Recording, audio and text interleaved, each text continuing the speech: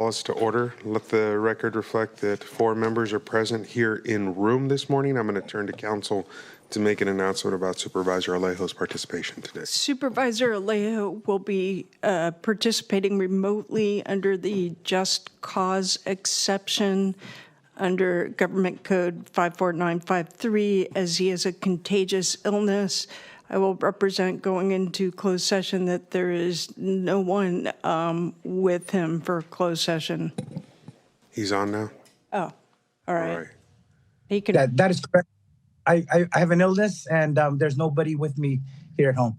All right. Perfect. With that, we'll call for additions or corrections to our closed session agenda by County Council. There are no additions or corrections. Seeing none, we have items on the Board of Supervisors closed session agenda number 1, A through E. At this point, we'll invite the public to share any comments regarding those items here today. Please come forward, Bill. Yeah, thank you, Chair. Bill Lipe, resident of Monterey County. I see one of your items here, B, is regarding a lawsuit, 25CB004613. It's a lawsuit to attempting to claim $360,000 of damages from a CSIP supplemental well. Do I have that right? I think that's the next agenda, which will be the Water Resource Agency. I'll come back. Okay. All right.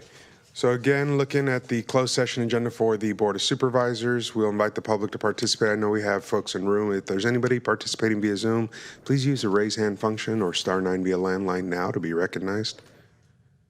Seeing no hands going up, we'll close public comment on the Board of Supervisors closed session agenda and recess that board to closed session. At this time, I will convene the Board of Supervisors of the Monterey County Water Resource Agency. Let the record reflect that 4 members are present in the room with Supervisor Alejo joining us via Zoom. Due to the just cause illness, there are no other adults in the home with him. And so with that being recognized, we will call for additions or corrections to this closed session agenda. No additions or corrections. So we do have number 1, A through B this morning on our closed session agenda for the Water Resource Agency. And at this time, we'll take public comment on those. If you're joining us via Zoom, again, *9 or raise hand function to be recognized. I was wondering why you were saying 5.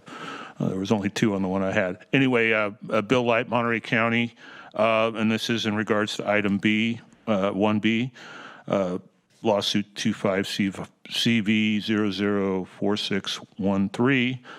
And it's a supplemental well that collapsed. The landowner that uses that supplemental well is claiming $360,000 of damage. It just highlights the CSIP system has needed maintenance and upgrades for a very long time. There's really only one way for the water agency to raise those funds without going to a 218 vote, and that's through the water delivery charges. And for well over a decade, I think almost 20 years, they never increased that water delivery charge. And your board, who recommends to you, had opportunities along the way, and 2 years ago, they wanted to raise them substantially to try and take care of issues like this. And your board just simply would not recommend it. And I don't know, I know you take their recommendations seriously, so I don't know exactly how deep you got into it. I filed an FPPC complaint against your board of directors for this very reason, for not taking the correct actions to raise their costs to fix the problems that this system has. Now that complaint is still being looked at. It was confirmed to me that an attorney is reviewing it. It's been about 10 months, almost 10 months. We just got to break this logjam of not wanting to incur costs to fix the problems. And it's too bad that this generation's getting stuck with these problems. I get it. But this continued dragging of the feet by the stakeholders and the stakeholders that are on your board of directors is going to continue with problems like this. So I encourage you to look into doing all you can to get this system fixed. Thank you. Thank you, Bill. I don't see any other hands up via Zoom at this time, so we'll go ahead and recess this board to closed session. We'll reconvene both the Board of Supervisors and the Board of Supervisors of the Water Resource Agency here in room at 10:30. Thank you.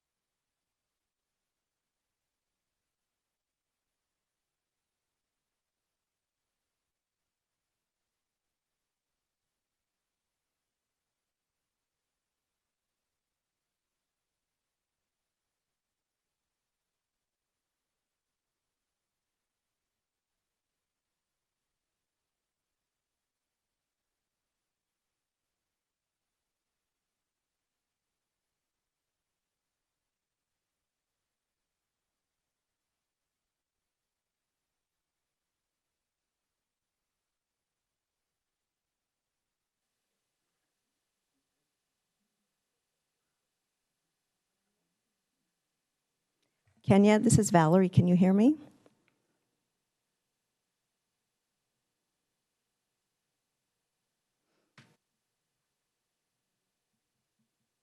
I think they need to take her out.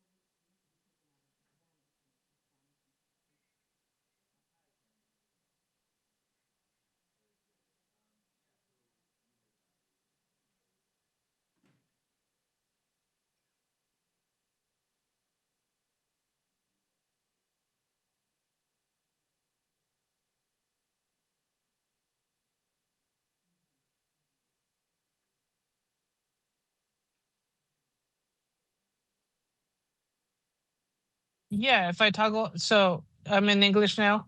Can you hear me?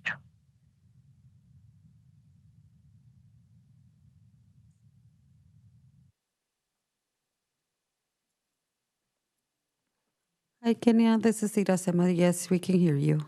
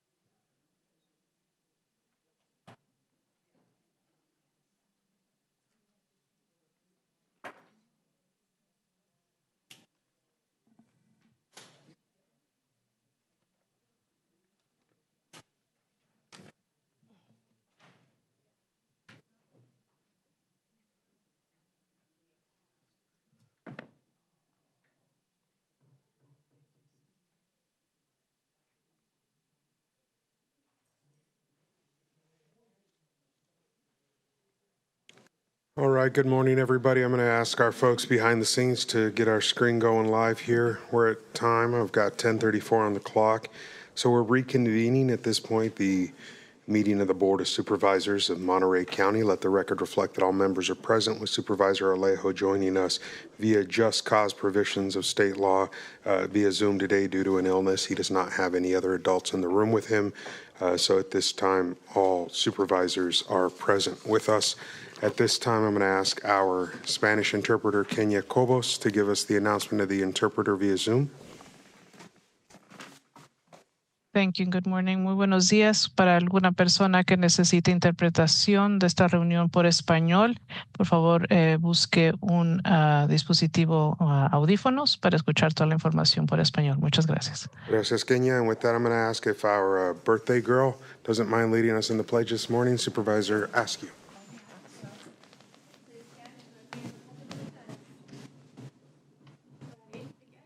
I pledge allegiance to the flag of the United States of America and to the republic for which it stands, one nation, under God, indivisible, with liberty and justice for all.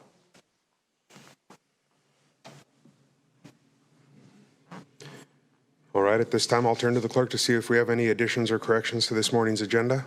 There is one, and that's a correction to item number 15 under scheduled matters for the Sheriff's Office. And we received an attachment A, which was updated. All right, attachment A has been updated. I don't think we need action on that. Is that correct, Council? Just a clerical change. All right. Then with that, we're at our ceremonial resolutions. This morning we have items 2 through 7 on our ceremonial resolutions. Is there a member of this body who wishes to remove a ceremonial resolution for comment or questions at this time? Seeing none, we'll go out to the public. Seeing no hands going up, nobody coming forward on ceremonial resolutions, I'll bring it back to the board. Is there a motion to approve? Got a motion from Askew, a second from Church. I'll ask the clerk for a roll call vote. Supervisor Alejo? Aye.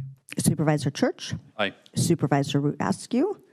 Supervisor Daniels? Aye. And Chair Supervisor Lopez. Aye. The motion carries unanimously. At this time, I'm going to give the floor to Supervisor Daniels, who I have listed here as presenting our first resolution this morning, down below.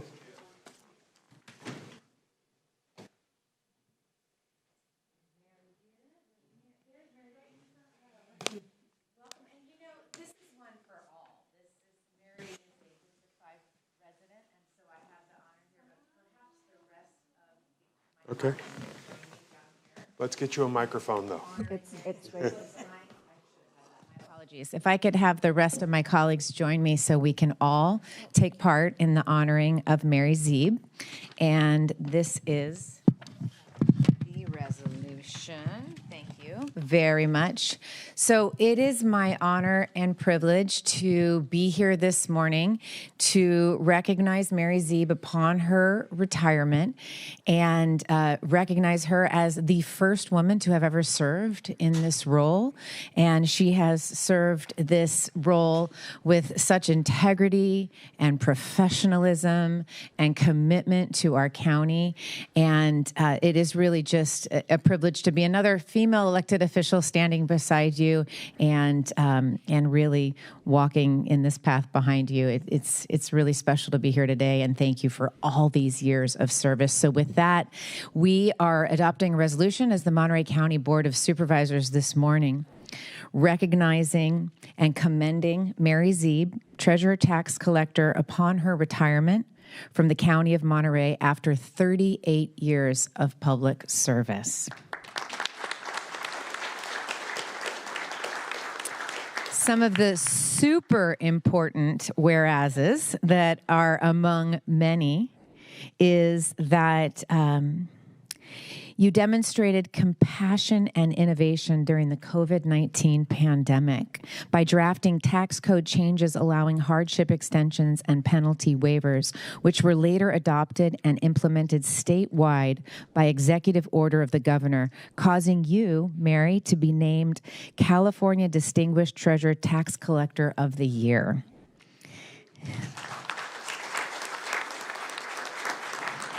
You also continually modernize the Treasurer Tax Collector's Office through numerous technology upgrades, improved services with a culture of professionalism and trust, and guided the county in creating the cannabis tax program. No easy feat. I'm sure you're happy to retire from that.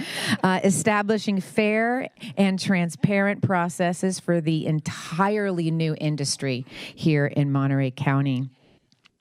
You demonstrated a strong professional and personal commitment to bettering Monterey County and your profession with distinction by providing knowledge and expertise to the Public Improvement Corporation, Debt Advisory, Treasury Oversight, Deferred Compensation Committee, and President and Vice Legislative Chair for the California Association of California Treasurers and Tax Collectors, President of the California Cannabis Authority, Trustee with CSAC Finance Corporation and CalTrust boards, and participation in numerous local committees and national organizations. And even more importantly, I'm just giving my hand a rest. I want to talk about the work that Mary's done in our community. Some of these are so close to our heart. You've given back to the community over the years through service with the Salinas JCs, Ariel Theater, Junior Achievement, Monterey County Employees Scholarships Fund, Welly at Hartnell College, the California Rodeo Salinas, and president of the California International Air Show. So with that, and in addition to our commendations, acknowledgments, and thanks, you have earned a well-deserved retirement, and we hope that we hear of your many stories, traveling, gardening, doing all the things that please you with your husband, children, and grandchildren. Mary, thank you so much for your service. And with that, I'll turn it over to my colleagues to say a few words. Happy to. I think the Treasurer Tax Collector's Office is when people see your name on their bills, but fundamentally to the functioning of county government, and not just county government, but all of our local jurisdictions, our school districts. This is one of those departments that we absolutely need to function effectively. This is government functioning at its best, and Mary, your leadership has allowed Monterey County to function at its best. We owe you so much for the steady hand that you've led with, the team that you've built in your office, and the way that you've just delivered good government to the people of Monterey County. And for that, we are forever indebted to you. Thank you for everything that you've done for Monterey County, and I wish you the very best on your retirement.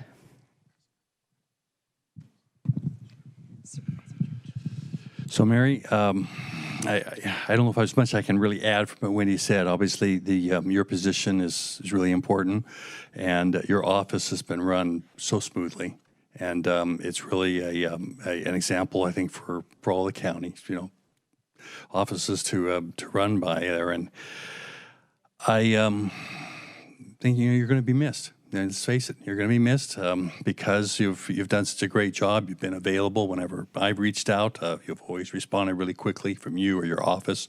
So it's a high bar, and I know that's going to continue because you've trained people well. Do want to point out is that yes, you may be a District 5 a resident now, but you're actually a former Salinas High graduate, and or no, she's not a former. Well, she cut off my line there anyway. Well, I don't have much more to say then. I'm outside of that, but congratulations to a fellow cowboy. Thank you. That's great. Luis, do you have some words for us? Sorry, Mary, I can't be there in person. I'm at home sick today. But I wanted to just say thank you very much for your highest level of professionalism in your office during my 9 years as a county supervisor, and always appreciated your leadership and your thoughtfulness from the easiest of times, but also through our greatest challenges facing our county. So I just want to say how much I think all of us appreciate working with you and helping us think through the challenges that we faced over the last 9 years. And I think we just wanted to express our appreciation for your style of leadership and for all your contributions for the people of Monterey County. Thank you.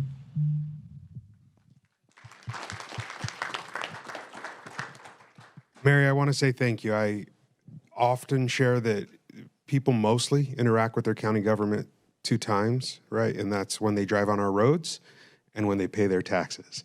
And we know that they enjoy one of those typically more than the other, and it's not the paying the taxes. That's right. But you take that heat, your name is at the top of that bill, and you take that responsibility so seriously. I've seen you so many times show up in tough rooms and answer the questions head on in meaningful ways where folks understand not just the outcome, but how we got to a decision point and the fact that you thought it through and that your team had looked at every potential solution. That style of leadership, that transparency, and the way you led what can be a tough department to lead with such grace and in a way that folks all over the state really know your name. And I can share that from RCRC to CSAC. You walk into rooms and people say, isn't that Mary Zeeb's county? Yeah, it is. It's a pride point for us to have had you as our tax collector. So we're sad to see you go, but we know life happens and we get pulled in different directions by priorities. And as part of that, I just want to share reading and preparing the resolution and seeing the commitment that you had beyond the day-to-day. It's not just showing up and sitting in a seat and giving direction, but the way that you step forward and always handled the scholarship fund, the recipe book, all those things that are the intangibles that make a leader more than just a person in a seat, you have. And it's been an honor to watch you work and to learn from your style of leadership. So while we're sad to say goodbye, we really want to just make sure you know that we're grateful from the bottom of our hearts on behalf of all the residents of Monterey County for what you've imbued upon Monterey County through your leadership and your 38 years of service here in Monterey County. So thank you. And before I turn the microphone over to you, one other additional person wanted to say a word, and that is Jake Stroud. Thank you. It's been a real honor to work for Mary for about the last 9 years, so it's a privilege to be able to just say some things that have stuck out to me while working for her. Mary has served just under 4 decades Monterey County, which is phenomenal, and you might not know she's held just about every position in the department, all the way from, I think, what now is an account clerk all the way up to treasurer tax collector, which she has been since 2010, and she's provided steady, trusted leadership during her entire time in office. A lot of the good things have been mentioned in the resolution. She's championed modernization efforts, online services. I think we were the first department to use email. I think I heard that once. So modernization in the treasurer tax collector. And I did get to witness firsthand Mary's care and compassion through the pandemic, as well as her dedication and her diligence to her work and helping the county earn hundreds of millions of dollars in interest for the county, the schools, and the special districts. So she really has left a legacy that has left both our department and the county a better place. It's been a privilege to serve under her in the office. And on a personal note, Mary, I just really appreciate your support and your mentorship. It means a lot to me, and I've learned a lot from you. So congratulations and best of luck on your retirement. Please stop by more than just when you pay your tax bill.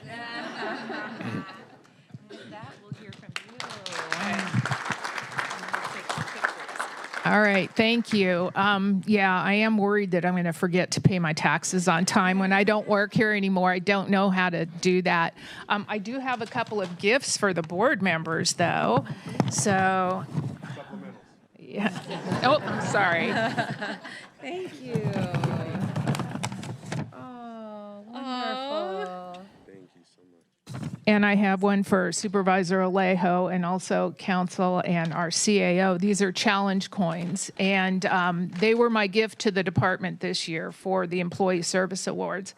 And it was really to represent the values of the Treasurer Tax Collector's Office, which is stewardship, integrity, and service to the people of Monterey County.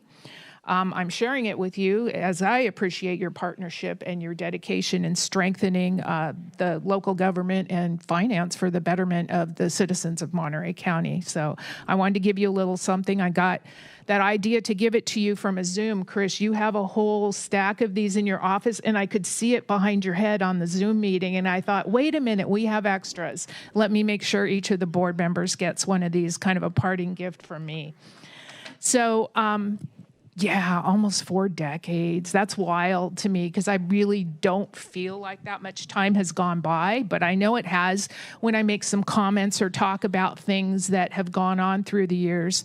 I'm cleaning out my office right now, and it's kind of like an archaeological dig as I go through and see all these things. It's like, oh my gosh, Jake mentioned email. I found a memo I had typed out for everybody on how to use your pager, things like that, that are just bring a big smile to my face. And, foremost, I want to thank the members of the Board of Supervisors. You've been there. Your predecessors have been there for both me and for our department. You all have the best interest of your constituents and the county as a whole in the forefront of your mind every day and the things that you do, and I really appreciate that. And it's made it a pleasure to work here. I also want to thank all the department heads that I've had the pleasure to work with. I see a couple, and elected officials. I see some elected officials in the audience. We've spent a lot of time together. We've commiserated together, and we've done the business of the county in the best way that we could over and over, despite all the challenges that we've had throughout our careers.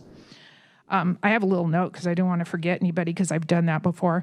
I especially want to thank my staff, including all my division heads, Christina, Sacramento, Lupe, and especially Jake. Most of my staff is in the audience, so I'm kind of wondering who the heck is running the office right now. Okay, good to know. Because it's just been amazing watching you grow. Some of you I've known for many, many years, several decades, and others are brand new to the office. And I see people over and over again progress through their careers. They start in our office and they progress through their county career. And I'm glad to be a part of that. And that makes it really special for me. I want to thank some of who I know are watching online right now, and those are my treasurer tax collector peers throughout the state of California and even the nation. Those are 57 other people that only those people know what I do intimately. And those are the people that we can share our trials and tribulations with. We can share pending legislation that's good, pending legislation that's bad, and we can work together to solve issues that may not work for certain jurisdictions for the betterment of all. So I want to thank all those individuals. There's a couple few, my amigos, you know who you are, Sandy, Dan, and Matt. I will miss you tremendously, and I know you're going to carry on the good work of our statewide association. And then I want to thank my friends, some of whom have shown up, unbeknownst to me. I guess my husband was making phone calls. So I have some very good friends out in the audience, as well as family members.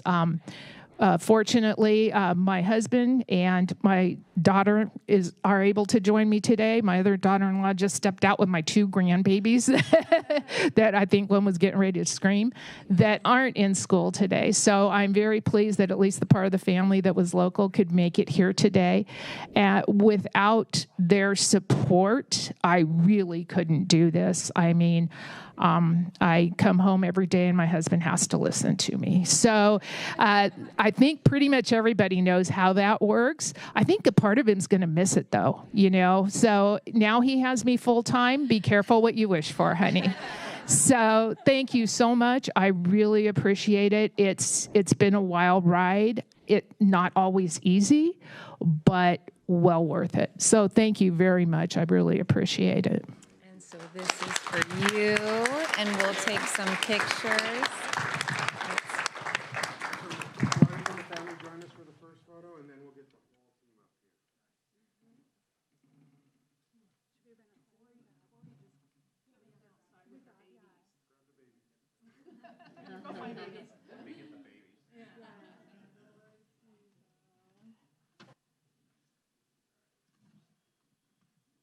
We're going to get some babies too. Because they may not show up.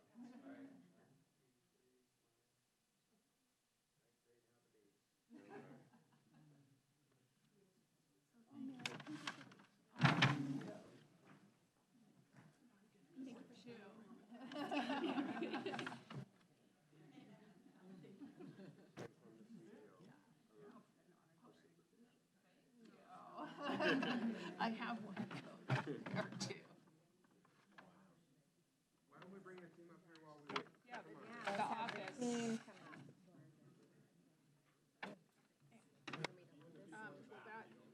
I want to give it to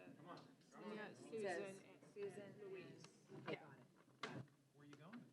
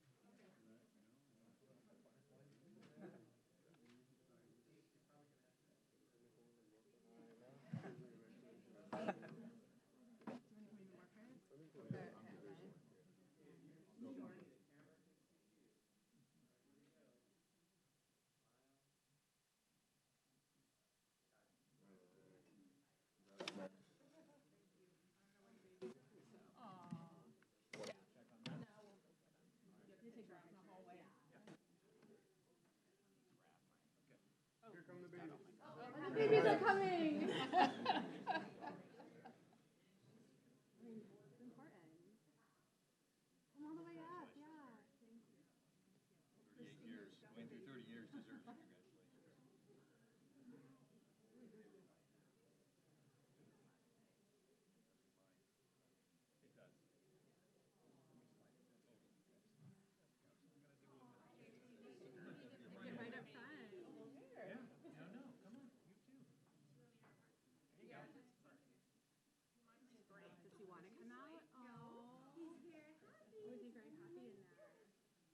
All right, Nick, get some elevation to get that baby in there. Yeah, we gotta get that baby in there. Pick that baby up. Just don't kiss it. All right. Got it? Thank you. Thank you so much. Good job, good job.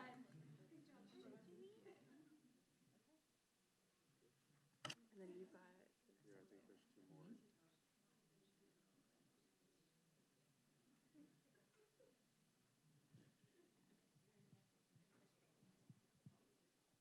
All right, we're going to keep going here. Is Nick with us? Nick Lato? There you are. Come on over, Nick. And I believe we have the folks from SEIU joining us as well. If you'd come forward. I'll hand you one. Thank you. What side do you want? It doesn't matter, just one or the other.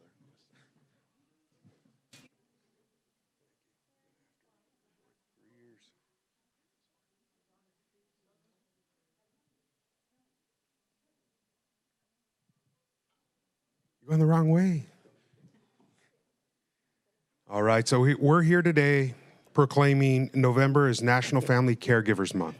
There's an estimated 100 million family caregivers throughout the nation, and we know that our country would look so different if we did not have this support system in place that starts at home for so many, including here in Monterey County. And it's an honor to stand up here today to present these resolutions both to Nick and to our partners at SEIU who do so much advocacy on behalf of the families. We know that this year, National Family Caregivers Month is themed Plug Into Care. And there's a website, nfc2025.org, where you can learn more about the centralized resources for caregivers. But it's through their unwavering support that our communities are able to stay resilient, age in place, live at home, and really have dignity and grace and with so many of the health challenges that we know exist in our community. But without the care and support of family, elevating and lifting up and standing strong behind our family members, we know that that system wouldn't look as robust and strong as we're proud that it is here in Monterey County. So with that, I want to hand this resolution over to our partners at SEIU, and I'll send this over to Nick first to share a few words with us. Thank you. So I've been working for IHSS with Monterey County for about 10 years, and I've seen the program grow substantially in that time. Currently, we have 7,500 IHSS recipients that are being cared for by 6,500 IHSS care providers. And that number grows every month. Every month we have over 200 applications for IHSS recipients and over 100 applications for providers. And so, you know, like Chair Lopez said, it allows folks who are aging to live safely in their own home who are at risk of institutionalized care. And it's great to know that they're able to live safely in their own home through this program with the help of fine providers like the ones to my right. Thank you.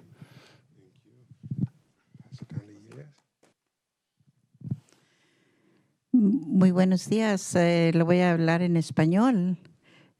Nosotros tenemos aquí el propósito que venimos aquí para estar muy contentos y muy agradecidos porque nos han dado el soporte, ¿verdad? Y nos han aprobado el contrato y venimos a darles pues las gracias y que estamos completamente satisfechos y contentos con todo lo que hemos hecho y hemos trabajado para lograr lo que ahorita estamos trabajando, este trabajo tan difícil y tan duro que es, ¿verdad? Que es muy importante. Aquí mis compañeras y yo somos personas que hemos trabajado por muy largo tiempo. Yo he trabajado desde el 1997 hasta esta fecha. Y pues es un honor a mí estar aquí enfrente de ustedes y muchísimas gracias a los supervisores y muchísimas gracias por el apoyo que nos han dado. Y gracias por aprobar el contrato. Muchísimas gracias, muy amables. Thank you. Good morning. I'm happy to be here. If you can hear me in the room. Our purpose has made us feel very happy and very appreciative for your support, especially for approving the contract. We're here present telling you that we're very satisfied and we're very happy with all the work that has been done in order to attain this contract. We are have done very arduous work and we continue to do so. A lot of us here have been working for a long time. I myself have been working since 1997 until now. So I am very honored to stand here before you and I appreciate all of your support. Thank you to all the supervisors and thank you for approving the contract.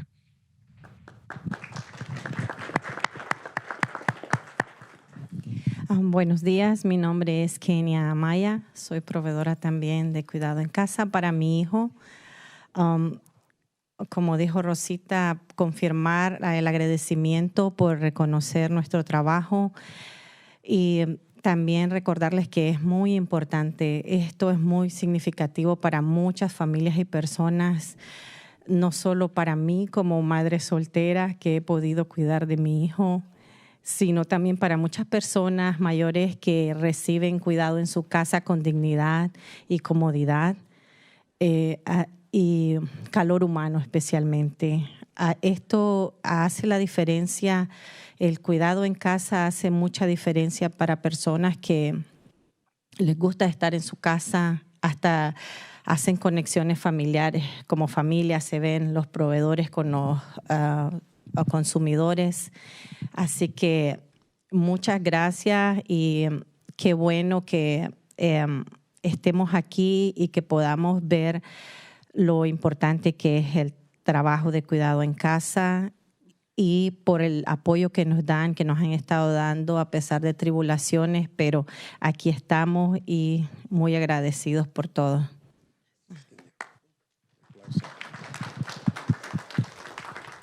My name is Kenia Maya. I am a caretaker for my son, and I would like to give you thanks for the recognition of our work. It means a lot. This type of work means a lot for families as myself, that I'm able to take care of my son as a single mother.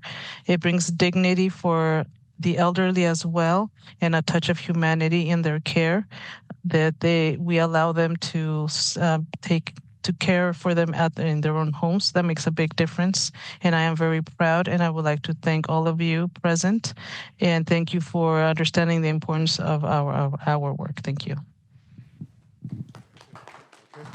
Pasemos a este lado, centrarnos con el logo ahí en el medio, por favor. Mitad de este lado, ahí estamos, balanceados.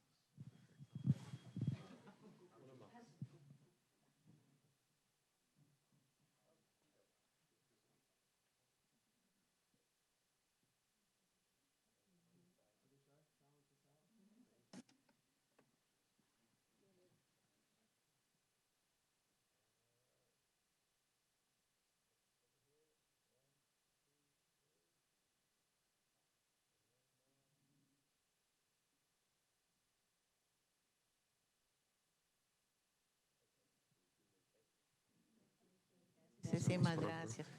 Muchísimas gracias. Es un placer para nosotros trabajar con mucho amor. Y yo tengo apenas...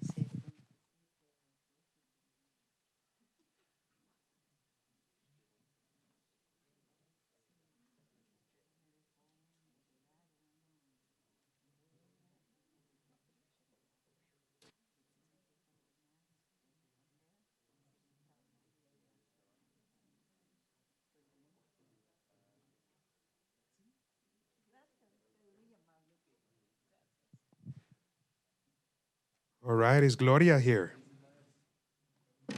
Gloria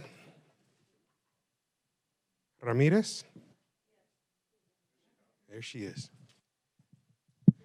Recognizing that some stand above all others, this year it's our honor to thank you for being recognized for all of the work that you've given back to our community through your incredible efforts, and to be recognized as this year's IHSS Provider of the Year.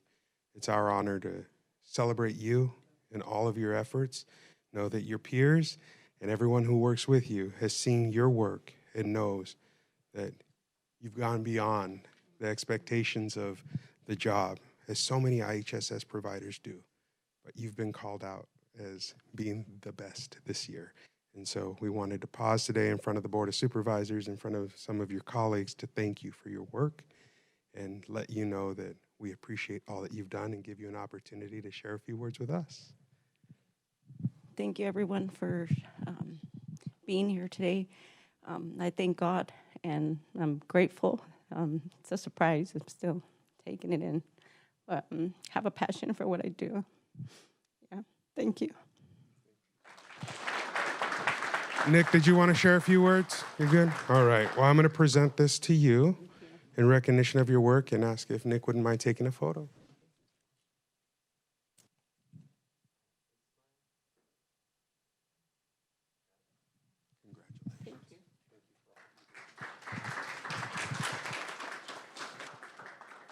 All right, our final resolution this morning, I'm going to ask Ms. Valerie to join us out front here. The work that we do at the Board of Supervisors is important. We know that. It impacts lives every single day, but we cannot do it or stay on the right side of legal without the incredible team that you see coming out now from behind the invisible door that is blended into the walls. So it's Clerk of the Board of Supervisors Week in California, and we wanted to take this opportunity to bring out our team. Why are you so far away, Semi? Come on. All right. Come on. Keep coming. This team does so much to support community, and they are that front desk that helps folks understand the processes, which are not always easy and not always simple to explain, but they are incredibly professional, and the way that they make sure that folks have access to their government, the way that they make sure that the minutes are recorded in ways that folks can go back and find the history and why decisions were made is so important. But the core of the folks that we have here is so incredible, and the work that they do is really the work of 30 to 40 people.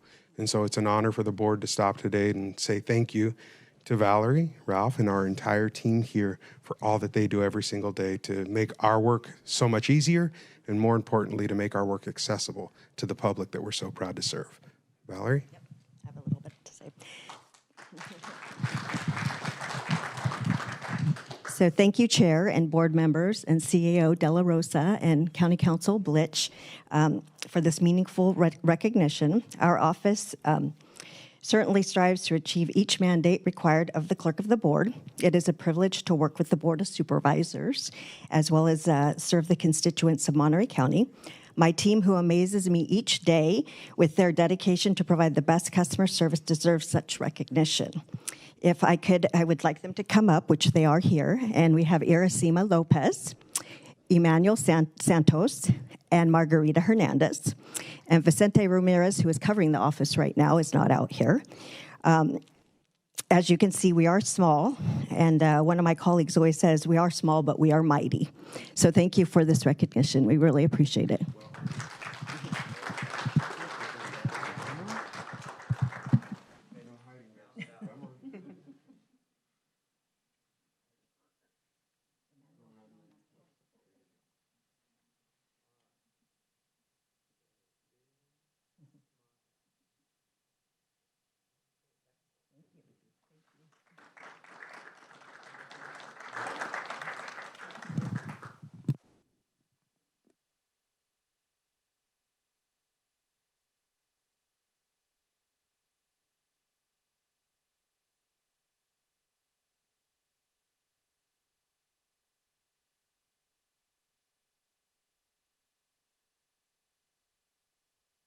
At this point, we've arrived at appointments. We have 3 appointments on today's calendar. 8, 9, and 10 are the items on the agenda. Is there any member of the public who wishes to remove an item from our appointments for comments, questions, or alternative action? Hearing none, I'll turn to the dais and see if there's any comments or questions on those or an action. Second. We got a motion from Askew, a second from Church. I'll ask for a roll call vote. Supervisor Alejo? Supervisor Alejo? Aye. Supervisor Church? Aye. Supervisor Root Askew? Supervisor Daniels? Aye. And Chair Supervisor Lopez. Aye. The motion carries. With that, we're at our consent calendar, items 22 through 49 on today's agenda. I'll first ask my colleagues, is there any items folks wish to pull? Just 30 for a comment, not to pull. Okay. 30. Any others? Hearing none, I'll turn to the public, see if there's any items the public wishes to pull this morning. I see nobody coming forward in room. No hands up via Zoom. We'll come back for comments on 30. Just very briefly, I know the item 30 is seeking a grant for a permanent county coordinator position dedicated to wildfire resilience, and I just want to express my real strong support for that. I think the county really needs to be prepared for wildfires better than we are. They come every few years, and they're extremely destructive to our economy, to our people, to the environment. And I hope this the seeking of the grant works out, and that we are able to establish a permanent position so we have some better coordination. Great. Thank you, Supervisor, for those comments. Can I consider, Supervisor Daniels. I'm so apologetic. This is consent and you pulled the item on the fire. Yeah. Okay, I did have some questions about that, and I'm hoping that they could be answered. My question is, just confirmation, this is item 30, right? Correct. Okay. My question is how this position, so 2 questions. One has to do with the Resource Conservation District and a position that we funded that was for a fuel fire mitigation coordinator. And I'm curious how that might overlap with the work that's being done by that originally was a county funded position. I'm certain both are needed, obviously. I mean, this work is vast that we have to get done. But my curiosity is more how they might interface and overlap. And then the second, which is a challenge we have on the original position we funded, is how do we do the ongoing funding after this grant runs out, right? This is a position I'm assuming we're going to want to have into the future, not just for 1 year. So those were the 2 questions that I had. We'll see if somebody from DEM, either Kelsey or Laura, are available to answer that question. Hello. Yes, I'm available. Thank you so much for those questions. Our understanding from the California Fire Safe Council is that this program is intended to be a sustainable source of funding for personnel. They do have funding allocated for fiscal year 25-26 for an 18-month performance period, which we intend on applying for as well this spring. So it would move beyond the initial 6-month period. And then our understanding is that they'll continue to seek state appropriations to fund this program. In the event that the program ends, we will ask for support from the board to continue funding of this permanent position. And so we very much appreciate that support, but understand that at the current situation, we're pursuing grant funds for the sustainment of this program. I believe the other question was how this position will interface with RCDMC and Fire Safe Council for Monterey County. And it is very much our intention that this position will work hand in glove with the Fire Safe Council for Monterey County, as well as RCDMC, to look at the county's strategic priorities for vegetation management and wildfire risk reduction, both in the unincorporated area as well as incorporated areas, through planning efforts like the the County Wildfire Protection Plan, as well as vegetation management programs, scoping pursuance of grant funds to implement VMPs, and to look at the greater strategic picture, such as has been done in the Tahoe Lake Basin area. And so to have a very progressive and aggressive effort from the planning perspective, as well as from actual boots on the ground projects in support of RCDMC and Fire Safe Council for Monterey County. So not exactly my question, because my question was more along the lines of the position that was also funded by the county for 1 year. And I know it hasn't been easy. You know, we want to ensure that the fuel mitigation coordinator, who is doing much of that similar work, getting those grants and doing that work that was just aligned, gets to continue doing that work. It's been critical. That said, I know there is more to be done. So I'm not in opposition to this position. But my curiosity is this position going to be doing the same thing, or is it focused on other things, like adding home hardening or things like that? Like, what is the difference? Because we have the same challenge with the fuel mitigation coordinator that we funded back when I was working for Supervisor Adams. And I know there's always that need to continue to find the grants or come back to the county for funding. And I'm just wanting to ensure that we're thinking long-term about how this position interfaces with a very similar position that we've already funded and need to continue to fund and ensure that it remains funded, because it has resulted in a large amount of money coming into this county just by that one individual applying for grants for fuel mitigation work. And so my curiosity is just how they are different. And then the long-term concern is when we create these positions, they're needed, but the funding also has to be there year upon year after the grant funding runs out and if it's not replaced. Thank you. Yeah, so the position is not intended to take on the responsibilities necessarily of individual grant pursuance, but rather to support it. We're happy to move in that direction at the direction of the board and the Fire Safe Council for Monterey County and RCDMC, if that is the capacity and capability need of the operational area. Our hope is also that this person can pursue grants for private property incentive programs for home hardening and defensible space, especially as the Zero Space Initiative is implemented over the next year. We really want to create opportunities for private property owners as well as vegetation management programs and projects in the unincorporated area on public land. So I think not necessarily a duplication of effort, but a supplementation of effort. And I think what you've already addressed is a very much needed program. So at this point, their capacity is limited by our own imagination and the will of the Board of Supervisors and the Fire Safe Council. And we're open to further discussion. Then the final thing I'll say is just please be sure to coordinate properly with the two entities or between the two entities.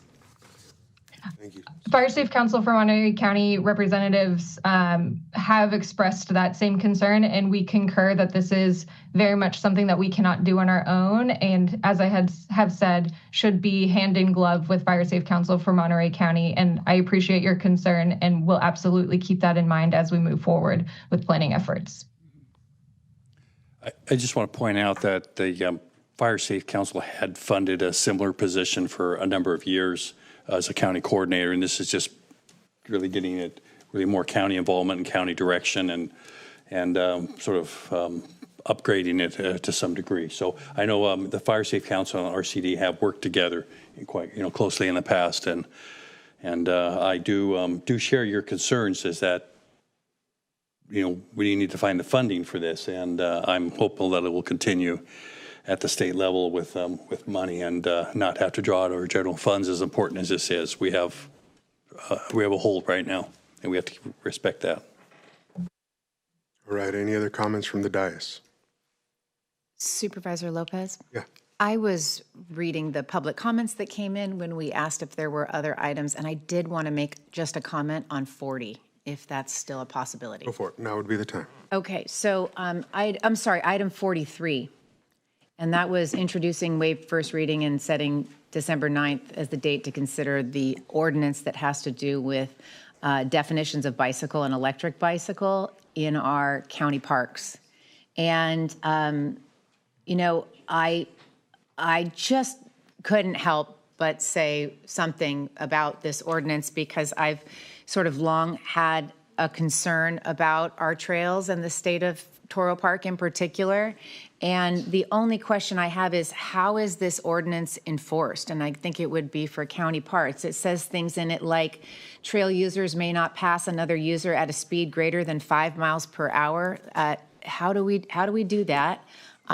Probably without an e-bike, you can go faster than 5 miles per hour.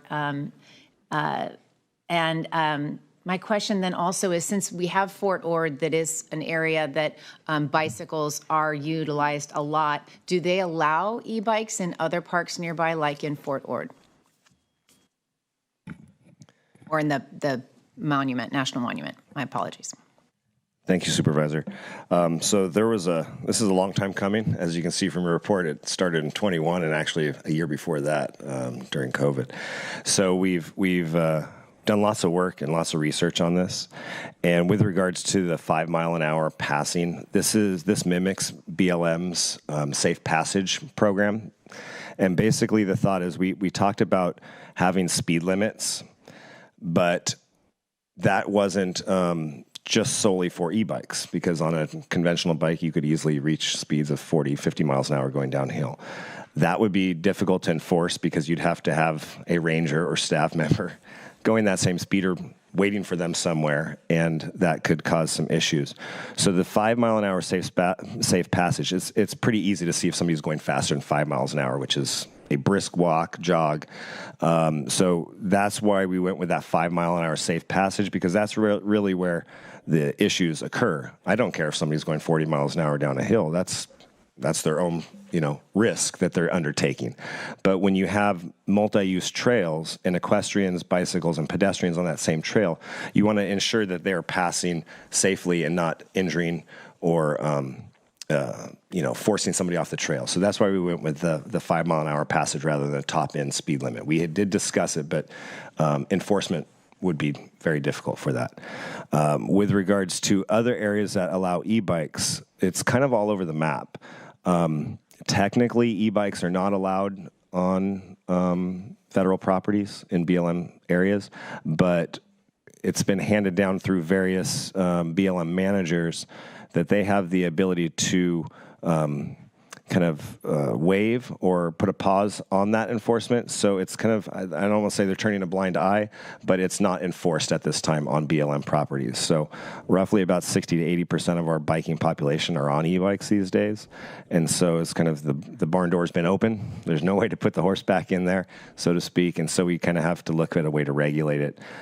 This is what we found to be probably the most acceptable way to allow people to use those e-bikes in a safe manner and provide additional access for individuals. So. And the last question is, in county parks, and in particular Toro Park, which has a lot of hiking trails, are there any trails that hikers and equestrian users can go without the presence of bikes? Yes, there are numerous no biking trails. I would like to say that a vast majority of our park users adhere to those rules. Great. But you're always going to have the bad operators. And we now have rangers who are on e-bikes themselves as well as motorcycles patrolling the backcountry. And we have kind of, crimped that down a little bit. But it's always a challenge. And with the addition of our additional North County Ranger, we should be able to enforce that even more. So. Thank you for answering those questions. That's all I have. All right. So that concludes our comments on consent. Is there a motion to approve? So moved. Second. We've got a motion from Church, a second from Daniels. I will ask for a roll call vote. Supervisor Alejo? Aye. Supervisor Church? Aye. Supervisor Ruascu? Supervisor Daniels? Aye. And Chair Supervisor Lopez. Aye. Motion carries. All right, at this time, we've arrived at our general public comment. This is an opportunity for the public to share comments regarding items not on today's agenda, but within the purview of this body. We invite folks to come forward in the room. You have 2 minutes to share your comments. If you're participating via Zoom, we ask you to use the raise hand function, which is at the bottom of your Zoom screen, or *9 via landline if you wish to be recognized. We'll go ahead and start with folks in the room. Please come forward. Good afternoon, Chair and Supervisors. My name is Io Banjo. I serve as the Project Director for the Mindshift Stigma Reduction Campaign through the Village Project. I'm here on behalf of young people in Monterey County who are working every day to change the way we talk about mental health. Right now, youth in our county can name their stress faster than they can name the support. And that is not just an individual flaw, that is a systems issue. We are hearing from students who are juggling housing instability, family crisis, social media pressure, grief, and fear about their future. And, you know, it should not be easier for a teenager to find a vape than it is for them to find a trusted adult to talk to, you know? So our kids are not fragile, you know, they're just overloaded. And our Mindshift program is one way that Monterey County is starting to answer that reality. Through funding from the California Department of Public Health, our youth ambassadors are working with clinicians, schools, community partners, and organizers on the ground so that messages of support show up where young people already are. In classrooms, on buses, at community events, not only at a counselor's office after something has gone wrong. We use tools like the Word of the Month campaign, which we reach around 6,000 youth right now, monthly. Our youth design banners and bus ads, public speaking, and our podcasts to normalize asking for help. And every poster in our hallway, every message on our bus, every youth ambassador at a microphone is cheaper and kinder than a crisis visit, a suspension, or a 911 call. So that is prevention in action. And our youth mental health is not a side project. It is a public health, public safety, and public education all at once. So, you know, it's time to build a culture of seeking help where we treat mental health as public safety as instead of a patrol car. And, you know, we want to stabilize young people long before they ever cross the paths of our crisis system. So we just want to be able to encourage our Board of Supervisors to be able to work with us, to acknowledge our work and continue to partner with us in this work. Thank you so much. Thank you. Next.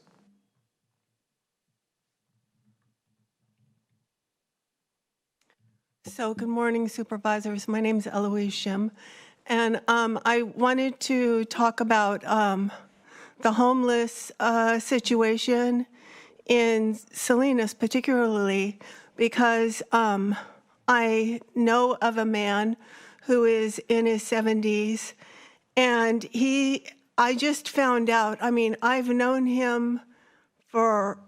of him since more than 10 years. And I thought that he was housed, but I just found out that he's been living in the Victory Mission for 22 years. And this man, you know, I've talked to him just sort of, I don't know. I know that his parents were veterans and they grew up in Salinas. And I talked to him because he was going to the Ace Hardware to find a lock because somebody had broken into his YMCA locker where he keeps his clothing. Now, this is 22 years, and I just think that I'm going to address Supervisor Alejo. Please reach out to your homeless czars, Roxanne, all of those coalition. His name is Michael Husted, I think. And he said that he's been on the list for Moongate for 2 years. I just really think that he should be housed. It just really offends me that this whole homeless thing is letting people fall through the cracks like this man. So please, you know, make sure he gets housed before 2026. Thank you. Thank you. Next.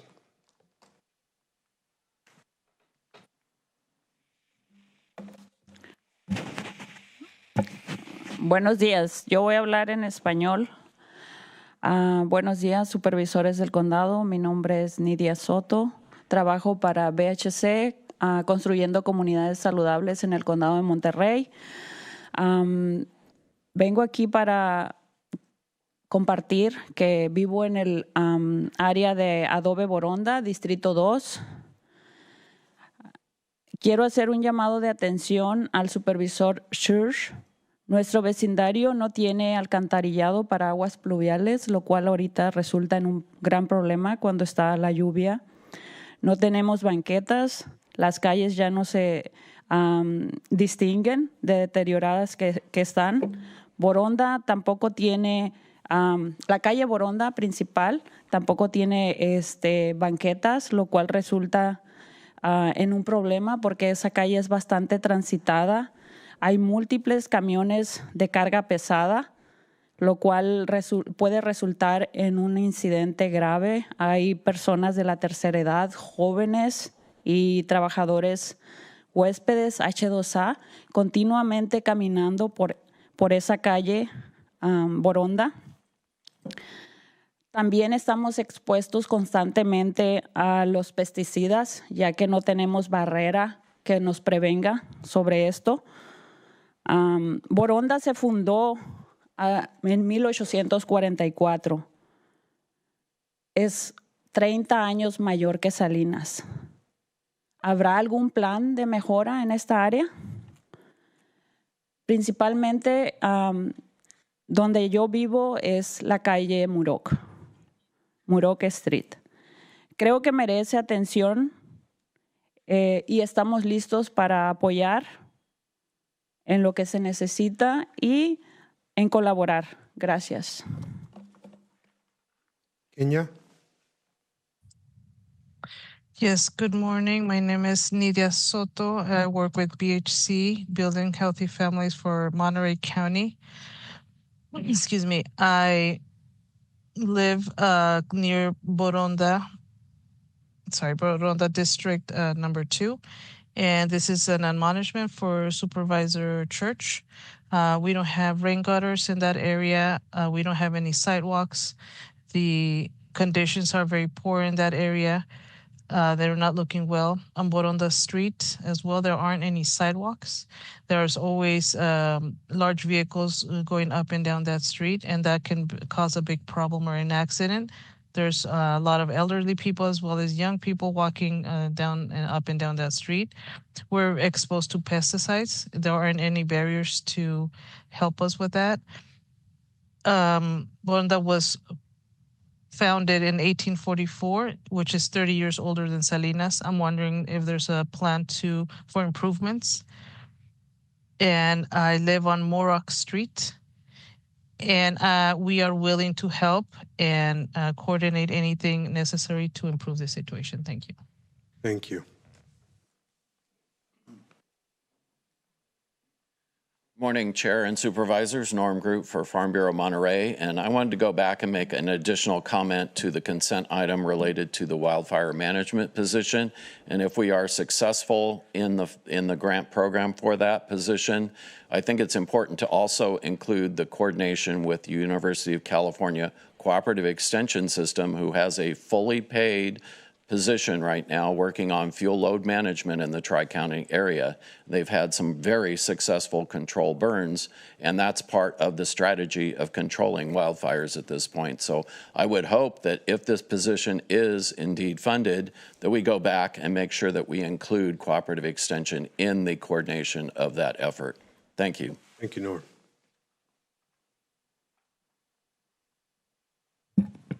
Good morning, Supervisors. Luis Chago Juarez for Building Healthy Communities. And just to add on to what my partner in this work, Nidia Soto, had shared, it brings to mind, or it brings to attention the need for engagement to hear from our unincorporated communities, you know, all the way from Pájaro all the way down to San Ardo and the surrounding other areas, you know, all those areas that we all know, we've driven through, the communities on the coastline, the communities in, not just in the Salinas Valley, but also in Carmel Valley. It feels like there's an opportunity there for some genuine engagement. I think of the Salinas city budget proposal activities that they conduct, a series of workshops, community workshops and whatnot. And, you know, it's that opportunity for our residents to come and learn a little bit more and maybe even push for an organized push for something that can improve conditions and their quality of life. Thank you. All right, anyone else in the room? Seeing none, we'll go to Zoom. Just not as fast as yours. You have to excuse me. Members of the supervisors, thank you for this opportunity. I'm Margaret Sedna Benetti. I'm here because I live out in Creekbridge, and in my area, we have just gotten wind of the plan for the behavioral health lockup facility that is slated for across the soccer fields. And I can tell you, I've attended 2 meetings that have not been, there's not been any outreach, really. We're all hearing about it by word of mouth. And so there aren't very many people attending, but those that are attending are outraged. And I can tell you, in that area, I've lived there for more than 30 years. We're tired of the pile-on of these type of projects. When we hear about other areas in the county, they're fighting back housing and will you build us an additional park instead of building us a low-income housing.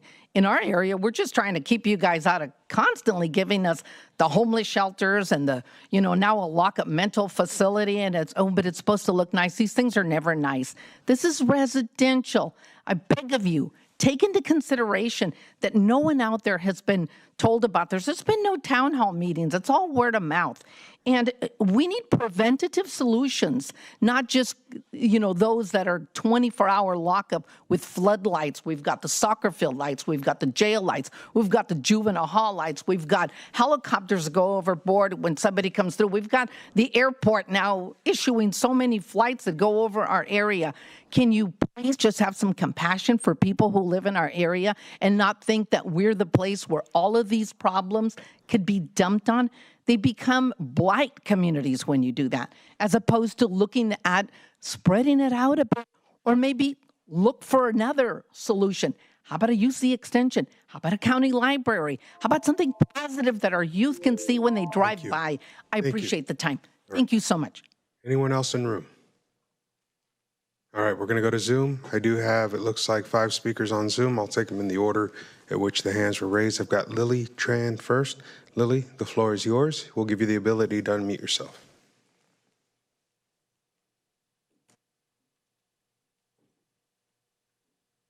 Lily, you'll need to, there you go. Hi, my name is Lily Tran. I'm here alongside with IO and the Village Project's Mindshift Stigma Reduction campaign. I serve as the lead transitional youth ambassador in our campaign, and our mission is to break the stigma around mental health and make it easier for youth to talk honestly about what they're feeling. And under our campaign, that means integrating advocacy and emotional literacy with creative mediums to reshape that conversation around mental health for our peers. One of the ways we do this is through language that actually resonates with young people. Our message, Break the Stigma, Not Your Vibe, reminds young people that caring for their mental health doesn't take away from who they are, it protects and strengthens it. That same message shows up in our song productions, spoken word pieces, podcast episodes, and original art, all created by youth. Our ambassadors lead this effort through authentic storytelling, peer-to-peer education, and community engagement. We meet young people in our own skin through a cultural lens and lived experience. And this work is really important. And I just want to reinforce that message alongside with your support when we do reach out and just amplifying our visibility and our message for young people within the Monterey County. Thank you. Thank you, Lily. We're going to go to Ozzy V next. Ozzy.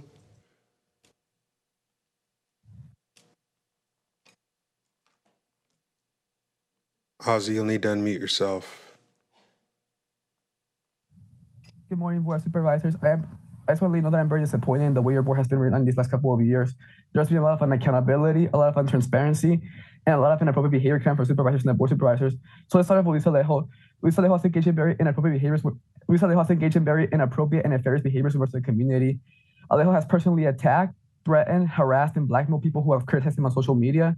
Last week, he was going on a mad rant, and he was calling everybody, and he was saying that he was calling people losers and trolls because they were supporting Andrew Sandoval. So I want to be clear because that's what behavior is just very unacceptable coming from a public official. Threats, harassment, intimidation coming from public officials like Luis Alejo is extremely unacceptable to our community. And I also do want to call Supervisor Wendy Rescue for spending a lot of money on her husband's trip to Washington, D.C. Supervisor would ask you, money should be spent on the community, not to be spent on your husband's trip to Washington, D.C. That is very unacceptable as well. Spending money on a trip for a supervisor to Washington, D.C. is very unacceptable indeed to our community. The supervisor would ask you, if you really care about the community, we also ask that you please not be involved with the poverty pimps and with the companies running this county here. And for Supervisor Lopez, I also ask that you please not be involved with those big agriculture companies anymore. Those big agriculture companies are just stealing from people. They're run by far-right people like Ronald DeSantis. So again, I do want to express my disappointment with this board. It's very disappointing coming from all of you. People are demanding transparency, accountability, and y'all haven't even shown this a little bit in the last couple of years. It is embarrassing that one supervisor has even gotten involved in Watsonville affairs, and he has been harassing and chastising.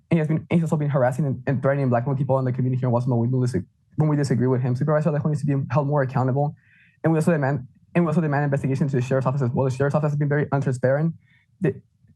Sheriff Nieto has not even shown transparency the last couple of years. Sheriff Nieto has shown that she has cared more about her career as a police officer than actually caring about the community. So we demand more transparency on board supervisors. This is embarrassing. This is so disgusting coming from all y'all. This is very disgusting and honor. There's no accountability, no transparency. People in this county are sick and tired of this transparency. So please be more transparent, be more accountable, because we elected you, and we can always elect you out of office. And we can always elect you out of office. Thank you, and have a great day. We're going to go to Michelle Clay next.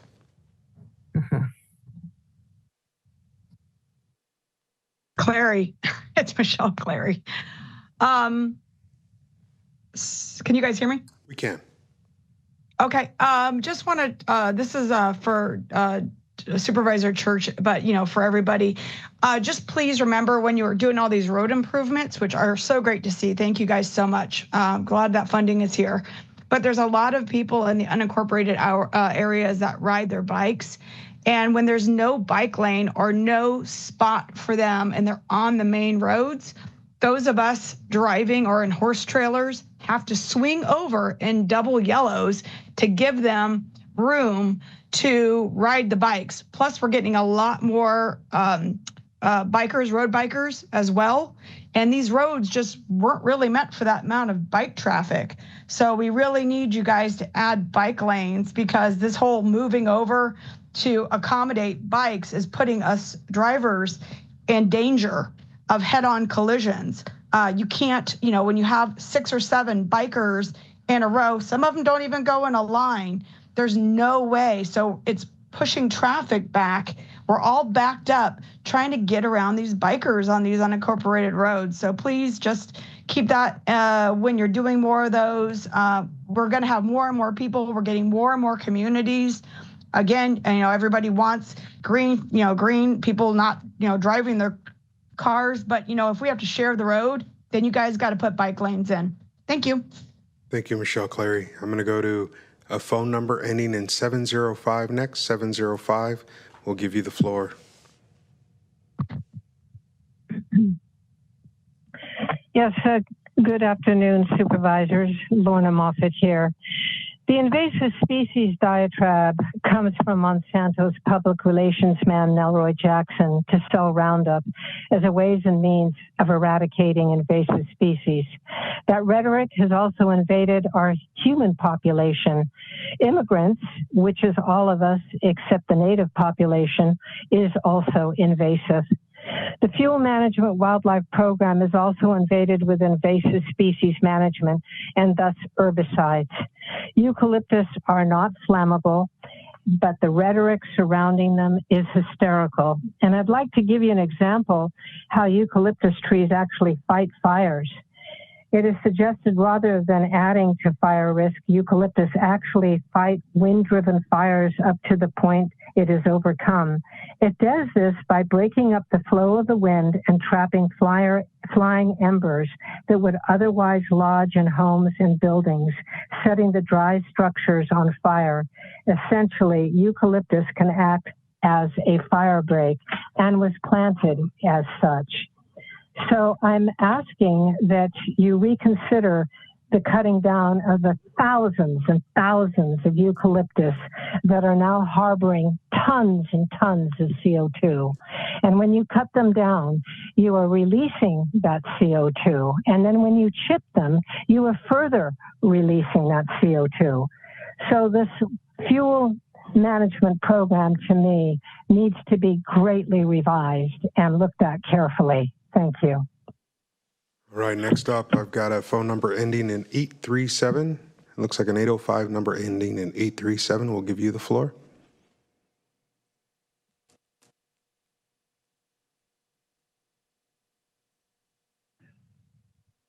Hello. We're having some technical problems. Can you hear me? We can. Oh, wonderful.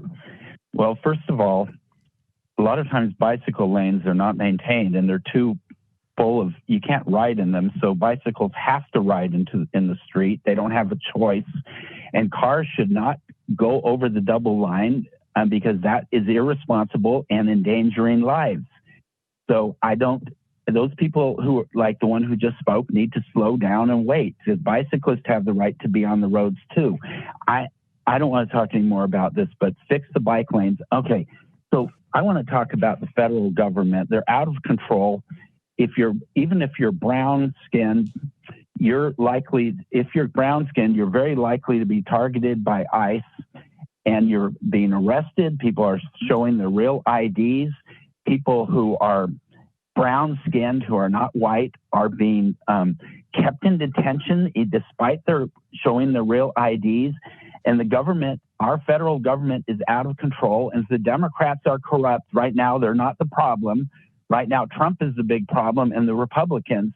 And this is a very dangerous regime. And a number of places are now saying that if you break the law, even if you're ICE, we're going to arrest you. We're going to hold you accountable.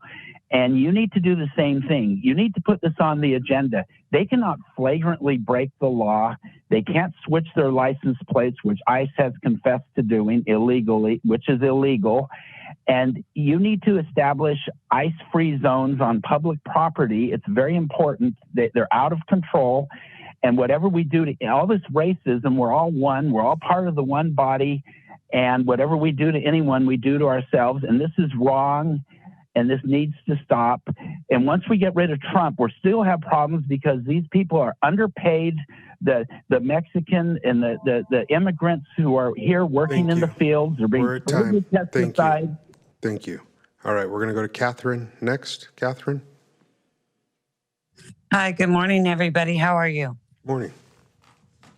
I just wanted to talk about what I recently discovered. I've been pulling FOIAs, and then I had to appeal a FOIA and file a CPRA, and I finally got disclosure of what I was looking for. Monterey County was sued for $1 million. $1 million. Okay? This should have been a major public cry to reform Monterey County Child Protective Services or Children and Family. Why this is so important to me, the very social worker that was sued and fired, Linda Castillo, was the very worker that lied to take my grandson. This is unacceptable. That agency needs to be investigated. The Title IV funds need to be audited. I don't know what you guys can do. I know you control their budget, so you've got to have some kind of capacity to dig into this. Further, it should have went before the DA, and people should have been fired from the agency. Not only Linda Castillo, because I've seen the other names of the other people in the lawsuit. So I am begging you guys to look into this agency. I want them to wear body cams. No more lying to take a child from a very innocent grandmother who worked for the federal government for 12 years, who was a registered process server for 8 years. Linda Castillo told the court I wasn't level-headed and I threatened a social worker. That was a lie. I threatened to sue the agency because they were violating our constitutional rights. And then the public defenders. My infant grandson We're had a at time, public Catherine. defender. Thank you. you. Alrighty, bye-bye. All right, I don't see any other hands up on Zoom, and so at this time, we'll close our public comment and proceed with our agenda here, starting with item 13, to consider the appointment of Jake Stroud as Treasurer Tax Collector, effective December 30th, 2025 at 5:01. Now, I just want to share with the public, obviously, you were all here earlier when we had a beautiful ceremony thanking Mary Zeeb for her commitment and contributions to Monterey County over a 38-year service to our community. And in considering what happens next for this department, we have had a conversation and had the opportunity to talk to Jake Stroud, who is the number 2 currently within the department, to step in and do his best to fill some extremely massive shoes. And so at this point, the board is considering appointing Jake to fill that role come December 30th when Ms. Zeeb officially retires. And so at this time, what I'd like to do is see if Mr. Stroud would like to make some comments and give him the floor here in front of the board.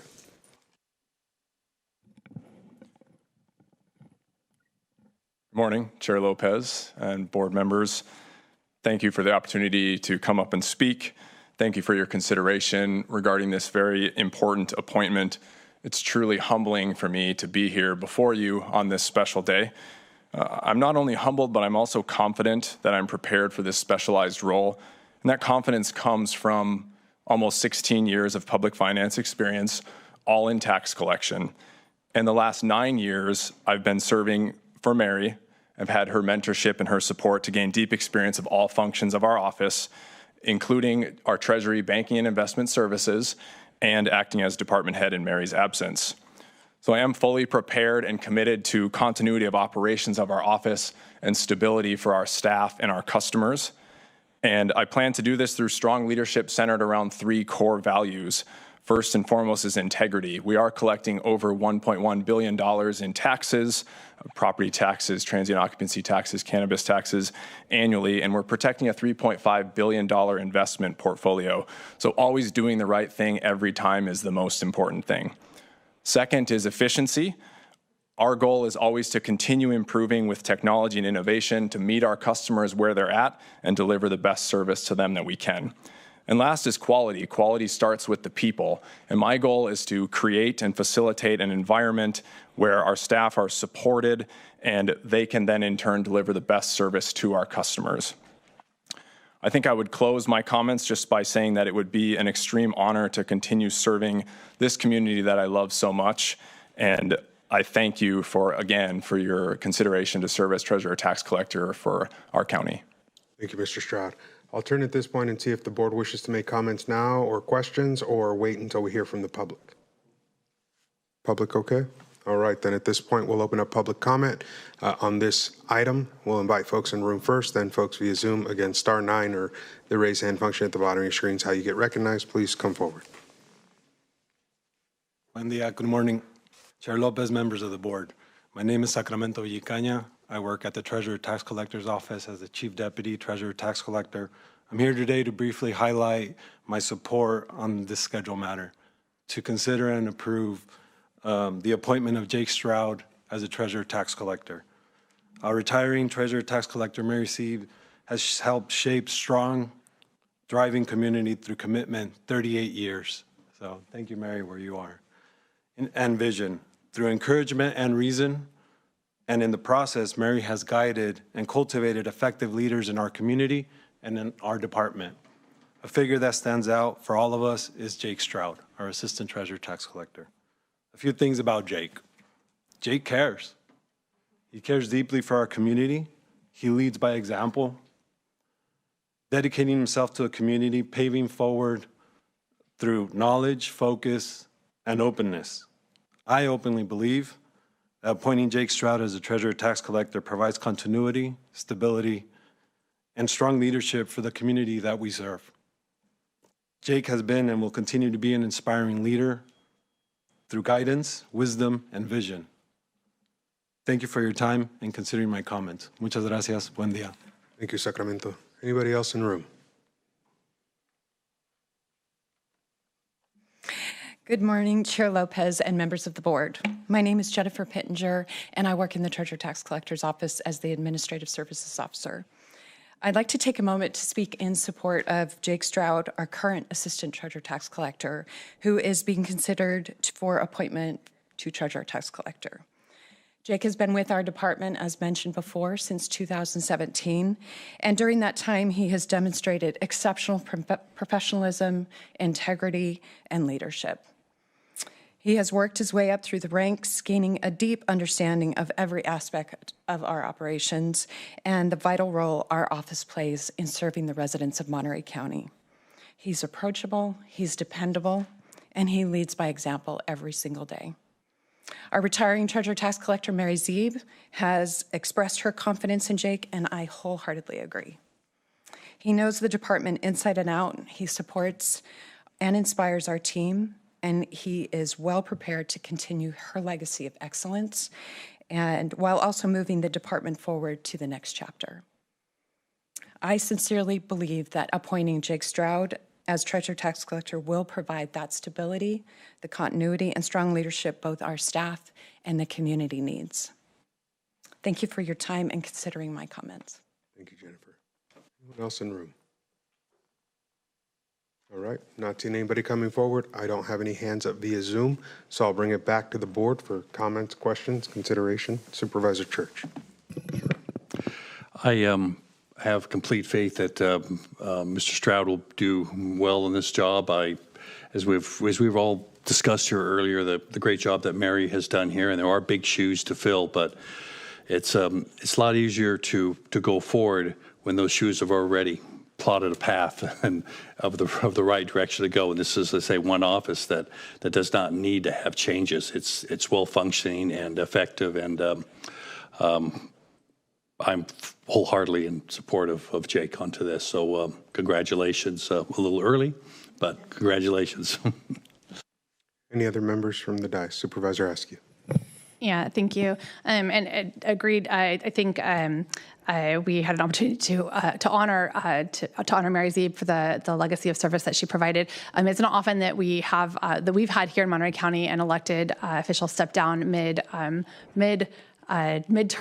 and we did have a chance to consult with our council, and I'm just going to ask Susan, if I can put you on the spot, to comment on the code that guides us in this type of situation that we are now following in terms of our next steps, just for the record. For the record, when this happens, when the Treasurer Tax Collector steps down or retires with more time on her term, in this case, roughly a year, the government code mandates that the board appoint a Treasurer Tax Collector to serve the remaining term. Great, thank you. And so, given that code, reviewing that with council, we did have a chance to talk to Jake Stroud, and the continuity of this particular department is just so absolutely critical to the functioning of the county. Maintaining the ongoing function,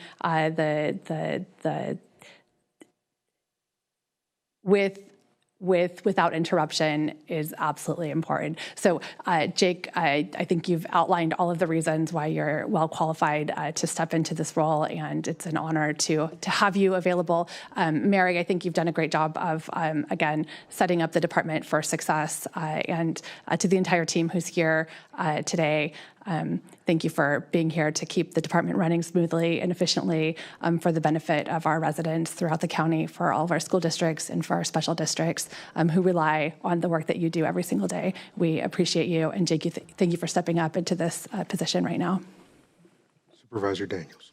Yes, Chair Lopez, if actually to put Susan on the spot again, but could you just review the education and the experience requirements that were necessary for someone to be appointed to this position?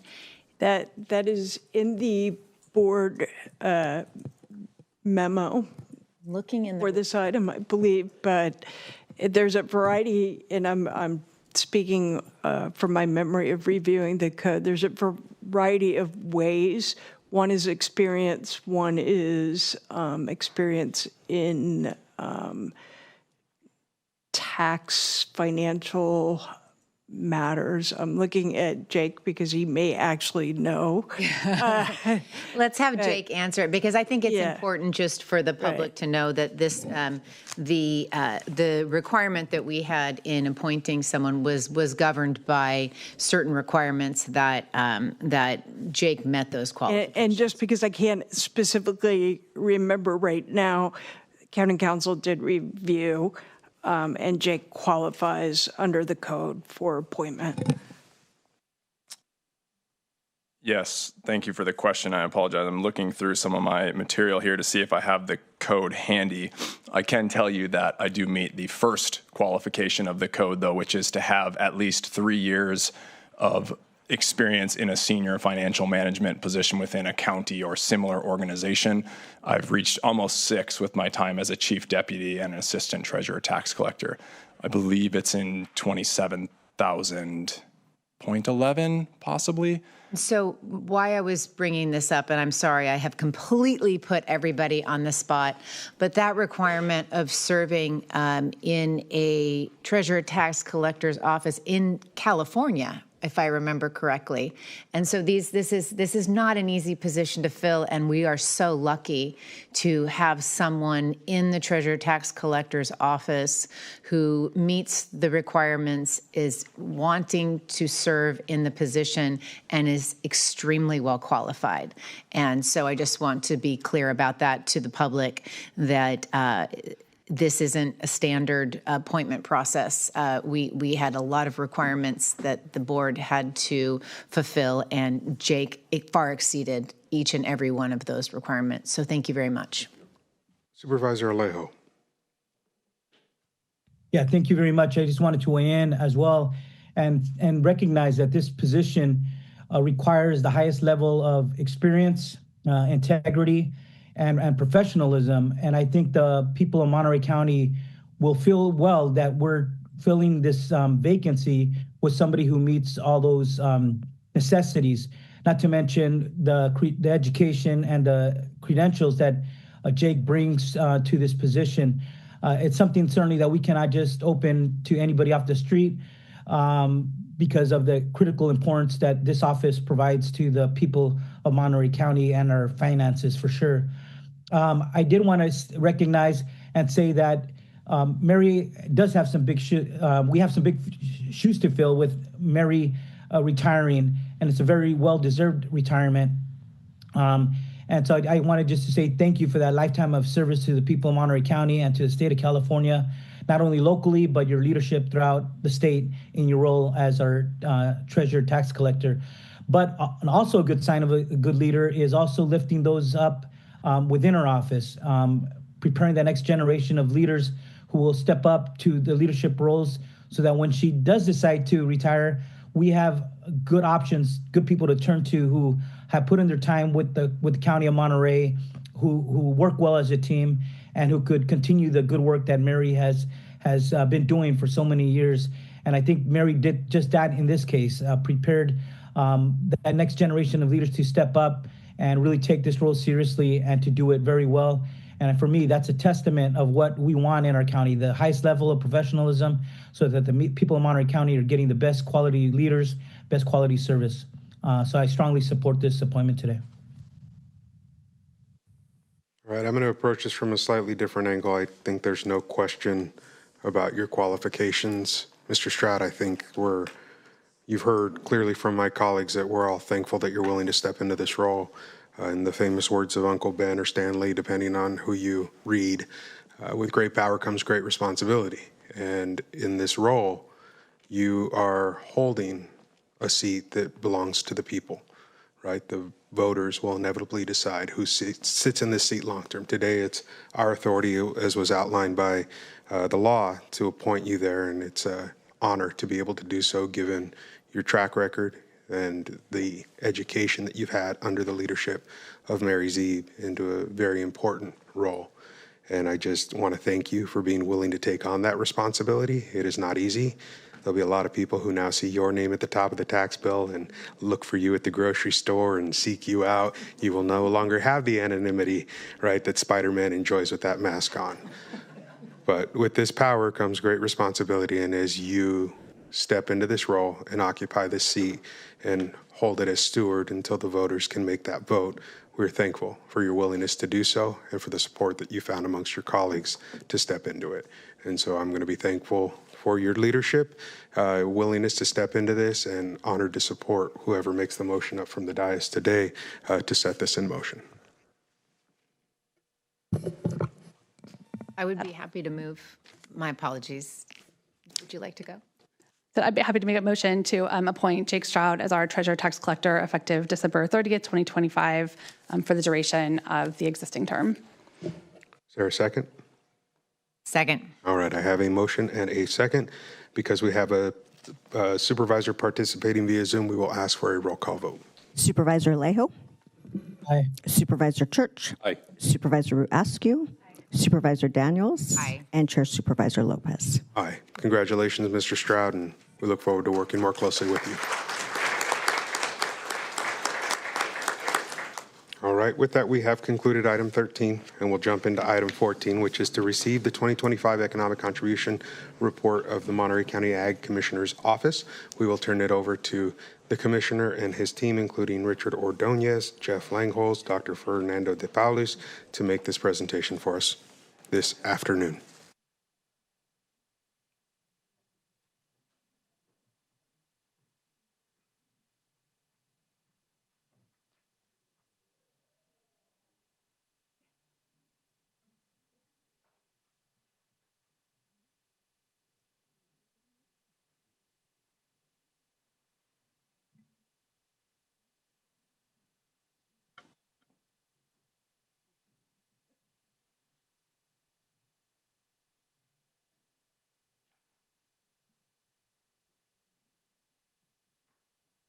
Noon, Chair Lopez and members of the board, CAO De La Rosa.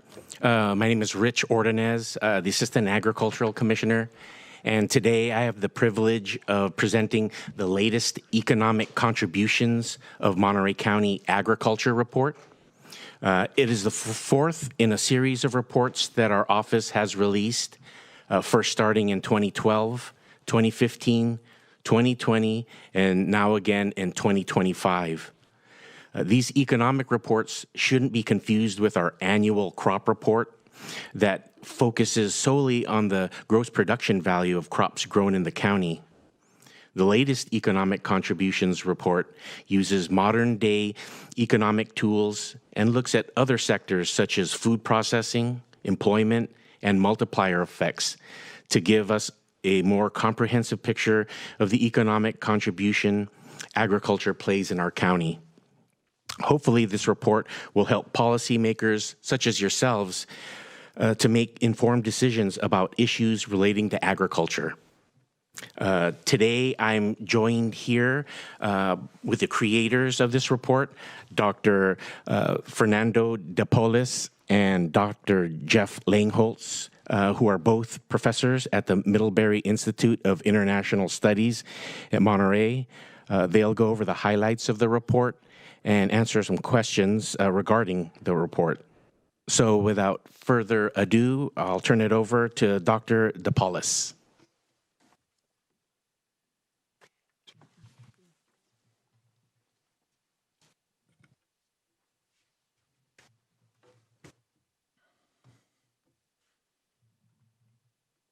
Morning. Chair Lopez and Honorable Board Supervisors. I'm Dr. Fernando de Paulus, a senior researcher at the consulting company that, as Commissioner Ordonez mentioned, I'm the co-author of the study he described. I consider myself a Californian, but you can tell from my accent that I was not born here. I grew up in Argentina and long time ago earned my doctorate at UCLA, and I've lived in California for 30 years, most of them here in Monterey County, so this is home, and it's always a fantastic opportunity, this time, the fourth time, to present these reports. In the next 10 minutes, my colleague and I will provide a summary of the key findings, and after that, we'll be happy to answer any questions that you may have. Just a quick caveat before we start. As some of you probably know, the field of economics is often called the dismal science, and for a good reason. All those facts and figures and formulas can get pretty dreary and dry, but we're going to do our best to make it less dismal for you today. Also, if I may, I will read my remarks. As a long-time university professor, it's really challenging sometimes to keep from talking too much.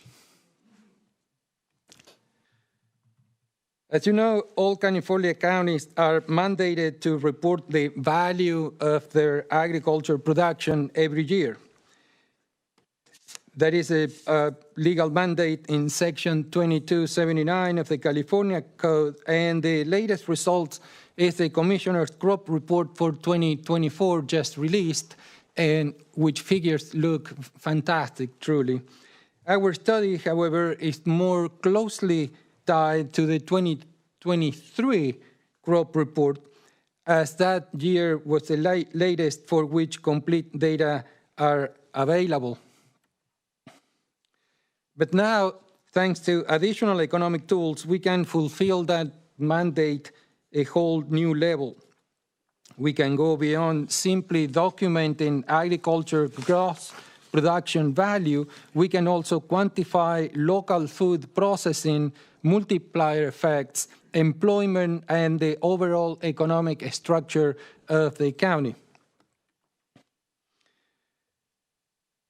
In the previous slides, we mentioned the concept of multiplier effects, and I'd like to clarify what that entails.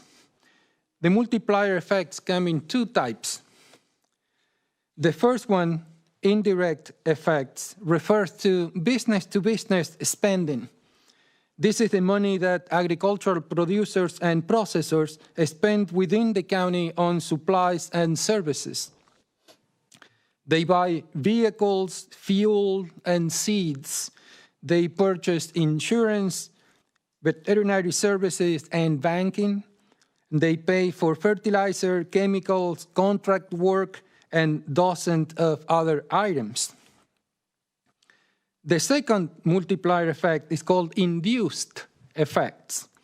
Induced effects are the dollars that employees of ag companies and their suppliers spend within the county. They buy groceries, healthcare, and housing. They purchase utilities, clothing, and transportation. They pay for education, entertainment, taxes, that we know, and many other expenses.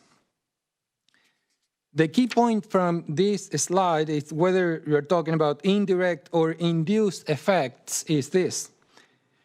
Every dollar of agricultural output creates economic ripples throughout Monterey County. When we add the various puzzle pieces together, the total contribution of Monterey County agriculture in 2023, the latest for which we have complete data, was more than $11.7 billion.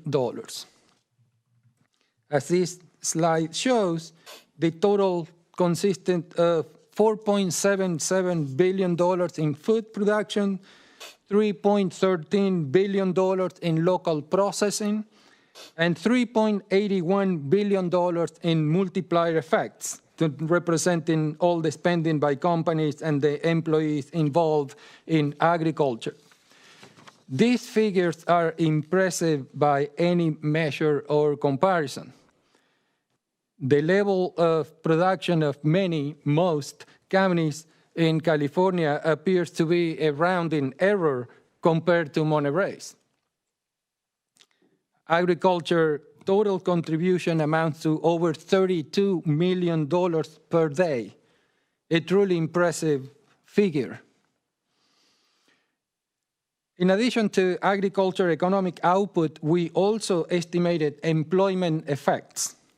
As we can see, Monterey County agriculture supported a total of 81,315 full-time equivalent jobs, meaning more people may be involved, but we have reduced that to full-time equivalent units. This consisted of 56,365 direct jobs in food production and processing, plus another 24,951 employees from multiplier effects. At this point, I would like to turn over to my colleague, Dr. Jeff Langholz, who will discuss two other topics covered in the study. Great. Thank you, Fernando. So far, the dismal science is not too dismal, hopefully. At this point, we'd like to zoom out a little bit to the bigger picture. Here we have the rankings of 20 county industries, and you can see that agriculture, including production and processing, is the single largest industry in the entire county economy. The rankings go all the way down to number 20 in the report, which is the mining sector. It's a similar story for employment. Ag, once again, is the largest employer with over 56,000 direct jobs. Again, these are not including the multiplier effect jobs, followed by government, accommodation and food services, health and social services, retail trade, and so on, all the way down to number 20, which is mining with 336 jobs. One last topic before we open it up to your questions and comments, and that's on economic diversification. You've all heard the old saying, don't keep all your eggs in one basket. If the basket drops, you might lose everything. And it's a similar story for county economies, industries such as agriculture and others. And when it comes to agriculture, wow, are there a lot of economic shocks that can disrupt the system, that can knock the basket over. There are price drops, disease outbreaks, new regulations, new competitors, price spikes for key inputs such as labor and water. There are weather issues, increased frequency and intensity of severe weather events. There are trade policies such as tariffs, and those tariffs can affect certain commodities more than other commodities. It's a long, long list of things for growers to stay up and worry about at night. Fortunately, economists have come up with a formula for measuring the level of economic diversification within an industry or within a county economy or several other levels. And when we use that formula to calculate how economically diversified ag is within Monterey County, the resulting score is a 0.57. That's on a 1-point scale, and the report goes into details about what this number means. The main message is that this is above average economic diversification within the agricultural industry. And this economic diversification provides critical resilience within agriculture and to the wider county economy. The news gets even better from there.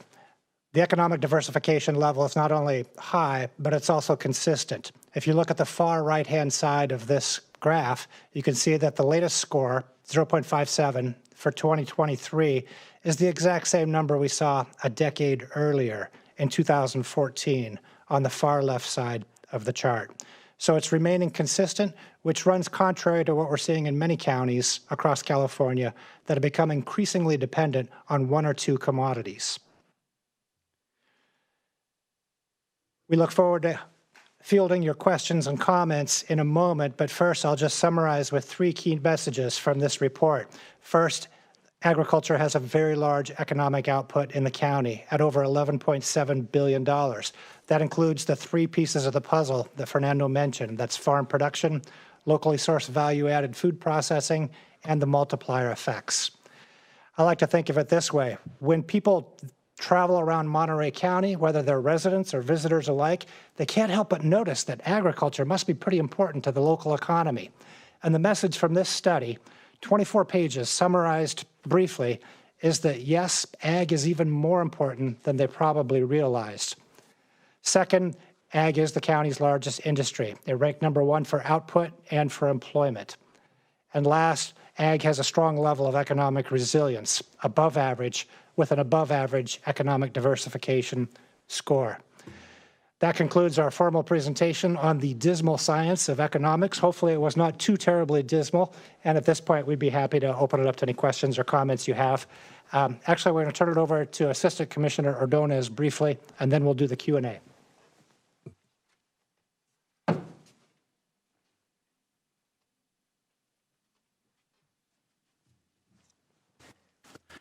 Well, thank you for the presentation and your expertise, Dr. Langholtz and Dr. Diapolis. It's been great working with you for the last few months on this project. I'd like to thank our staff, in particular Chief Deputy Tim Lewis and our crop report team for assisting in the production of this report. I'd also like to thank the entire board for your continued support towards agriculture. Of course, none of this would be possible without our producers and farm workers in the county, so a very special thank you to them. The report is available on our website that contains downloadable versions of the past editions of economic and crop reports dating all the way back to 1929. With that, we're open to questions and comments. All right. Do we want to go to the public first, or does that work? All right, we'll open this up to the public. I'll start with folks in the room. I see Mr. Groot coming forward, and then we'll go to Zoom. I see some hands up already. Invite folks to use the raise hand function or *9 to be recognized. Good afternoon again, Norm Groot for Farm Bureau Monterey, and I want to thank the Ag Commissioner, Juan Hidalgo, and his team and staff, as well as our two esteemed colleagues who put this report together. Really appreciate the update and hope that we can continue this on a 5-year cycle. I wanted to take some time here to take the perspective to more of a broader national level and what we mean to our nation as far as production of agriculture in Monterey County. Just as an example, the lettuce that's produced here, the leafy greens, we're about 60% of the nation's supply on an annual basis. That means we're critically important to healthy diets. And when you start looking at what we produce here and the value of our production, as well as the induced and other inputs that go into this, we are the 4th highest producing county in not only in California, but in the nation. And we should recognize the importance of that to our diet and our domestic food supply. So we're very lucky we have a robust community here that continues to be resilient, continues to work through all the hardships, particularly this past year, which has been really tough, not only from the standpoint of market and fluctuations because of tariffs, but now also because of some of the pests and diseases that we're dealing with. So congratulations. We have a great county here, a great agricultural sector, and I hope we realize all the importance that we do here on a daily basis to supply our dinner tables. Thank you. Thank you, Mr. Groot. Good advice ahead of Thanksgiving. We have much to be thankful for. Ag Commissioner. Good morning, Chair, members of the board. Juan Hidalgo, Agricultural Commissioner. I'd like to thank Dr. Langholtz and the Paolis for a very comprehensive report, and also my staff for their collaboration and contributions to our report. I think one of the things that really stands out to me in this report is just how diverse and resilient agriculture is in our county, and how that resiliency really helps to prepare our growers and our communities to be able to deal with very impactful situations. And what comes to mind is the flooding that we experienced in 2023 that was extremely impactful to all of our growers, workers, and communities. And yet, when you look at the report, you can see how important agriculture is to our local economy, to be able to be so outstanding in the level of economic input that they provide to our communities. So I'm really happy to see an updated report. This continues to build on previous reports that our office has issued in the past. And we look forward to continuing to track the very positive trends that we see from the reports. And I think it's great for the public to really put the crop report, agriculture, and what we see every day driving to work and home and other places when we see ag along the fields, how really agriculture really touches a lot of many of our community members and really has a huge impact in how our growers produce commodities here in our county. So thank you for the time today, and thank you again for the report. Thank you, Commissioner Hidalgo. I'm going to go On to Zoom here, and I see a couple phone numbers. All right, Mr. Pascoli. Good afternoon, Chair Lopez and Board of Supervisors. I'm wearing a different hat today as a member of the Ag Steering Committee at Hartnell College. I want to emphasize that the importance of the ag industry is to the education of our young people. There are so many more opportunities today in the field of agriculture, STEM, science, technology, engineering, and math. And with the advances in technology we just saw on the Today Show this morning, tractors driving themselves in the field, the opportunities are tremendous. And I want to also thank the Ag Commissioner's Office for having been supportive of the education of our young people here in the county, always being available to make presentations, to come. Rich has been to ag economic classes many, many times, and they will be getting this homework assignment as well. But I want to thank the Ag Commissioner because they not only recognize the importance of the ag industry and the producers in our area, but they recognize the importance of young people and fostering an environment where people can grow and advance in their careers in agriculture. Thank you. Thank you. All right, we'll go to Zoom now. I see a number ending in 705. I'm on Zoom right now, please. I'll come back. Yes. Good morning, supervisors. I am speechless that nothing has been mentioned about the poisoning from the battery fires upon our agricultural community. I have notified every supervisor and asked them to put warnings, have some kind of resolution that mandates that all over the country, there has to be warning signs of the heavy metals that are now in that soil and in those plants for the next 100 years at least. Not a word. So how can we trust this agricultural community to say that it's organic? It has the biggest organic industry practically in the nation, and it's not organic anymore.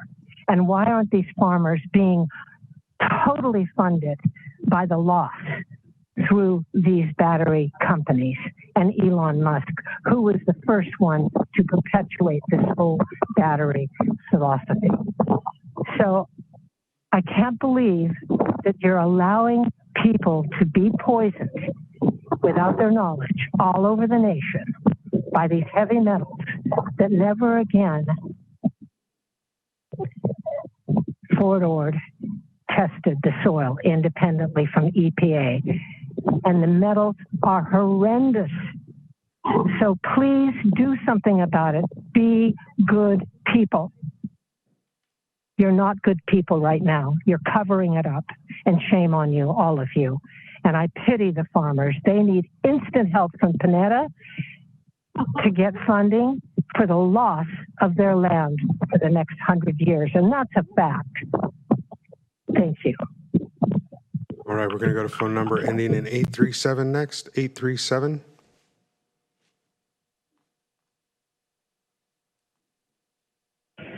Brian Rosen here.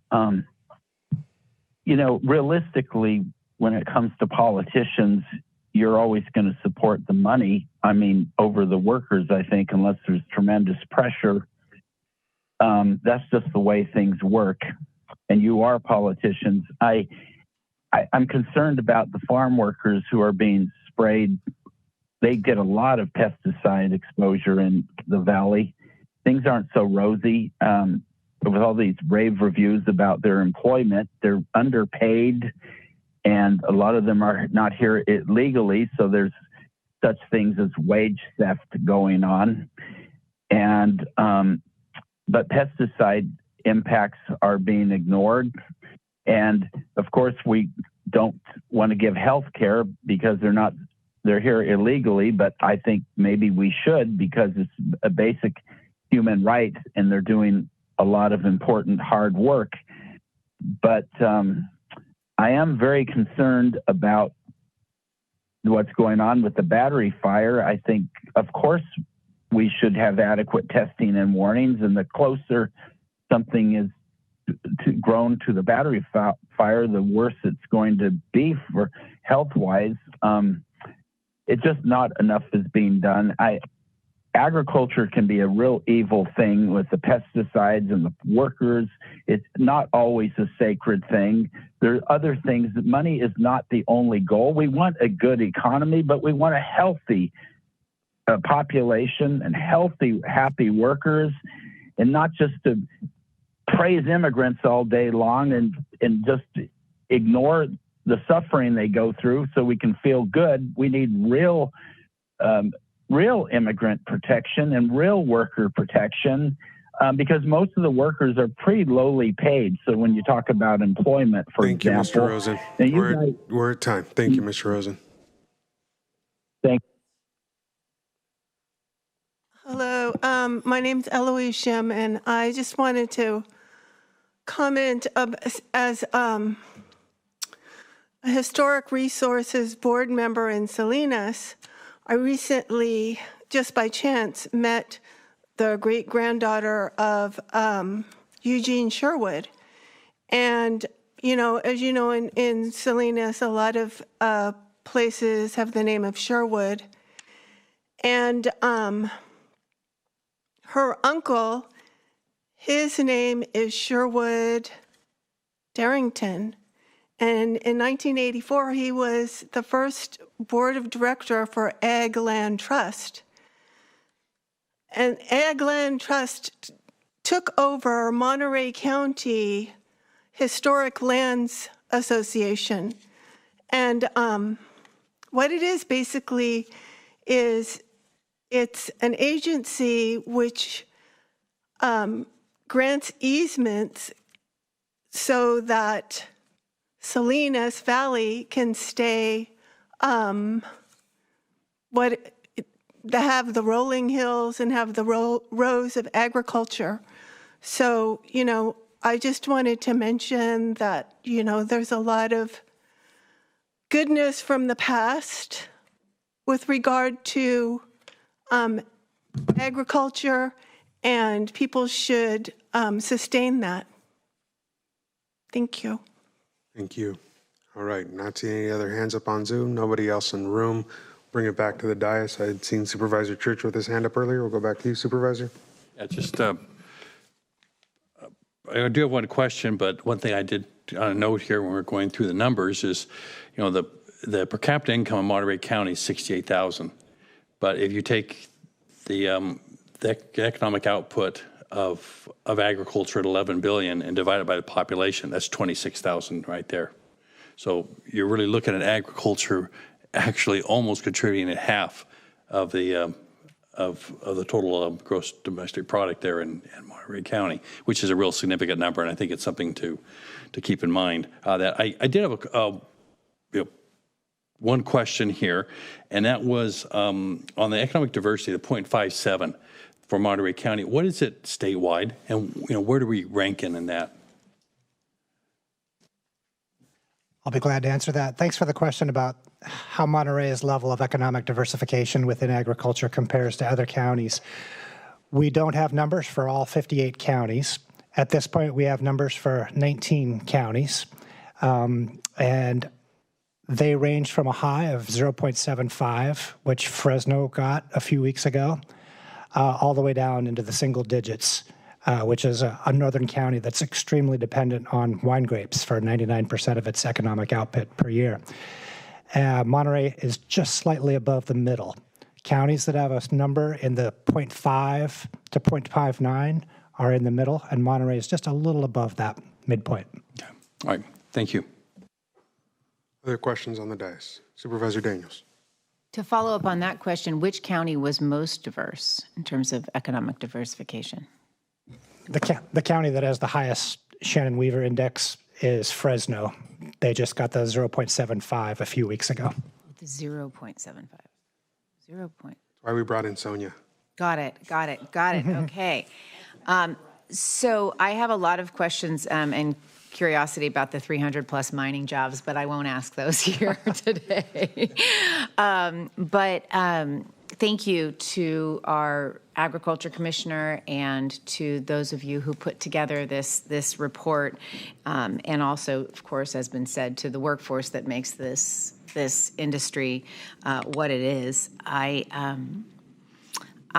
have some interest in, and I don't know if this is actually a question, but what's interesting about the 60% of lettuce that we export to other parts of the country, that we're the provider for 60% of the lettuce that's consumed. And I think about all the other green veggies that we produce. Is there ever a difference that is calculated between the type of agriculture that is sort of critical to human survival, health and well-being? You need your green vegetables, but may not necessarily need your almond milk or a pomegranate. Like, do we have a classification for the types of produce we produce ever? Do we think about it in those terms? No, I'm getting... Not really. No, but that's definitely something interesting to think about. When we look at the production of grains in the Central Valley for production of bread, and this gets more and more controversial when we get into the agriculture that supports industrial ranching. And instead of all the products that are diverged into feeding animals, bovine and poultry, unless that you're vegan, that also is a tremendously significant component of the diet of our society. So the short answer is no, we don't have a measure of that. And I would think that that's more in the realm of medical sciences and biology and nutrition sciences than the economic side. We would be happy to import those pieces of knowledge, but it's not the core composition of the analysis that is usually done at the county level.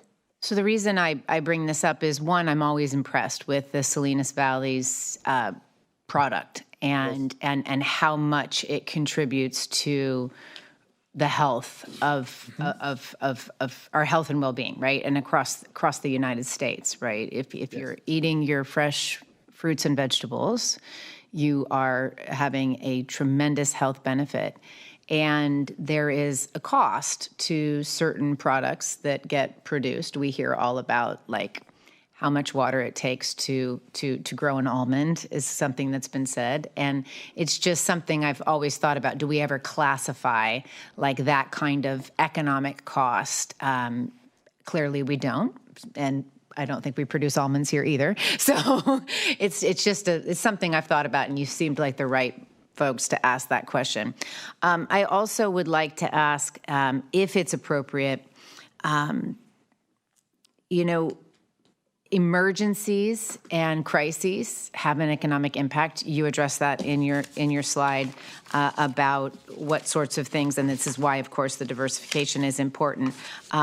But we've gotten this question a lot, and you both are probably not the right person to answer this question about the safety of the fields post the BESS battery storage fire. And I think it's worth, if we can, since the Agriculture Commissioner is here, to just say, we've heard from environmental health about the testing that's gone on. We've heard about the fact that there was not a lot in production around Moss Landing at the time of the battery storage fire. But is there anything more you can illuminate for us regarding this concern that folks have and that we've heard in our office about the safety of the soil post the battery storage fire? Yeah, thank you, Supervisor Daniels. Great question. I think that when the fire broke out, our county had the Environmental Health Department as the lead agency to do testing to make sure our communities were safe. California, the Department of Toxic Substances Control was deeply involved in all of that testing. And I can tell you that for our growers, for my office, and certainly for our county overall, the safety of our workers was a top priority. Certainly the safety of our commodities, the protection of our agricultural areas near Moss Landing was a top priority. So I know industry worked very closely with a lot of our growers and with the UC cooperative extension to have some testing done of fields near the battery area. So we're grateful for the great work that they did, and they did put out a report earlier this year, I believe it was in May, that shows some of the soil testing that they conducted with some of the planted fields in the area. And the biggest concern, of course, was heavy metals that came out of the fire. It was really great to see that they didn't find any heavy metals that were outside of levels of health concern for our communities, and that continued to support some of the findings that we were seeing from the testing from the California Toxic Substances Control Department, as well as our own environmental health department. So there was definitely a lot of work that went into making sure that our food is safe for our communities, for our state and our nation. And like I said, that was a top priority, and there was a lot of time and effort being put into making sure that we were safe, that our communities are safe, and to really get some professionals, some farm advisors that really understand agriculture in our area. They understand our soils. They know what the makeup of our soils is and how we work here. And they were the perfect individuals to have conduct that study, and that study was also shared publicly, and it posted on the website for the Moss Landing incident. And Mr. Hidalgo, if you could just, for the public, what is UC Cooperative Extension and what service do they provide to the industry? Yes, thank you for the question. The Agricultural Extension provides services not just to our agricultural industry, but also to our communities. They have experts in the field that specialize in commodities that support our local agriculture, whether it be providing support for new pests, disease that we're seeing in the fields, being able to find solutions to those pests, but they also support our communities. And I think the work that they did with the study, making sure that it was safe for workers to enter those fields, for our growers to be able to plant in those fields, is a dedication of the service they provide to protect communities. They provide support through the Master Gardener program, which a lot of community members like to get a certificate for. They run our 4-H program in our county. So they really touch multiple facets of our community, and they don't only provide support to ag, but just to our communities in general as well. And the last question, sorry, on this tangent is, are they independent from you? Yes, thank you. They are independent. They're not county employees. They work for the University of California, and they're experts in their field, and they definitely, they're not regulated by my office in any way, but we're great collaborators. I often tell people, we have the same customers. We serve growers, but the way in which we serve growers is a little bit different because I'm a regulator, so I'm making sure growers are following laws and regulations, and they're collaborators helping to find solutions for our growers in our communities. Thank you very much. Supervisor Askew. Yeah, thank you. And this is fascinating, and having had a chance to read the report, thank you for spending time. I think the data is spending time with us and our data and our industry. The additional data is it helps us better, I think, ask better questions and make better policy decisions about how to support what is clearly the foundation of who we are here in Monterey County from an economic basis. So thank you for helping to continue to pull that data together. I had a couple questions. The Economic Development Committee that we have here in the county, I think this is the first time this has come forward to us, but does our Economic Development Committee also spend time looking at this report and this type of data and these trends? Thank you, Supervisor Askew, for the question. Yes, they do. In fact, the county has their own economic report, and they have touched on parts of what was presented today, which is actually quite very close. The numbers are very close to what has been presented before the board in the past. The difference with that report is that our report is much more in-depth. There's a lot more detail there. But yes, our county has been involved, and we work with Richard and his team, making sure that they get a copy of our report, and they've been great partners with us. And would there be recommendations that come out of a report like this through the Economic Development Committee and or to this board as a result of the findings from this report? That's a great question. I'll probably have to reach out to our Economic Development Director once he has a chance to review the report to see what opportunities there might be. Okay, great, thanks. And I do think, and as part of the question, we have our Economic Development Committee, but I think part of their scoping has ended up being fairly limited to only looking at what the economic development revenue back directly to the county has been, and we don't have that direct economic development revenue tie-in with like we have for hospitality with TOT. That doesn't exist in the same type of direct way with agriculture. But I do think that this is the type of information and the type of discussion that would be appropriate and beneficial to have with Economic Development Committee, and there may be further discussion or further recommendations that could come to us, whether it be, I don't know, I have ideas, but I'll leave that to you all to have that conversation. I did have a couple other questions. On page 7 of the report, there was a note on how employment calculations were made and how jobs were calculated, with a sort of a reference to how you could have jobs where there's 2 months, a job that lasts for 2 months, and there's 6 of them over the course of the year, and whether that's counted as 6 jobs or whether that's counted as 12 months of employment equaling 1 job. And so this figure 56,000 jobs, can you just speak a little bit to how the calculation of jobs, whether that's a FTE, full-time equivalent of 12 months of employment, or whether we're looking at just how we're doing the calculations here and what that means for our workers? Sure. Thanks for the question about employment. And you raise a key point there. We want to underscore that when we say it's 56,000 jobs, it's not 56,000 people. It's full-time equivalents, job equivalents. So it could be immigrant workers who come through for 2 months, 3 months, 4 months, 6 months. If you add 2 or 3 of those together, that would count as 1 potentially. So thank you for raising that important point. Especially in the multiplier effects, for example, many of the people providing transportation services, if the truck drivers, they also carry other things in their trucks during the year, and not all the time carry agricultural products. So all that transformation was taken into consideration to arrive at a number that is close to the real effect in full-time equivalent number of jobs, but there probably many more people involved because of the fractionality of these activities.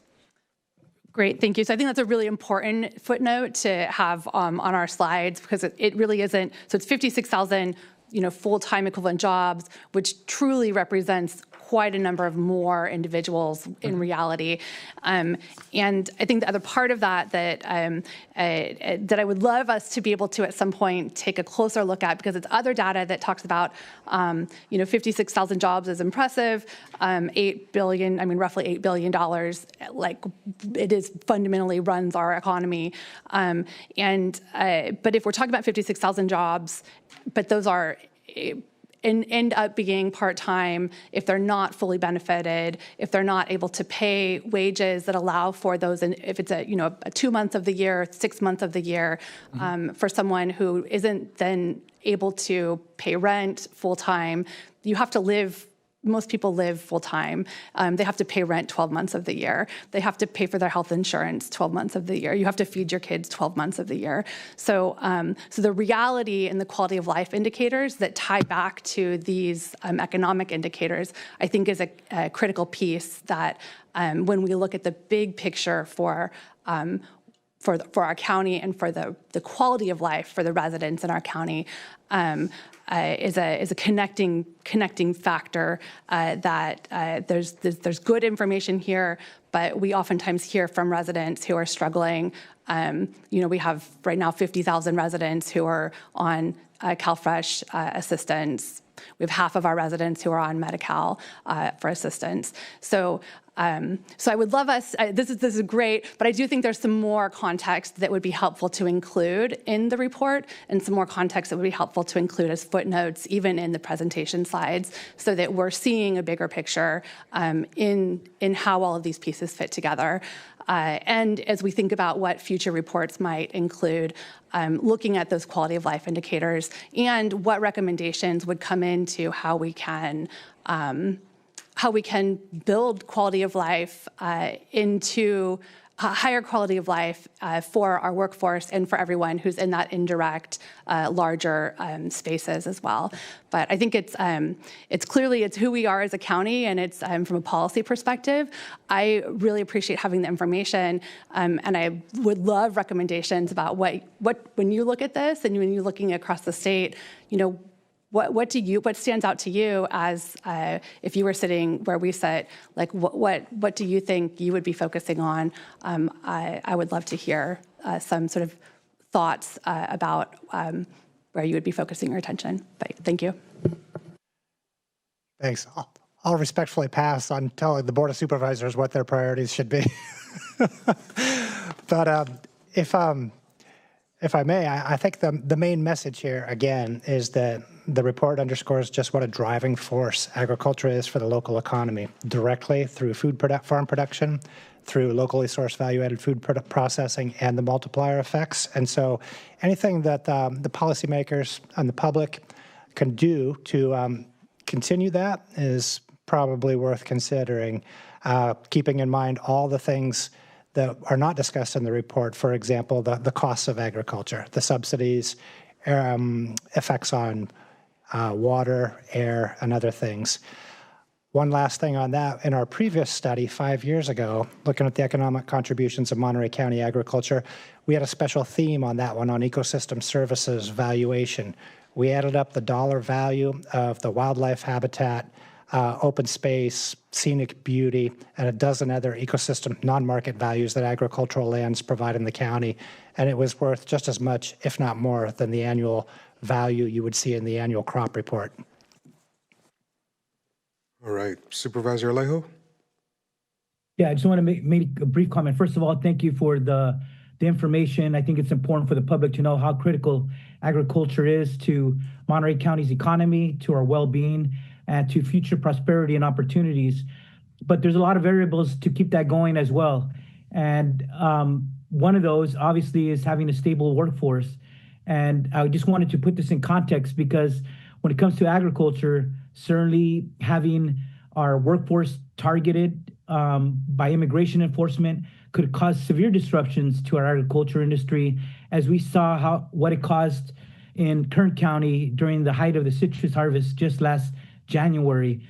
And that really matters to all of us if we are to keep this strength and robust economy going around agriculture. It certainly is only made possible because of the economic engine and the vitality and the strength that those workers provide to our agricultural industry. Now there's new additional concerns, right? Potentially canceling the driver's licenses of 17,000 truck drivers who are immigrants with legal status, but now are being targeted by a federal administration. And in order for us to ship that lettuce and those strawberries and many other fruits and vegetables across our nation to feed the tables of millions of Americans, you need those truck drivers too. And so I just want to take an opportunity with everything that we're seeing going on today, that those also could be barriers and the things that will hurt our agriculture industry, our farmers, and the farm workers, and all of us as citizens if those immigration enforcement and those inability to ship our crops across our nation are limited by curtailing the licenses of those who want to be able to transport that produce across our nation.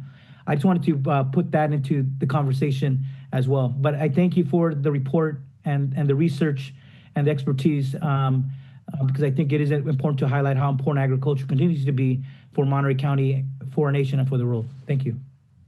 Thank you, Supervisor Alejo. I too want to thank everybody who had a hand in creating this report. I'm going to be honest, I'm a little worried about waiting another 5 years to do one of these, and I'll be clear why. The valley changes, right? Historically, we were dry farmed, then we went to beets, then row crop came in.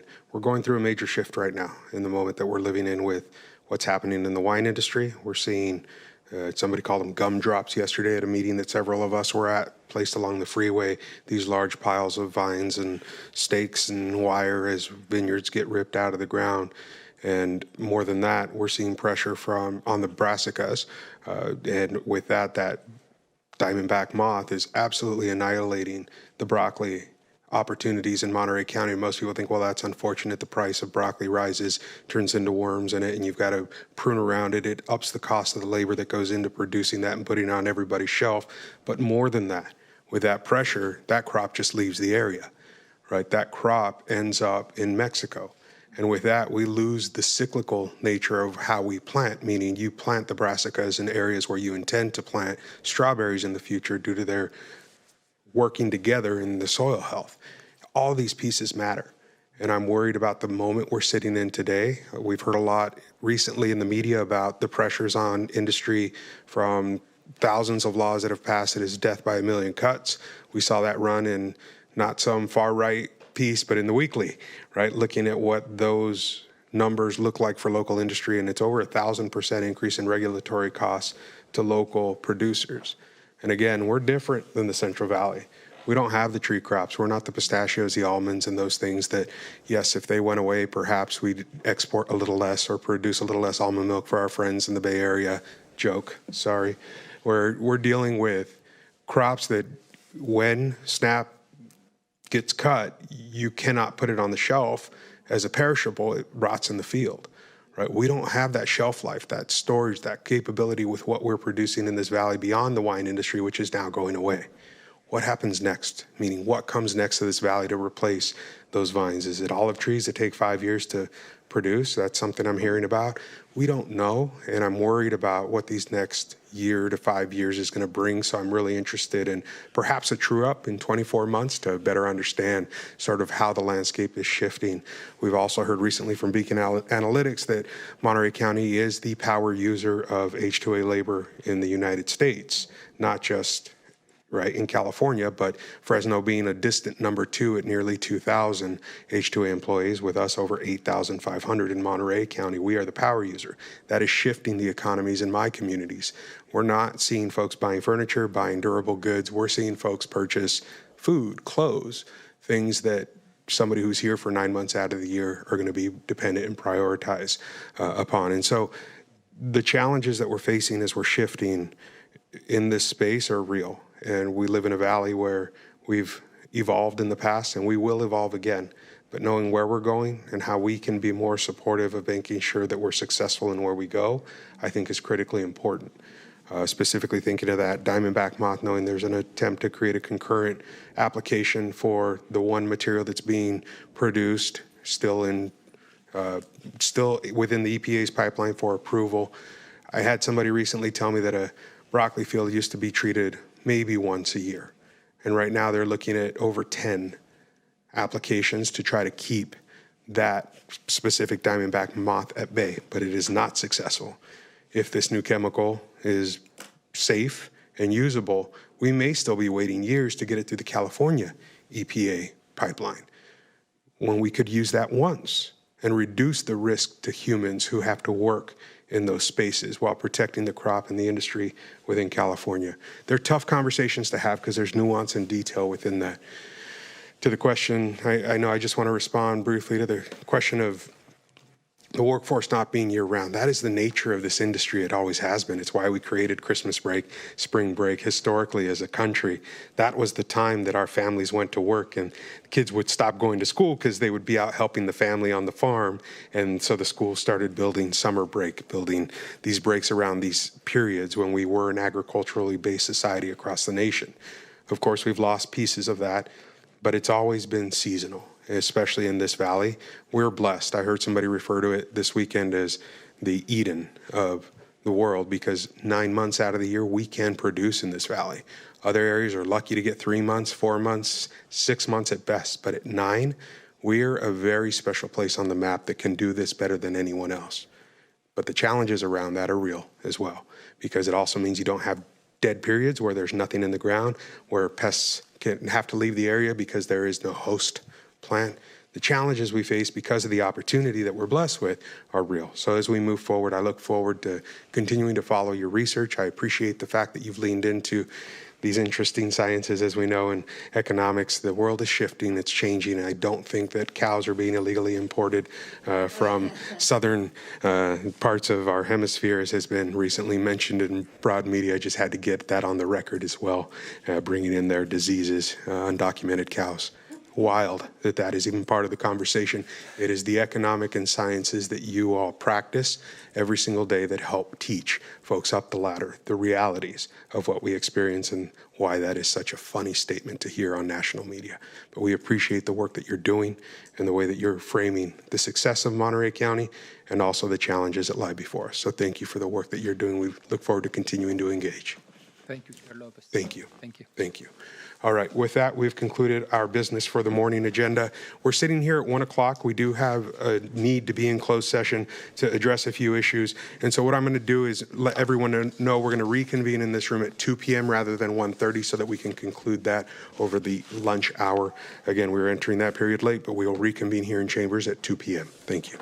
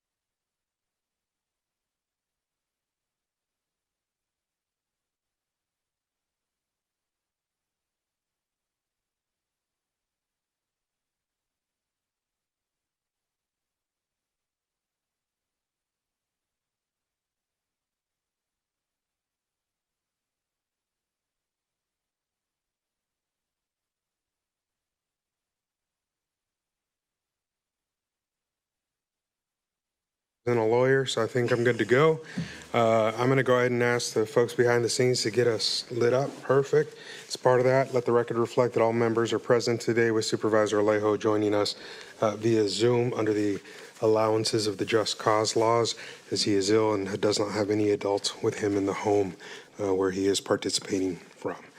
All right, with that, we're going to kick off this afternoon portion of our agenda at this time with Kenya Cobos, who's going to give us the announcement of the interpreter. Thank you. Muy buenas tardes. Las personas que requieran de interpretación en español, favor de buscar audífonos en la parte de atrás de la sala para escuchar toda la información en español. Muchas gracias. Thank you. Thank you, Kenya. All right, with that, our first item is 15 here in the afternoon portion of the session. We're going to send this to Chief Deputy Tim Lindquist, Under Sheriff Keith Boyd, and Sheriff Tina Nieto for a presentation on our CHP Monterey, Inc. potential contract.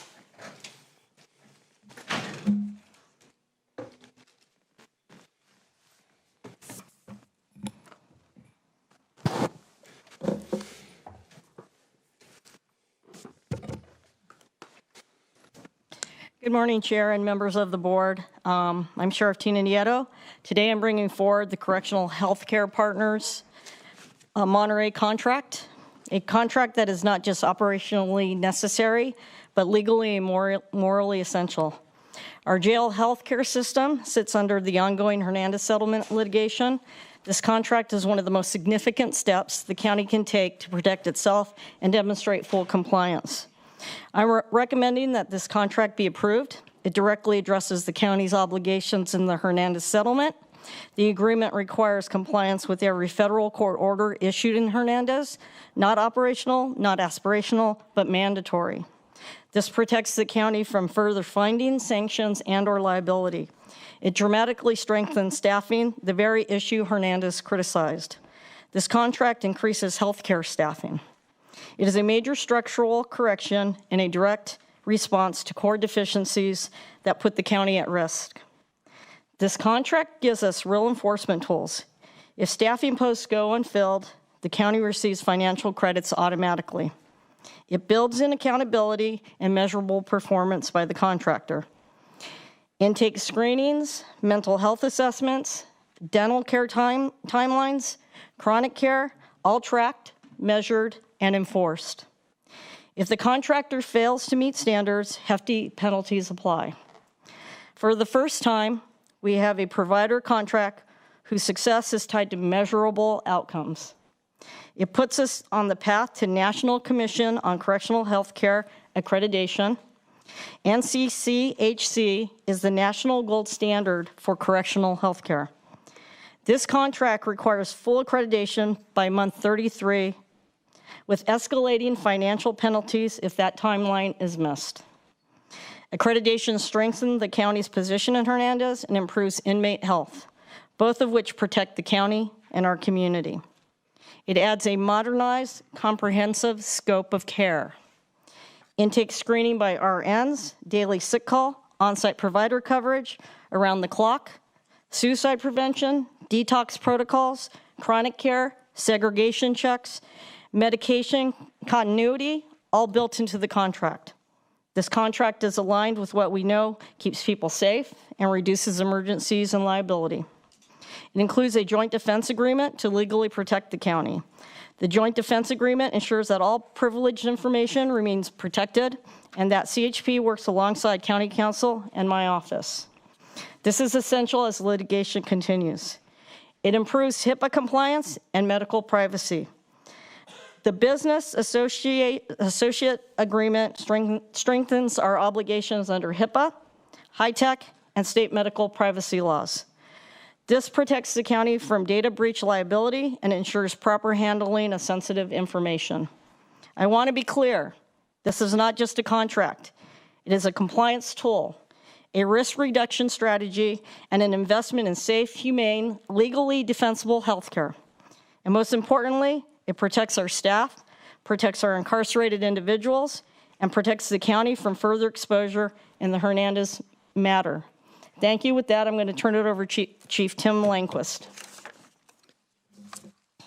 Good afternoon. I'm Tim Lanquist. I'm the Chief Deputy for the Corrections Operations Bureau. So the primary objective of our correctional medical services contract is to provide cost-effective medical services and maintain a level of quality that meets and hopefully exceeds the standards in the community, as well as the standards established by the National Commission on Correctional Health Care. When I started with the Sheriff's Office last December, one of my first taskings from the Sheriff was to evaluate our current medical contract along with the Hernandez Settlement Agreement and develop a request for proposal for our jail medical services that would take large steps towards meeting the requirements under the Hernandez Settlement Agreement and be in alignment with the corrective action plans agreed to by CFMG and the county back in 2015. Just to give a little bit of my background, I've been in law enforcement for 24 years, and I have an extensive background in correctional health care, writing RFPs, and writing and supervising correctional health care contracts. I'm also a certified correctional health professional, and I'm trained as a surveyor with the National Commission on Correctional Health Care. After reviewing the current medical contract and the Hernandez Settlement Agreement, an RFP was developed focusing on staffing increases and process changes to meet the National Commission on Correctional Health Care standards, as well as a recommendation from our neutral federal monitors. All bidders were invited and participated in a site tour and an in-person question and answer session. There were also several rounds of additional question and answer sessions in writing that all bidders had access to for transparency. The RFP responses were evaluated independently by a multidisciplinary team from both inside and outside of Monterey County. And I just want to take a quick moment to thank my jail management team, contracts and purchasing, Natividad Medical Center, County Public Health, and the County of Los Angeles Department of Health Services for their contributions to evaluating this RFP and really making it a truly remarkable process. Evaluations were weighted heavily towards services and not cost, although cost was a factor in our evaluation. And although not part of the RFP scoring, a team of both Sheriff's Office and contract and purchasing staff conducted site tours around the country to talk with both custody and medical leadership on site to validate the RFP responses by the bidders and to view firsthand the collaboration between custody and medical. Having been in this line of work for 24 years, like I said before, the collaborative partnership between custody and medical staff is an integral part of success in any medical contract. In June, Correctional Healthcare Partners, a California-based physician-owned company, was selected to be our new jail medical provider. At that time, contract development and negotiations started and was chaired by the undersheriff, and I'll turn the microphone over to him. Chair Lopez, members of the board, I want to thank you. Once we selected a vendor, we enlisted a multi-functional team to be a part of that development of the contract.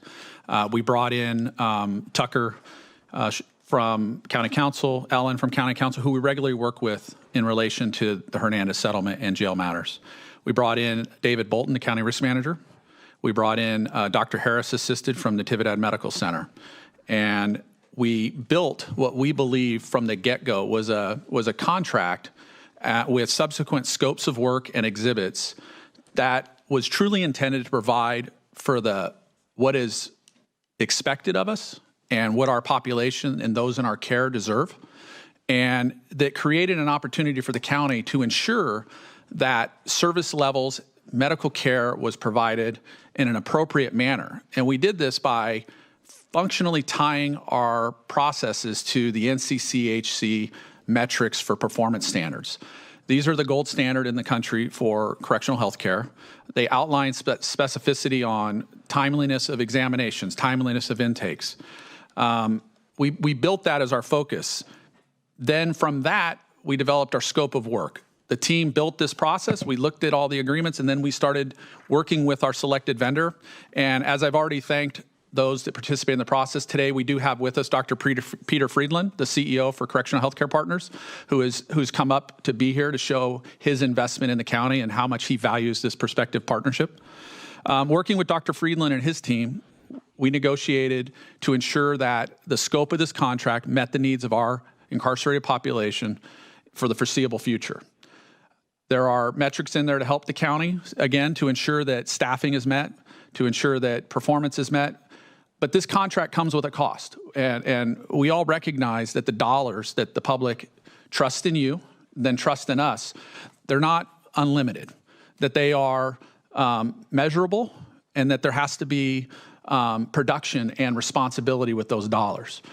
We are seeing a significant increase in a year-over-year cost for correctional health care. Now, we're seeing a significant cost in general in the healthcare industry, and we're also seeing that hitting correctional health care. With this agreement, we're seeing on average in the beginning approximately an $8 million increase per year in cost compared to our current agreement. Now, relative to that, this agreement is increasing staffing of medical healthcare professionals tied to the care of our population. We'll see roughly a 36 FTE, full-time equivalent increase of healthcare professionals and focused compliance within the jail being provided by CHP Monterey to address what the population deserves, quality healthcare that anyone even outside of the jail would expect. We believe that this contract is in the best interest of the county, in the best interest of our population, and provides the county the greatest opportunity to move forward in taking care of its population and meeting not only the terms and conditions of Hernandez, but the terms and conditions of humanity's expectation on healthcare and people having a service available to them. And with that, we're available for questions. Questions from the dais. Supervisor Daniels. Thank you, and thank you for describing this entire process and what went into this. My question is that Hernandez obviously costs the county quite a lot of money, as well as taxpayers. How do you correlate the increased cost for this contract, which is an increase in employees, to the cost of Hernandez, right? Like, how do you compare this new investment, which obviously will equate better health outcomes and increased quality of healthcare and will address all of the issues that Hernandez has brought up? How do you correlate those two, the cost to the county for Hernandez and the increased cost in staffing and in the contract? So the way I would correlate it is just as anything, if you don't have accountability, if you don't have the staff in place to provide the service, to then ensure there's accountability or sufficient for the demand or the service level that's needed, then it's very difficult to succeed. We've been, we appreciate the commitment of our current vendor and all the years that they've given the county. But unfortunately, our data since we've taken over, Sheriff Nieto came into office and we began this process, what we've come to realize is 54 healthcare professional FTE is insufficient to meet the demand of roughly a 900 per day incarcerated population. Backlogs, ability to meet mandated healthcare checks by increasing staffing, by providing more nurses, by providing more LVNs, by being able to handle the visits that we're obligated to do, we can cut into the backlog and we can ensure that we don't recede backwards further and that we're making sure we're making progress. Now, all that ties into Hernandez because Hernandez is saying we have to do A, B, C, and D. And frankly, we're not doing it right now. We're not doing it right now with the levels we have, although we have a compliance division that works with our current provider. They've invested in that. What we realize, and we saw this across the RFP process, every vendor came in with an increased staffing level saying that based on what we gave them as an RFP, there had to be more staff applied to meet the needs of the population and Hernandez. Now, success in meeting the needs of the population allows us the opportunity through the court hearings to show we're evolving from compliance to substantial compliance in a more timely manner. Substantial compliance is our marker to be able to work with the courts to be removed from an area of consideration. So if we're able to, by increasing staffing, see a heightened level of compliance, lead us to substantial compliance faster, which we truly believe we will. We believe that the system will be there. Then we see a potential end to Hernandez and our binding in that process sooner. Doesn't mean that we're not still responsible for doing the right thing. It doesn't mean that all of a sudden we're out of Hernandez and we can just not take care of the public. We still have an obligation to do the right thing. And this, we believe, with increased staffing, will allow us, through the performance, to show the effort, to show substantial compliance, to benefit us and reduce our costs long-term, specific to Hernandez. And you've articulated in your presentation some of the key issues that we had with the previous healthcare provider that you believe this contract will address. Are there some top ones that you can just expand upon? Yeah, I mean, the biggest thing is staffing. Mm-hmm. When you're, we run into this issue at the sheriff's office. You have X amount of staff on, then you have some sick calls, you have some vacancies. So you might be running it on the books, budgeted for 54, but you're only running 40. And so you have these gaps. So you have to, now we've received cost recovery. There's a cost recovery mechanism built into this contract. So when they're running short, we get cost recovery. But when you don't have those individuals to be available, you don't have the coverage you should have, or you're taxing those that are there beyond and their health. So that's a big one. Is right now we run one nurse in our intake area, and it takes, based on Hernandez, about 45 to 50 minutes to do an intake for somebody freshly arrested. That means if you have 3 cars in line, we're keeping cops from the streets of their cities. Mm-hmm. With this process, we'll be doubling our capability in intake.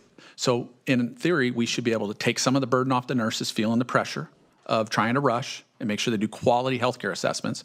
And then we can get those assessments done faster because of increased staffing, get cars back to the street, but there's checks and balances within the intake staff.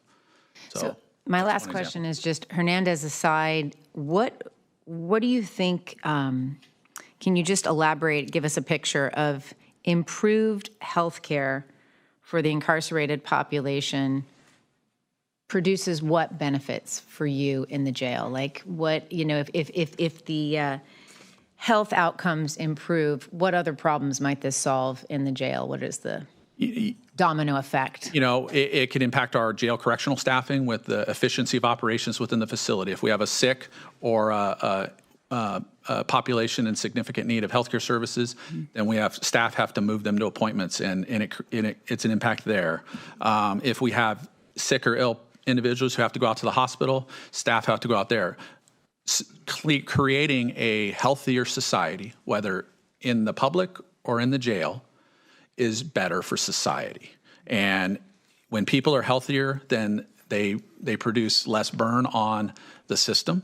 And if we make that healthy environment, and then how we see it is we're setting them up for success when they leave incarceration.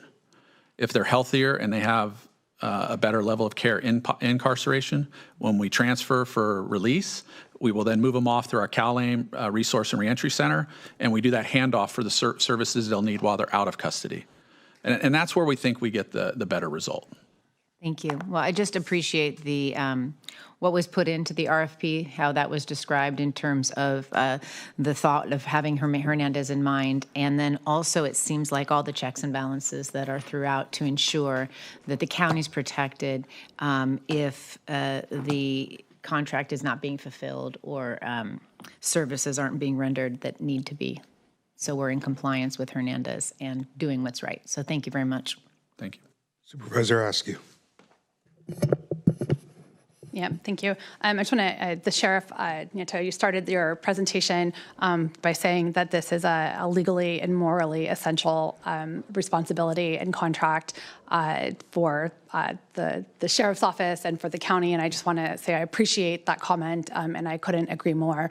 And the level of diligence that that's been shared with me as to the process that's been followed to go through identifying options that are available. I know that everyone involved has felt the weight of this responsibility in significantly, and so I appreciate that. I know I feel the weight of the significance of this responsibility the county carries to ensure the health and safety of all of our incarcerated individuals, and that this contract is the policy document that gets us to that outcome. So thank you for that. To the Sheriff's Office and County Council team, contract purchasing, I know there's been a wide variety of folks who've been involved. So thank you to everyone who's played a role. In terms of ensuring that we have safe, humane, accountable correctional services in the county and at the jail, and that our healthcare that's being delivered is in accordance with the best practices. I did have some questions about let me pull my questions here. Questions about the actual contract and in the scope of the language that's listed. There are references to the Hernandez contract, the Hernandez settlement agreement specifically. So, like for instance, on the attachment A scope of services on page 3, it speaks to intake health screening, and it references that the screening that will be used is as outlined in the Hernandez case. So if for some reason we were to be relieved of Hernandez, if Hernandez were not to be what was guiding us directly, or if there were reason to want to change or make changes to or additions to the screening that's specified in Hernandez, the contracts that are in place, can you just speak to what would allow us to deviate from what is required by Hernandez? Because Hernandez is referenced multiple times in the contract. There are some points in the contract where it references Hernandez or best practices from accreditation agencies, Hernandez, or other requirements. But there's a handful of times where it does just reference Hernandez. So I'm just looking for that clarification. So when we look at of the primary service agreement, when we look at section 1.7, it sets the foundation for starting this answer. And that's in that case, and the way the contract's written is the documents fall in downward paths. So the primary agreement drives it, and then we follow to A. If there's ever a conflict, you come back to the primary agreement. And in 1.7, what it says, and this is where I'll start my answer, is in all instances, the services provided by the contractor shall be in compliance with all applicable state and federal laws, including Title 15. In all instances, the services provided by the contractor shall be in compliance with all court orders in the matter of Hernandez et al., County of Monterey, and with the case numbers. And then it talks about the component parts. You know, the question is that day that, because we believe we will be out of Hernandez one day. We know it's going to happen, okay? But that day we're out of it, the concern is, and I hear this from the public, is are we going to regress? But the reality is Hernandez has established, for a reason, better practices in the jail. It has led to better performance. It has led to focused review of practices, policies. There's no reason for us to take a substantial change from an intake process driven by Hernandez. If there was going to be a need to adjust something post the settlement being over, we would work with our partners at the healthcare provider, county council, risk management, to evaluate any potential change before we just implemented it. We're cops. This is not my area of expertise, okay? I can figure contracts and I can do certain things, but healthcare is not me. Tim's a surveyor, but still not our primary. So we have to lean on our partners that have that subject matter expertise to help guide us, just like we've done all throughout Hernandez. We lean on our partners at county council, at risk, at facilities. So that's what we would do. And frankly, right now, I can't think of a reason why we would deviate from it, even if we were out of it, because it's established best practices in the jail. So maybe I should have directed the question to council directly. And I think it is a question that, and I assume that as we're always looking to make improvements, there may be a time and place where Hernandez is a baseline and we're doing better or we've made additional improvements. So I'm just looking for guarantees within the contract and the way that our intent of this contract is not that we're bound by the limitations of Hernandez, but that even if there are spaces within this contract or scope of services where it only references Hernandez, we're saying we're very clear that our intent is Hernandez best practices. I'm just looking for that to be clearly stated on the record. So I'll direct it to council. So the contract and the scope of work mention Hernandez, correct, and many times agreed. but it also mentions Title 15, which is always continuously updating to include best practices. And I can say that time and time again, they change things that have to be complied with. It also talks about the NCCHC standards, which is considered best practices in correctional medical care.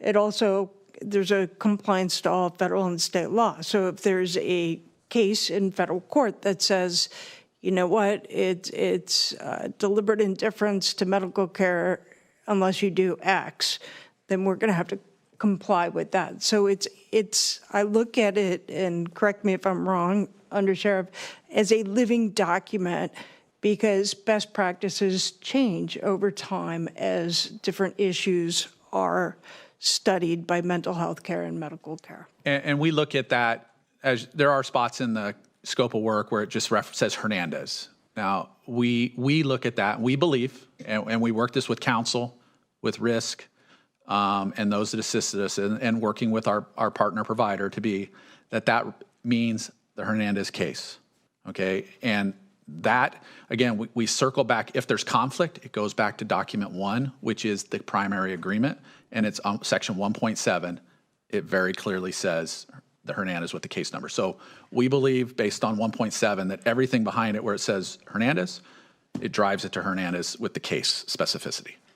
And/or NHCC and/or Title 15, to be clear. Okay, just want to make sure we're very clear about that intent and referencing back. Thank you. And then just be, again, clear on the record, there were some different points in the documents where reference to reimbursement for Natividad when a client for care is admitted, is at the jail and then transferred to Natividad for either emergency care. At what point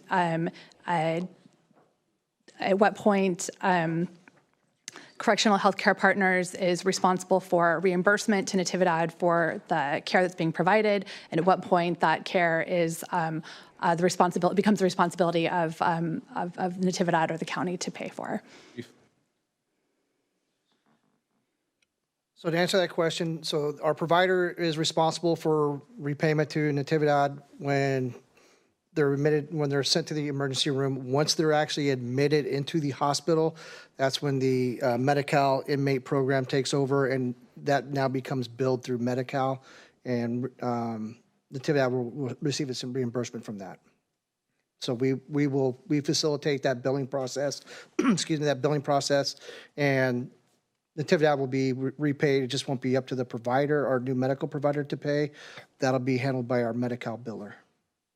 Okay, if Medi-Cal's eligible for payment in that situation. So that's part of our Cal-AIM process, is upon booking that all of our incarcerated persons that meet eligibility, which I don't think I've met too many that aren't eligible.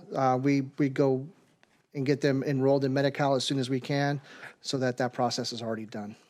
Okay, great. And then a couple other comments, questions. So like the Hernandez settlement, of which the board is actually obligated and the signatory on, however, the sheriff's office manages the implementation of and the day-to-day responsibilities for implementing this is another one of those contracts where the board ultimately approves and holds the responsibility, the authority for approving the contract, and the sheriff's office manages the day-to-day implementation of that contract with the provider.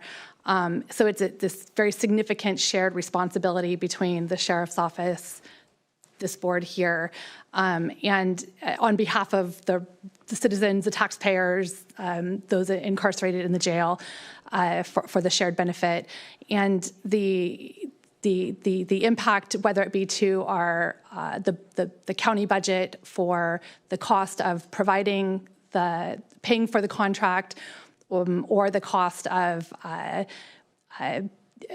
litigation if there's an issue with care not being provided, or with litigation, the Hernandez settlement agreement, for instance. We all share in that sort of those outcomes. I think this brings back for me the issue of the need for, or the opportunity to have the Board of Supervisors engage in having an investigator general type position who could help us have additional oversight and eyes on how this contract is being implemented on a more day-to-day basis. Those kinds of things are not something that I'm doing on a day-to-day basis. I'm not in the sheriff's office looking at your books, monitoring how contracts are being implemented, how contracts are being, whether all the provisions are being met. I know there's been in the past, not making any, saying like today or in this current moment, but over time, one of the challenges that we've had collectively is that with certain contracts, like the one that we've had, the current CFMG contract, where provisions haven't been fully upheld, where there've been a provision, maybe it hasn't been being implemented up to the expectation, but we haven't been holding the contractor responsible for all of the responsibilities that they have been written into the contract. And I think with a fresh contract, with a fresh relationship, the time for bringing in that type of, hey, we're all in this together, we have a huge shared responsibility, and the intent of saying we all want to get this right from the get-go, I think it's something for this board to consider. And as far as timing, I know one of the other issues that we had when we talked about the possibility of bringing on an inspector general type of role as sort of an extra set of eyes for this board was funding and the funds that we would have available differently to use that. We're looking at a significant additional cost to put into implementing this new healthcare contract. I think the cost of an inspector general would be relatively small addition, but could potentially help us make sure we get this right and head off any challenges or issues moving forward, as well as address a number of other sort of spaces where we could use some extra guidance and eyes. So I'm just going to put that on the table for something for my colleagues to consider. I wanted to bring it up here. One other final comment that I just wanted to mention is in terms of the cost, we did know that this was a cost that was coming to the board. We didn't put money into our budget at the beginning of the year. I've expressed some concerns about preserving this ongoing funds. This will be an ongoing expense that will need ongoing revenue to cover. I think we have our budget end-of-year report and 3-year projection coming back to this board. I don't have the date when that's coming, but we will need to identify next week. We will need to identify the funds, not just for this year, which would be sort of one-time funds, but the ongoing revenue to cover the cost of this additional contract. And I just think that recognizing the ongoing additional expense is something that is going to fall on the county discretionary budget. We don't have unlimited ongoing discretionary revenue, but this is something that will be a budget impact that we're going to have to figure out how to meet. So thank you. Supervisor Church. So regarding the Inspector General suggestion there, I think that's potentially worthwhile to... I would caution this board, it's not agendized. Yes, I understand. If you wanted to talk about funding just for monitoring this contract, that would be in the parameter. Where I'm trying to just to head to. Other things in an oversight committee are not agendized, and you have to do that on a different day. That would be for an action, of course, which I don't think we're not trying to move forward, but I think it's come up in discussion, and I wanted to address that as something I think that needs to be potentially looked at. Appreciate, I know that there's been a lot of challenges dealing with Hernandez, and you folks have made a lot of progress in the last few years, and that's really what's hanging over us and really impacting a lot of what we can do in terms of the budget. And also really, appreciate the extensive efforts, I think, on this whole this contract in particular for healthcare. Looks like, you reached out to partners trying to dot all the I's, cross all the T's that are necessary onto there, and set up some safeguards and reviews onto there. So not even going to really quite go into that. We've already, there's been a few questions addressed onto that. I'm just trying to get a little better understanding of CHP itself. From what I understand, there's a lot of companies calling themselves CHP around the country, Oregon, Colorado, places, but just to give me an understanding on that, and for the public probably too, that these are separate entities. There is no connection between any of them. Is that correct? There's CHP, so Correctional Healthcare Partners. What we're getting is there's a company in Colorado called Correctional Health Partners, and their logo and their colors look very similar. It's a different company. Gotcha. Correctional Healthcare Partners, who we are engaging in a contract with, is based in San Diego, California, and outside of one pending contract that I believe in another state. I don't even know if it's finalized, so I can't get into this. I don't know where it's at, but it's not in Colorado. They're a California-based company.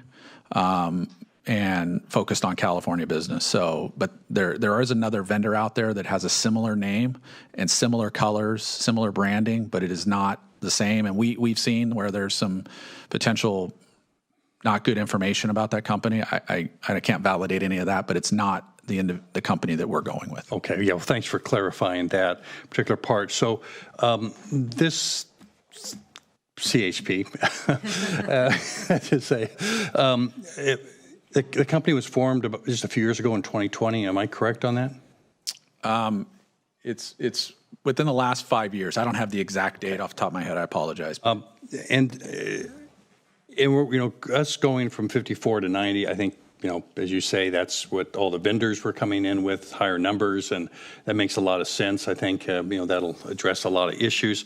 I guess my question for CHP then is, what's the largest contract that they've had, or maybe you will know that, and how many employees, how many staff as they have before to deal with? I don't know the staffing numbers for their facility, their contract with San Diego County, but San Diego County is the largest population they serve of an average daily population of about 7,000.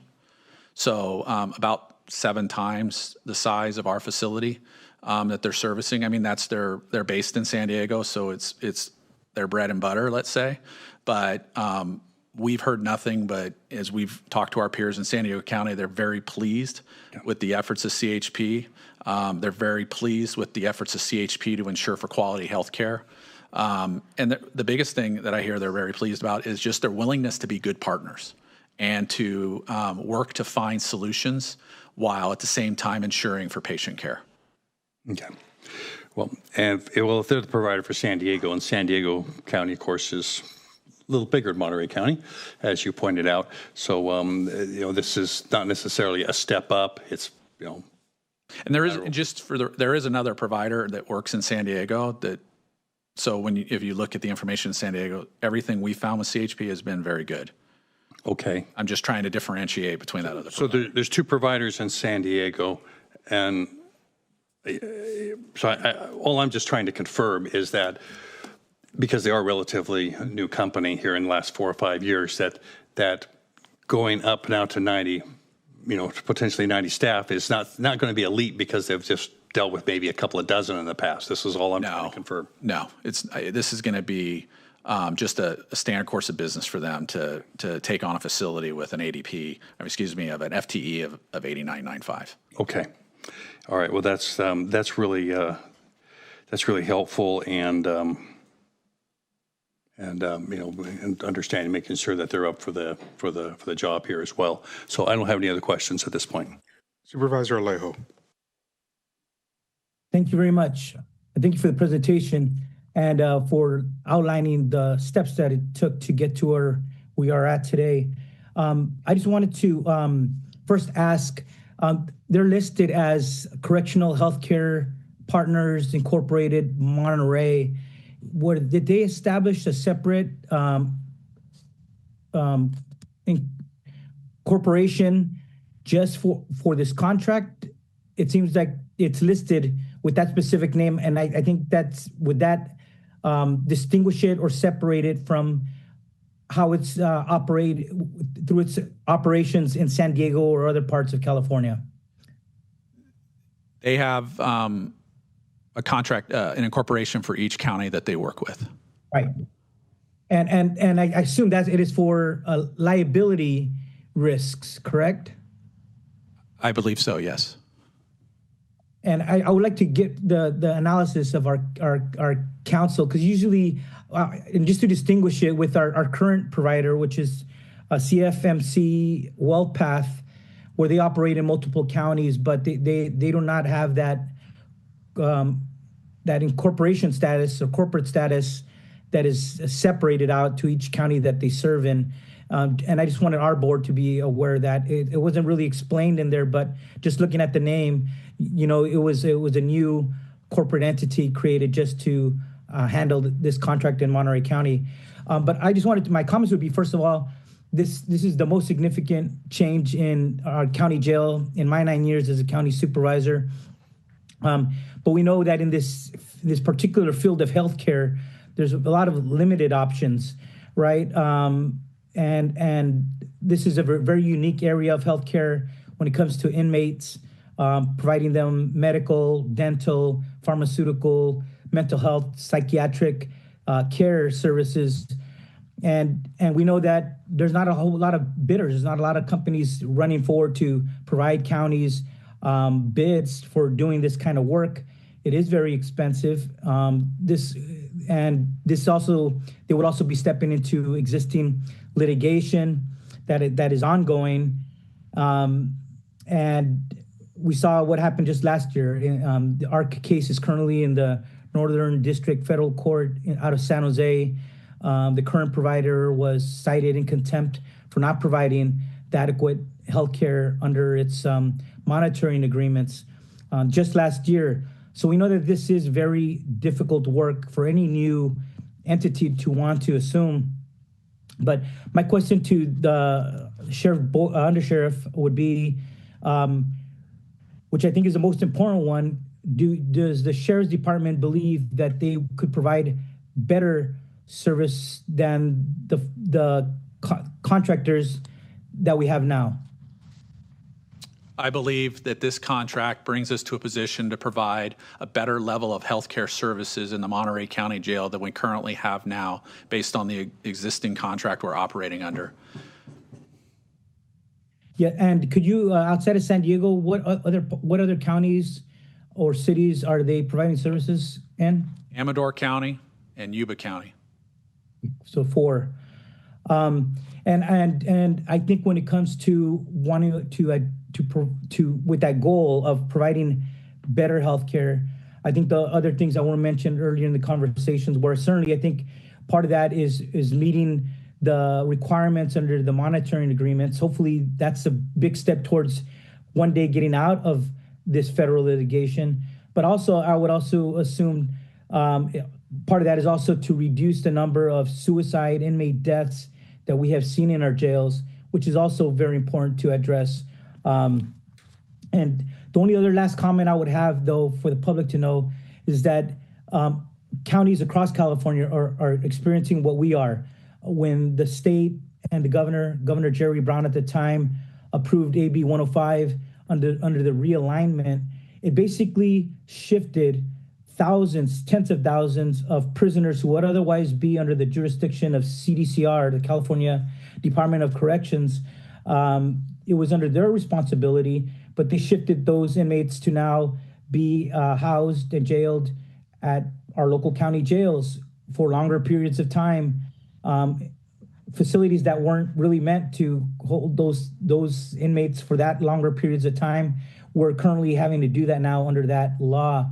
But with that now comes serving those inmates for those longer periods of time with high needs, high medical and mental health needs. And that is what has significantly put many counties in a similar situation that we are, and increasing cost of inmate health care.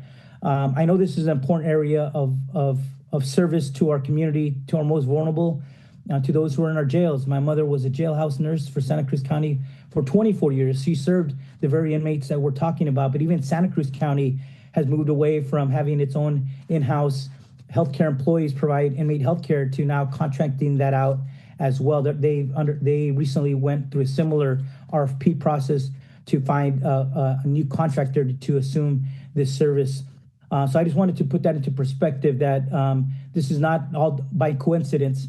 This is a lot has to do with the state changes that shifted inmate prison population to now to a local level, shifting that cost and that responsibility to local governments. Thank you. Yes, Supervisor Alejo, thank you for your comments. You know, it is a very difficult field to provide what we can for our incarcerated population. But what I can say is that when we went through this RFP process, looking at the different people that came with the RFP, this wasn't, again, as we stated before, just the sheriff saying this is the best one. This was a collaboration. This is one of the most amazing collaborations that I've seen through the county that involved a lot of the players that have been named. And it included collaboration, not you guys weren't involved in the RFP process, but talking about what you guys were looking for with the sheriff's office. So Supervisor Leo, appreciate your comments. They were well thought out of. And to the rest of the supervisors, except for Chair Lopez, who hasn't made any comments, we hear what you're saying, and we appreciate the feedback and the well thought out things that you guys are concerned about, because you're the ones that talk to your constituents in your district. And so, again, as I stated before, we think this is the best recommendation to move forward for our county. Thank you, Sheriff.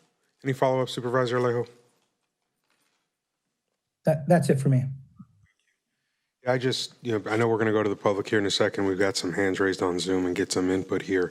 I want to go into this with, starting with one request. If I could hear from the CEO, I know who's here with us. I think my one question to you is, you're coming into a new partnership with Monterey County. What drove you to want to apply for this contract, and what is the ethos in your company that makes Monterey County a partner for your vision of your organization? Thank you, Chairman Lopez. I appreciate the opportunity. As the CEO of Correctional Healthcare Partners and almost a 25-year emergency medicine physician, I've always been incredibly dedicated to patients in general.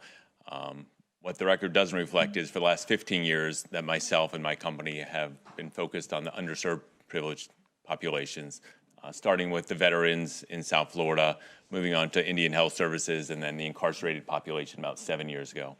And while the company is just over 5 years in existence, I've actually been doing this for about 8 years now.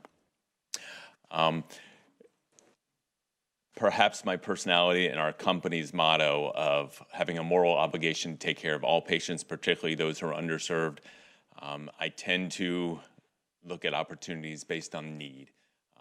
When I came to San Diego, I was a local. My first day in the facility, I recognized the incredible need and the incredible need for change that was going to need to take place in order to care for this population. In looking at the state as a whole, different RFPs come up. We don't bid on all of them. I tend to focus on those areas that truly need help. Typically not financial based, typically not FTE based, but which counties really need help for their patients, which counties are really looking for a partner, a real healthcare partner. And we are a healthcare organization. Again, I'm a physician of almost 25 years. Our executive staff are all former clinicians and all former clinicians in corrections. It's not by accident. I think those are the best people for the job and to help create this company. We're not a large company. We're not looking to be a large company. I think that benefits you and it benefits the patients. We don't have a business model that seeks tremendous growth. We have a business model that seeks tremendous clarity and tremendous service to the communities that we strive to serve. We chose Monterey partly because we've had some relationships. I've had an opportunity to see your facility multiple times over the last 2 years. I've recognized the need for your population.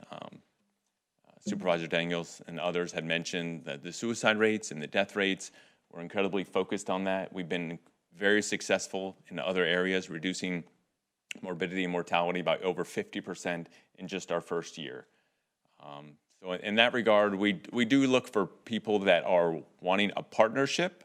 And after getting to know Monterey County, and particularly the sheriff and the sheriff's department, they want a partnership. They're not just looking for someone to come in and say, tag, you're it.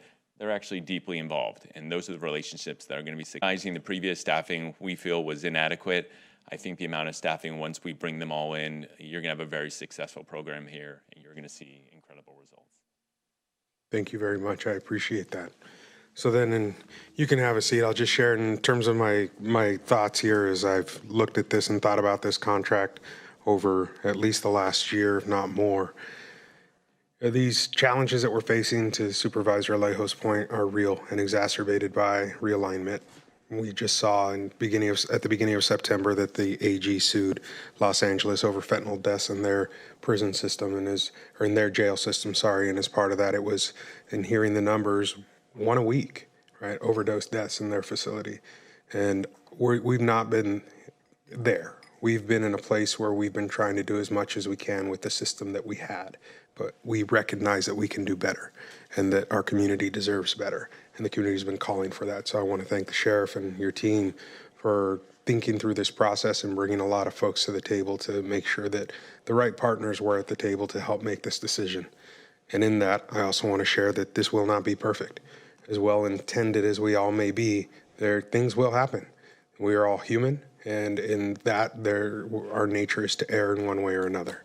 And I want to acknowledge that out of the gate so nobody says in 6 months, well, it didn't go perfectly. No, we're trying, we're iterating, we're attempting to do better than we have done for a long time, because those folks who find themselves incarcerated through bad decisions, poor mental health, and all the other challenges that will put people on a path into that facility, they deserve healthcare, and they don't deserve to be cut off from quality healthcare.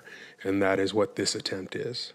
I know we've heard a lot about Hernandez and other challenges, but at the core of the issue is the desire to provide appropriate care to every member of our community, even those who end up on the wrong side of the law. And so, as I look at this contract and see a significant number in front of us, nearly $140 million asked to be invested in this particular population's healthcare, I recognize it as a real challenge given this is not general, as was shared earlier, healthcare. This is experts for a very narrow population that historically have been more challenging to provide care for than almost any other in our community. And so I just want to acknowledge that as we look at this contract and share that, yes, that number can seem daunting. Yes, the approach we took is different, but it's for good reason. And no, I am not expecting perfection, but I am expecting improvement and iteration and partnership as we move forward in transparency around the questions that lie before us and trying to solve these very big issues that we are not alone in trying to address. So with that, I will open it up to the public for comments and questions. I do see one hand up on Zoom, but I'm going to go to room first. If there's anybody in the room who wishes to speak to this proposal before us, this would be your moment to come forward and share your comments at the dais. At the lectern. Not seeing anyone coming forward, and with that, we'll go to Zoom. I see two hands up, so we'll start with Ozzy V. Ozzy V will give you the ability to unmute yourself. You have 2 minutes. Hello, Supervisor. So I want to clear myself point because you came all late, and that was and that was just a waste of our time. But going back to this, I find the way the sheriff is doing the things in this county is just pretty unacceptable. Is the county commander right now there? Is the county commander here so I can speak with him? As I can speak with him in front of the whole Zoom here. Is the county commander here or no? The county commander, is he present today? Hello? Ozzy, it's not a back and forth. It's your opportunity to share comments, but we're asking you to keep it focused on the topic that we're talking about. This isn't general public comment. This is comment focused on this contract. All right, so this contract is pretty bad for me because, first of all, in the Monterey County Jail, last year, 11 people died there, and that is just very unacceptable. 11 people died in the county jail last year. And this year, they had a political prisoner called Joey Kubich, even though Joey Kubich was falsely accused of committing a crime of threatening Jimmy Panetta, even though he was in the county jail for 3 months straight, even though the sheriff knew that he was innocent.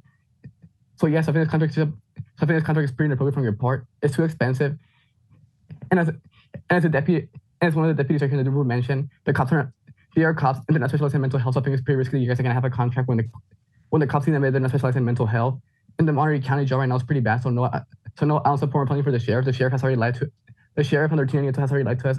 Sheriff Nieto has lied to us about Monterey County. She claims the Monterey County sanctuary. Well, when in reality, Sheriff Nieto's agency works with the ICE agents to kidnap people in Salinas. And a couple of years ago, and back in 2022, the ICE agents in Salinas deployed to people that requested the Monterey County Sheriff's Office. So no, I don't support funding for this mental health bill. We are policing mental health, and instead of addressing mental health, we're letting it fall into the hands of people who have specialty in mental health, like the Sheriff's Office here. The Sheriff's Office needs a transparency check, and the county commander needs to be fired. We demand that you fire the county commander because he is very incompetent of an asshole, this county commander. And also, so no funding for this bill, Do not fund this bill because this is just bullshit from your part to fund the bill while people have died in the county jail. We're over time. Thank you, Ozzy. All right, we're going to go to Catherine next. Catherine? Hello. Hi. Hi, can you hear me? We can. Okay, thank you very much again. My comments regarding this money is, personally, I don't feel that the sheriff manages the budget very well. She's always coming back and asking for more money. So that's one red flag for me. Second red flag, I was a grand juror in the Monterey County. I sat for a 1-year term. Every year we're charged with going to the sheriff's office or department, and looking at the conditions, etc. And then we do that to the prisons as well. When I sat on that grand juror term, I found there was a little bit of a conflict of interest, and that was that we had to get our investigations approved before they were released. And it happened to be county council. How is that not a conflict of interest? That needs to be looked at right now. I already blew the whistle to Paccioni. She did nothing. There should be no county council involved with our civil grand jury because they represent the very people who are violating our public. So that's a huge problem.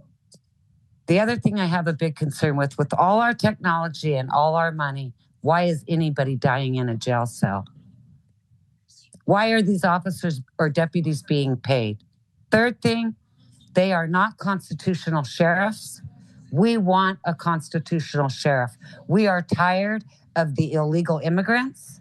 We are tired of the drugs flowing through the borders. This is a big deal. This is not just affecting Monterey County. I have zero faith in Nieto. Zero faith. Thank you. Thank you, Catherine. All right, I don't see any other hands up on Zoom. Nobody coming forward in room. We'll close public comment and bring it back to the dais. Thoughts? Supervisor Daniels. I know we have a big calendar ahead of us, but I was wondering if it would be possible for us to ask questions to the CEO, if I may.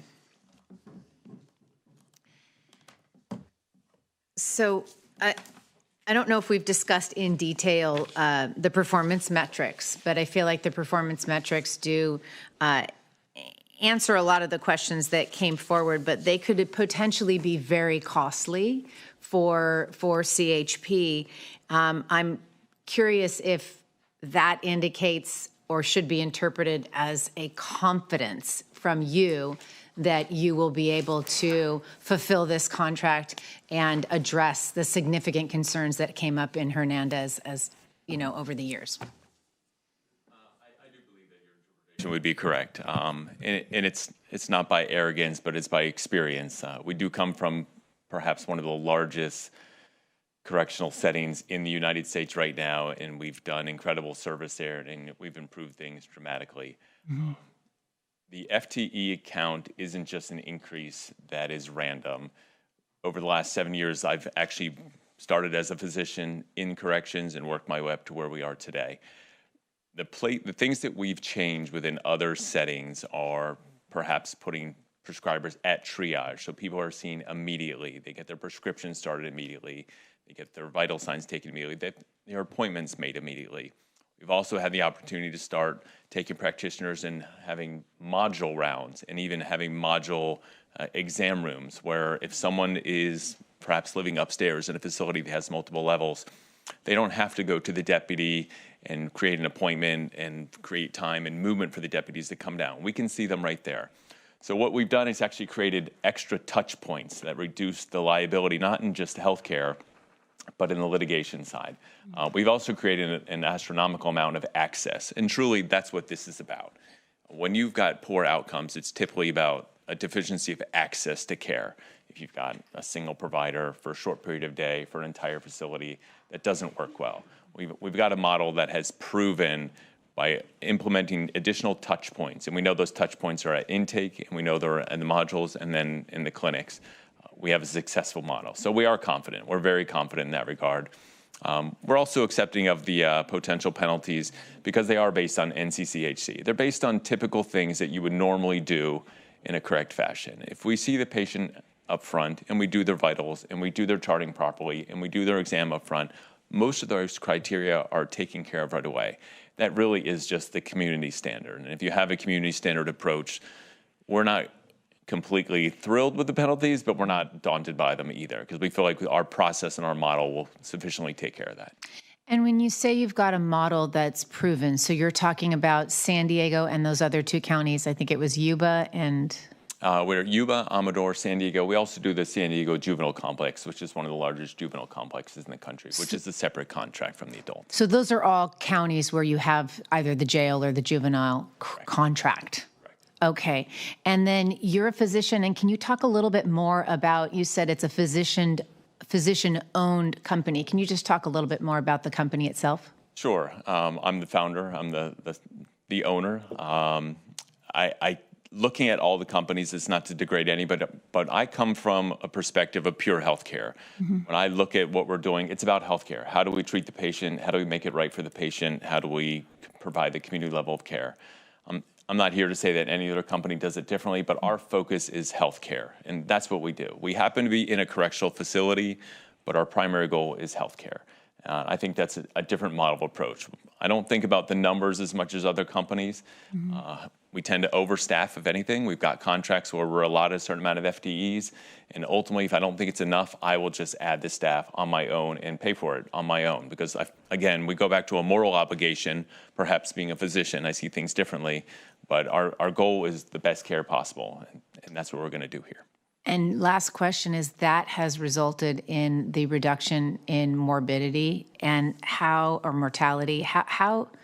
What are those numbers? Like, I mean, it's such a challenge that we face. Sure. I mean, I won't get into the exact details, but we've gone from perhaps at a peak where we weren't the primary provider, about 24 deaths, and this year we're in single digits. So a substantial reduction of death. We also focus on MAT and withdrawal protocols, which in the correctional setting does account for perhaps some of the mortality and the morbidity. Addressing those concerns at the door, mm-hmm. Addressing someone, scoring them for withdrawal at the door, starting them on withdrawal medications at the door, as opposed to housing them and them seeing a provider days later. That first week is so critical in preventing death in these facilities, and I think we've caught on to something there by addressing those components at the front door. And that was in San Diego? It is. Okay. All right. Thank you very much. Sure. Comments, questions, or action? All right. Then at this point, before us, we have the question about authorizing this contract. I'll make the motion to move staff recommendation, which has 3 components to it, and see if there's a second. I'll second, and I'll just make a comment that I think we're committed to sharing in the success of, I mean, we need this contract to be successful on behalf of all of those who are incarcerated within the jail.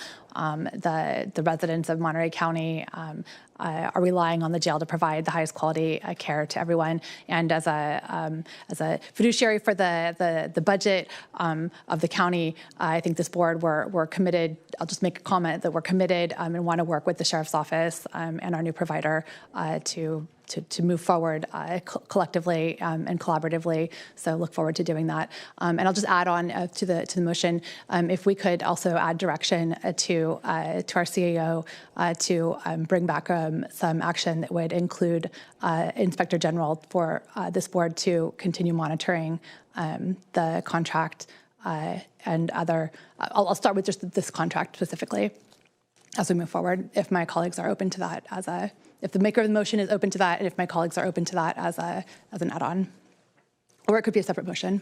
And it would just be as to this contract only and no other chair of business because it was not agendized. It would be direction just to bring back some additional options for us to pursue. Okay, I'm good with options if that's what we're bringing forward. So the motion stands. I've got a second. At this point, I'm going to go ahead and ask for a roll call vote. Supervisor Alejo? I'm a yes, but only if that additional direction was broader than an inspector general, because I don't know what that means. I don't know. There's no information to say where has it been used, where has it been done effectively. But just if it's general in terms of bringing back other options, I'm a yes on that. I understood general to bring back options, right, Supervisor Okay, Askew? We're getting a head nod. Yes. Oh, okay, good. I'm good with that. Thank you. Supervisor Church? Aye. Supervisor Rudascu? Supervisor Daniels? Aye. And Chair Supervisor Lopez? Aye. The motion carries. Thank you. All right, at this time, we'll use a little chair's prerogative. Given that two of our next three items do deal with Moss Landing, I'm going to rearrange our agenda a little bit. I want to be able to we have a very short item presented here on ADU, so I'm going to ask our staff to present that quickly. I know it should not be controversial, and we'll get that done and then move on to those next two items.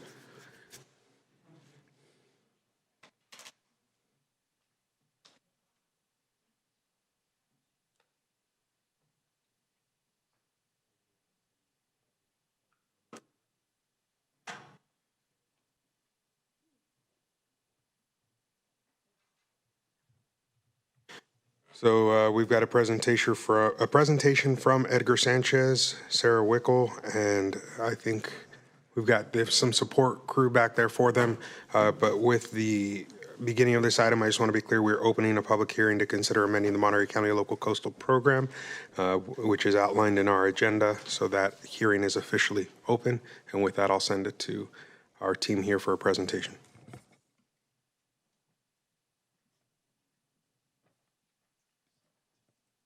Chair, this is final action. Does it need to be a 15-minute presentation, or did you just bring that up and I missed the whole? I just brought that up to buy time while they continue, as I'm doing now, to bring up their presentation and get it in front of us. And I'm just filibustering here, so yeah, give them another minute. That's all. Can we share staff right? Thank you. Awesome. So good afternoon, supervisors. My name is Edgar Sanchez. I'm the project planner for REF 240016, Coastal ADU regulations.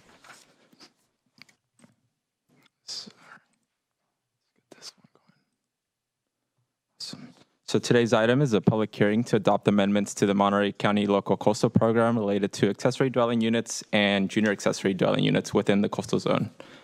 These amendments update policies and regulations across 3 coastal land use plan areas, which include the Big Sur Coast, the Carmel area, and the North County coastal area, as well as the coastal implementation plan, including Part 1 of the coastal zoning ordinance and Part 6 are appendices. The goal with this update was to bring our ADU and JDU regulations into full alignment with state law while maintaining consistency with the Coastal Act.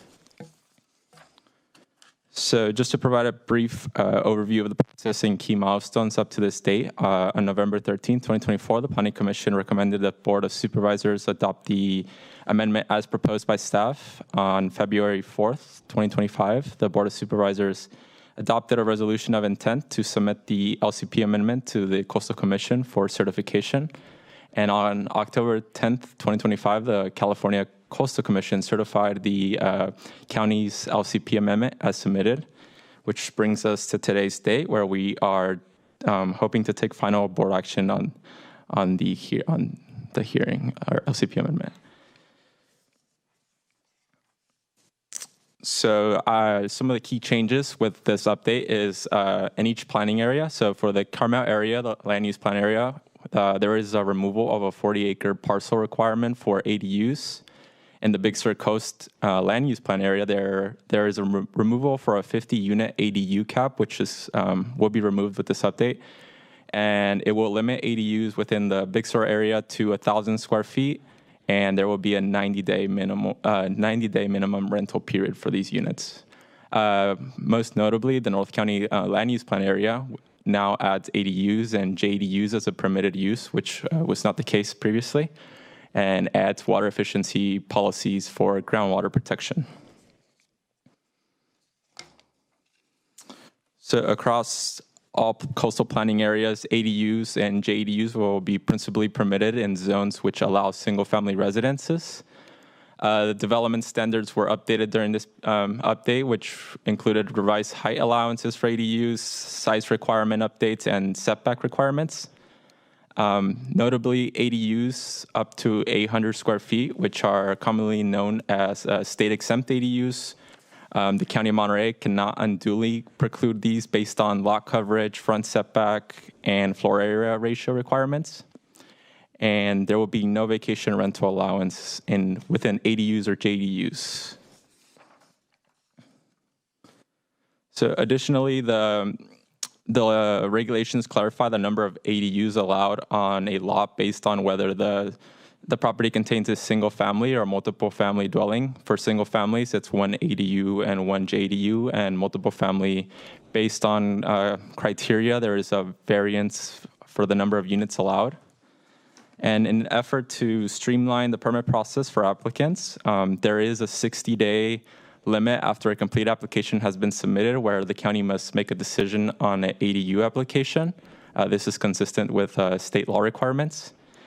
And we also have a tiered approval process for these types of units. First, we have an exemption to an ADU coastal permit, which if the ADU meets the requirements for the local coastal program coastal permit exemption, they may be exempt from a coastal permit and go through a building permit process. The second one is if they don't fall within the exemption, they will be required a coastal administrative permit.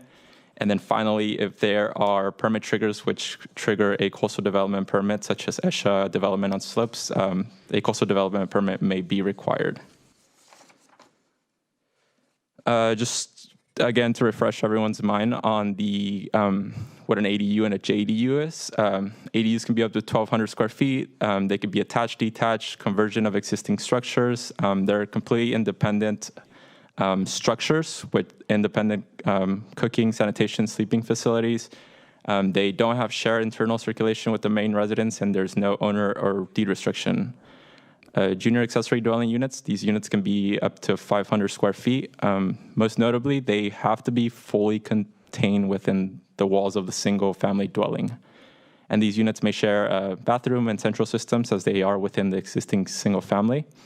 And there is some owner occupancy requirements which the applicant will have to comply with, and then there is the deed restriction which will be placed on the land.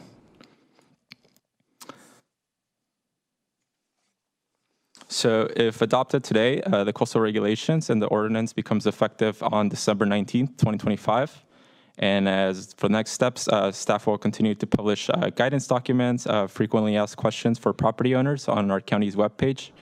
And this will help navigate the ADU, JDU permit process, and we'll be posting those on all our public-facing web pages.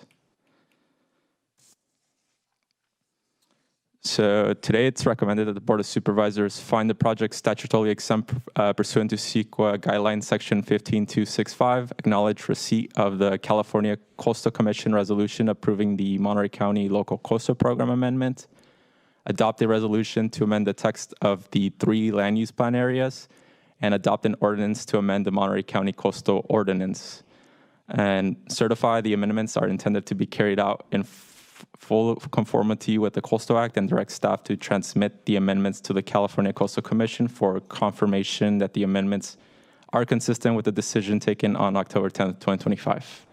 That concludes staff presentation, and we are available for questions. Thank you. Thank you. I think I want to take this out to public first, if we're okay with that. I'm going to open this up for public input. We invite folks to use the raise hand function via Zoom. Come forward in the room if you wish to make public comment at this time.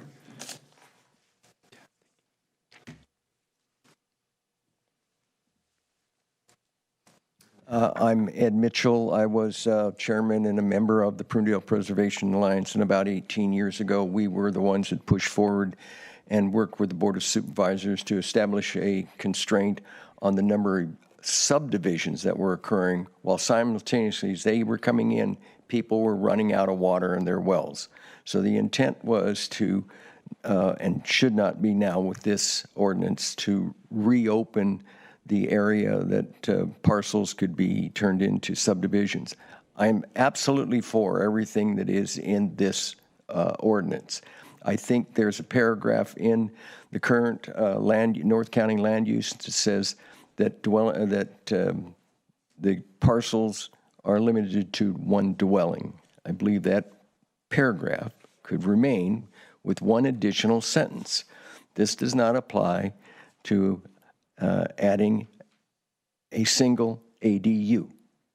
Therefore, we maintain the protections that we had before, and we do allow opening in areas like South County, people with large parcels to have at least one ADU added. I think that's a great step in the right direction without ruining what we've done to protect water while the county and the state is trying to control our aquifer.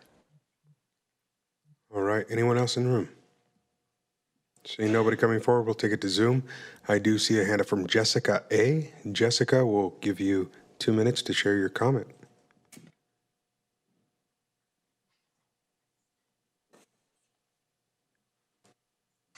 Jessica, you'll need to unmute yourself. We got you now. Hello? Can you hear me? Hello? Jessica, we can hear you. Oh, thank you so much.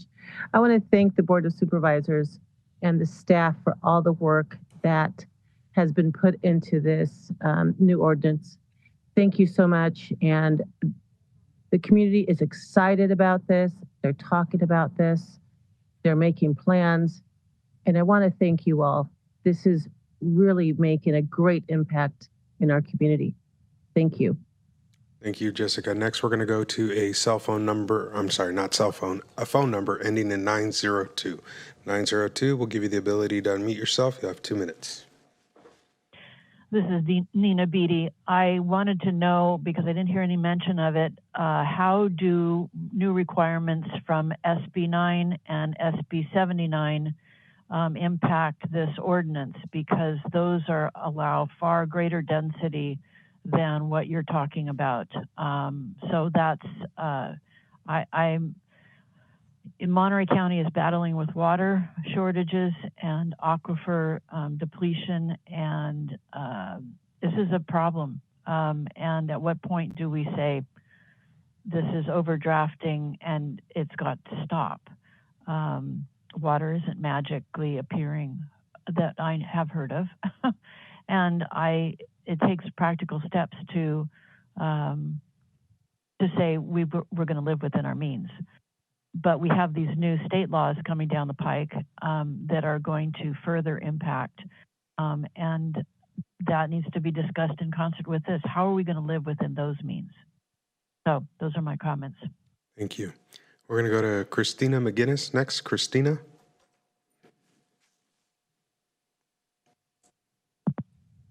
Oh, thank you. Good afternoon, Honorable Chair Lopez and Supervisors. My name is Christina McGinnis, and I'm speaking today on behalf of Keep Big Sur Wild, a small nonprofit dedicated to protecting the scenic landscape, sensitive natural resources, and wild rural character of the Big Sur coastal region. And we represent over 250 supporters and counting.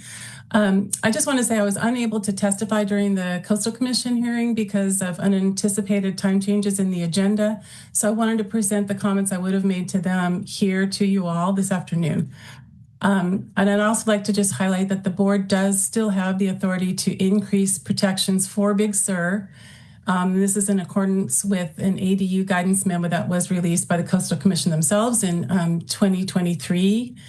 And we would like to request that the following modifications to the regulations are considered, especially given the fact that the draft land use plan has not been released to the public yet.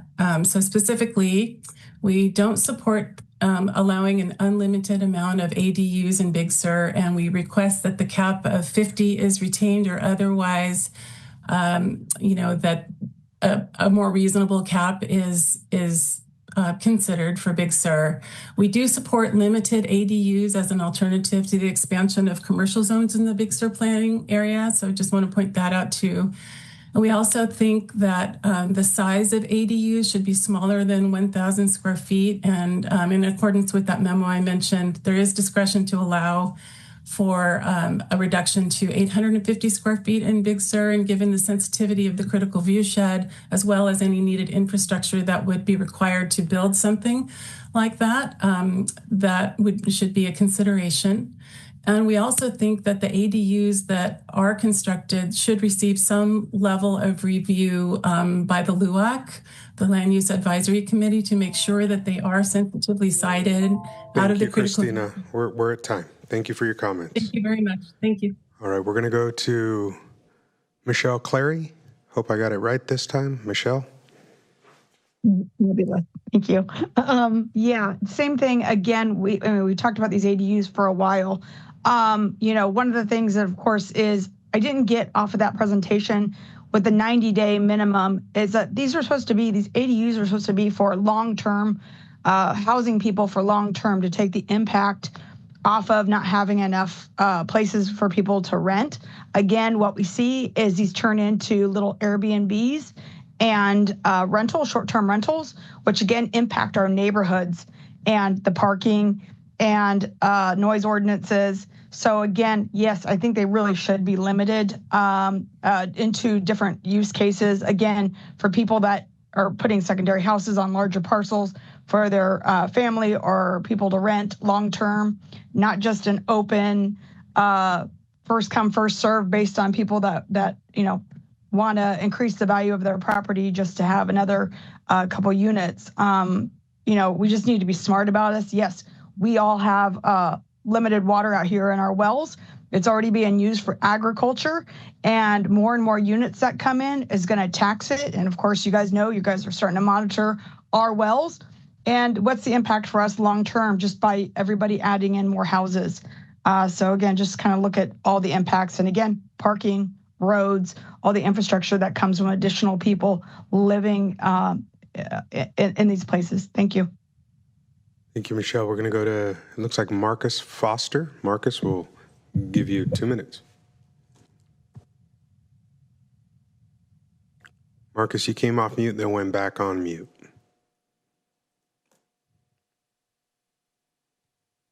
Hello? We got you. Can you hear me okay? We can. Okay, thank you very much for this opportunity to speak. I'm a resident down here in Big Sur, and when I see the board report and it says, this amendment will reduce constraints on housing development in Big Sur coastal zone, I get a little bit, kind of scares me a little bit, that language, just development, kind of unlimited ADUs and doubling our potential housing down here. And just, I think, a lot of people, the whole point of this is for housing in Big Sur. I'm a little bit more skeptical about that with the dynamics of the money coming into Big Sur.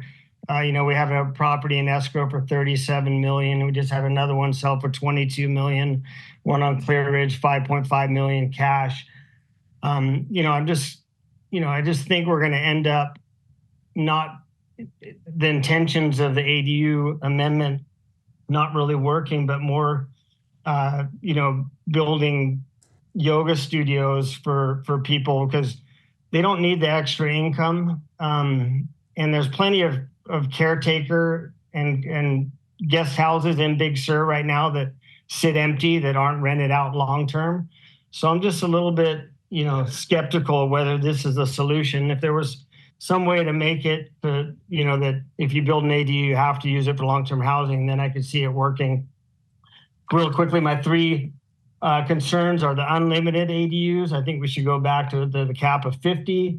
The fact that they are an administrative permit where it bypasses the LUAC, and I have concerns of critical view shed issues, and the STR enforcement, whether or not the county can uphold that, I'm skeptical as well. Thank you for the time.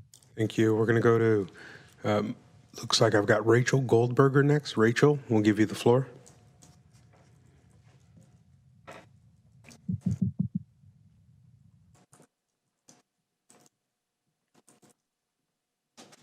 Rachel. Looks like you dropped off, Rachel. I'm going to go to Janet. Janet, you should have the ability to unmute yourself now. You've got 2 minutes.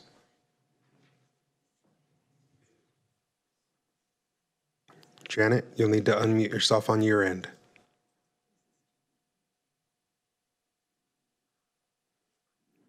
All right, let's try Rachel Goldberger one more time. I see your hand back up. Can you hear me? We can. Great. Hi, everybody. Good afternoon. I'm Rachel Goldberger, Program Manager for the Community Association of Big Sur, CABS. Thanks for giving me a moment. I know it's been a long day. We truly appreciate the county's hard work on supporting ADUs and JADUs in the Big Sur area, and we're grateful to be at this stage following Coastal Commission's approval of the amendment. CABS supports several Big Sur specific components of this update, including the removal of the 50-unit cap and 2-acre minimum parcel size, requiring a 90-day minimum rental to prevent short-term rentals, and banning use of ADUs as short-term rentals, and continuing to uphold the land use plan's critical viewshed protections and streamlining the permitting process. We'd like to emphasize that we appreciate ADUs should continue to align with the intent of the land use plan by avoiding sensitive areas and meeting slope and zoning requirements. CABS understands and we respect our community's values and understand those changes should not open the door to unchecked development, and we're confident that Housing and Community Development staff will uphold Big Sur's longstanding environmental protections throughout the streamlined permitting process. And while this may be more appropriate for future planning efforts, we want to encourage the county to explore allowing yurts, modular homes, and tiny homes on wheels to qualify as ADUs when they meet water and septic requirements. These more affordable, quicker to install options can help homeowners create long-term housing solutions and offer more accessible rental opportunities. I get it. I understand the concerns and skepticism about unchecked development, but I'm hopeful that any single ADU that keeps one of our firefighters, healthcare workers, artists, teachers, neighbors here in Big Sur is a good option. I think that we can take care of one another and try to work on keeping excess development in check. Thank you for your time and your ongoing commitment to helping secure sustainable housing options for our community. We truly appreciate your work. Thank you, Rachel. We're going to go to Janet now. Janet? Hello, can you hear me? We can. You can, okay. I was just concerned about the Coastal Commission stating that ADUs were consistent with the state law and are allowed but must comply with the resource protection. So I was wondering why we were removing some of our protections. I think they're very important to Big Sur and keeping vacation rentals out. I don't think removing the 2-acre minimum should be allowed, nor do I think there should be some control over the limit of ADUs. I don't think it should be just go unchecked, and I would like it to also go through the LUAC process also, because they are more in touch what's happening in Big Sur than basically the county. And I would also like to say, I don't know. Well, that was good enough. Thank you. Thank you, Janet. All right, I see no other hands up, so I'm going to close the hearing, public comment, and bring it back to staff to see if they wish to respond to any of the comments and questions about state legislation or perhaps some of the implications of what's being proposed as an action here today. Yeah, thank you, Chair. So there was some comments regarding the size limitations for ADUs. In compliance with state law, there is some size requirements that we must meet. For example, there's a 850, and if it's a 2-bedroom, it'd be 1,000 square feet, which is the intention behind the update with the Big Sur, is to limit it to the size, the smallest size possible, with still complying with state law. In terms of the 50-unit cap, our current Big Sur land use plan is also out of compliance with state law, which does not allow local jurisdictions to place limits on ADUs within the county's jurisdiction. I think there was a couple other comments about vacation rentals and the rental period. Their ADUs and JDUs will not be allowed to be used as vacation rentals. And I think the last one was in terms of coastal protection policies. So the intention behind the permit process is that we want to make it as administrative as possible, but the coastal protections still apply. For example, our ESHA policies, our slope policies, everything. If the unit requires a well, there's still coastal development permits to be obtained for those types of ADUs. So it's not completely. It's not going to be something that's unchecked. I'm not sure if Sarah, you want. And I can speak to some of the state legislation that was mentioned. So SB 9 is a recent housing law that allows for a certain number of units in residential zones in the unincorporated areas of Monterey County and statewide. That bill does not apply in the coastal zone. That is one of the environmental kind of they have a checklist of site suitability criteria, and if you're located in the coastal zone, you're not qualified or allowed to go through the SB 9 process. SB 79, I believe the bill that was mentioned, that's actually related to high quality transit development. So that's a bill that's encouraging additional density for residential developments near high quality transit, and that's typically transit that's about every 15 minutes or a rapid bus line. Monterey County does not have transit service that is that frequent, so that bill also would not apply. So I just wanted to chime in on those 2 points as well. Thank you very much. With that, I'll bring it back to the dais. I'll start at my far left and go to Supervisor Daniels. Sorry, Supervisor Church. Thank you, Sarah, for those responses. I just heard a lot of folks from my district comment, and in particular in regards to the Big Sur Coast Land Use Plan. And the other policy that you didn't mention is the critical viewshed policy. And I just want to be very clear that in addition to slope and in addition to our ESHA policies, any accessory dwelling unit has to comply with the critical viewshed policy. Am I correct? Yeah, that's correct. And ADUs are not actually allowed within the critical viewshed as it's currently written in the ordinance. Great, as is no new development. So that's great. And I just want to be very clear. And then I don't know if it's worth it to just go back to that. One of the amendments that has been made to the Big Sur Coast Land Use Plan in the past was taking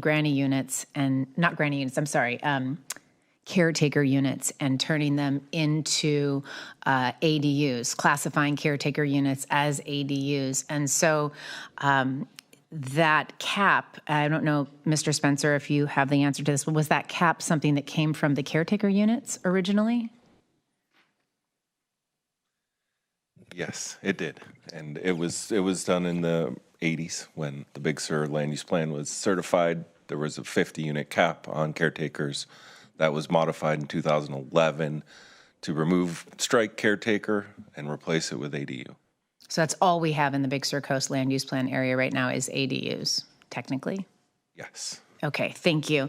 And you can't Airbnb them, and I understand the concern, but that was another reason why we put the 90-day limit on accessory dwelling units in Big Sur along with the size cap, because we could easily envision an artist or someone coming for a 1-month rental, and we were trying to really pursue the potential for a long-term renter to utilize any ADUs that exist. And the LUAC, it's would be inconsistent, I believe, with state law to create that sort of lengthened process. I think you have 60 days to respond. So I guess potentially you could see a LUAC in the middle, but it's a discretionary process. It's a ministerial process as per state law. Is that accurate? That is correct. Okay.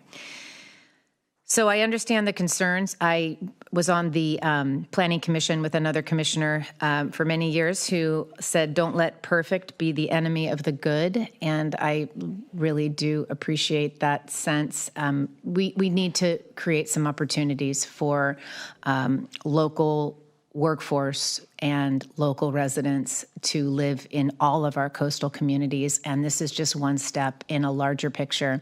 And every concern that I heard, aside from a wealthy landowner turning it into a yoga studio, I don't know that there's anything we can do about that. And I think they're going to build a yoga studio in their mansion already. So that is an unfortunate potential opportunity, but I wouldn't want it to overshadow the potential for us to create an extra unit and allow one more of our community members to stay in our community. So I appreciate these, and I'm ready to take final action. Supervisor Church. Well, this has been a long time coming. I think the county's been a dozen years been trying to work this through the Coastal Commission, and I know in my district, I've heard from a lot of people who have their children living with them, their adult children living with them, and have spoken of, well, they can't find a home, and I'd love to set up an ADU for them, and I think that's going to be a big driver, and I think on the creation of these around, as Supervisor Daniels said, these are not things that can be used for short-term rentals. They're going to have to be for long-term use, and in North County, half of North County is in the coastal zone, and half of it is out. So we need to realize is this is just the coastal zone. It's ADUs are already allowed outside of there, and we have people have been able to put up ADUs, but there hasn't been a mad rush. But it's been an option for more affordable housing, and it's important to realize it isn't going to lead to some uncontrolled development because they're only going to happen on developed lots. It's always already where development has happened, and it's going to be an option to, as I mentioned, for affordable housing. A lot of times for families that want to have this, that want to stay close together and give an opportunity for young families to have a place to live, or for the parents to move to while the children and their family live in the main house. I did have a question on. I don't know. Somebody's phone's ringing somewhere.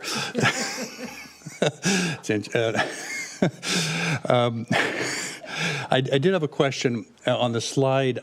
I mean, the ADUs can go up to 1,200, but I believe it's up to 800 square feet is pretty much allowed on any lot, if I understand what it's saying. There's no setback requirements. Is that? I wonder if you could get a little more clarification on this. Is that if you go over 800 to 1,200, there can be restrictions put on at that point, but under the 800, it's basically written so that it sounds like almost any lot is guaranteed an ADU. Is that correct?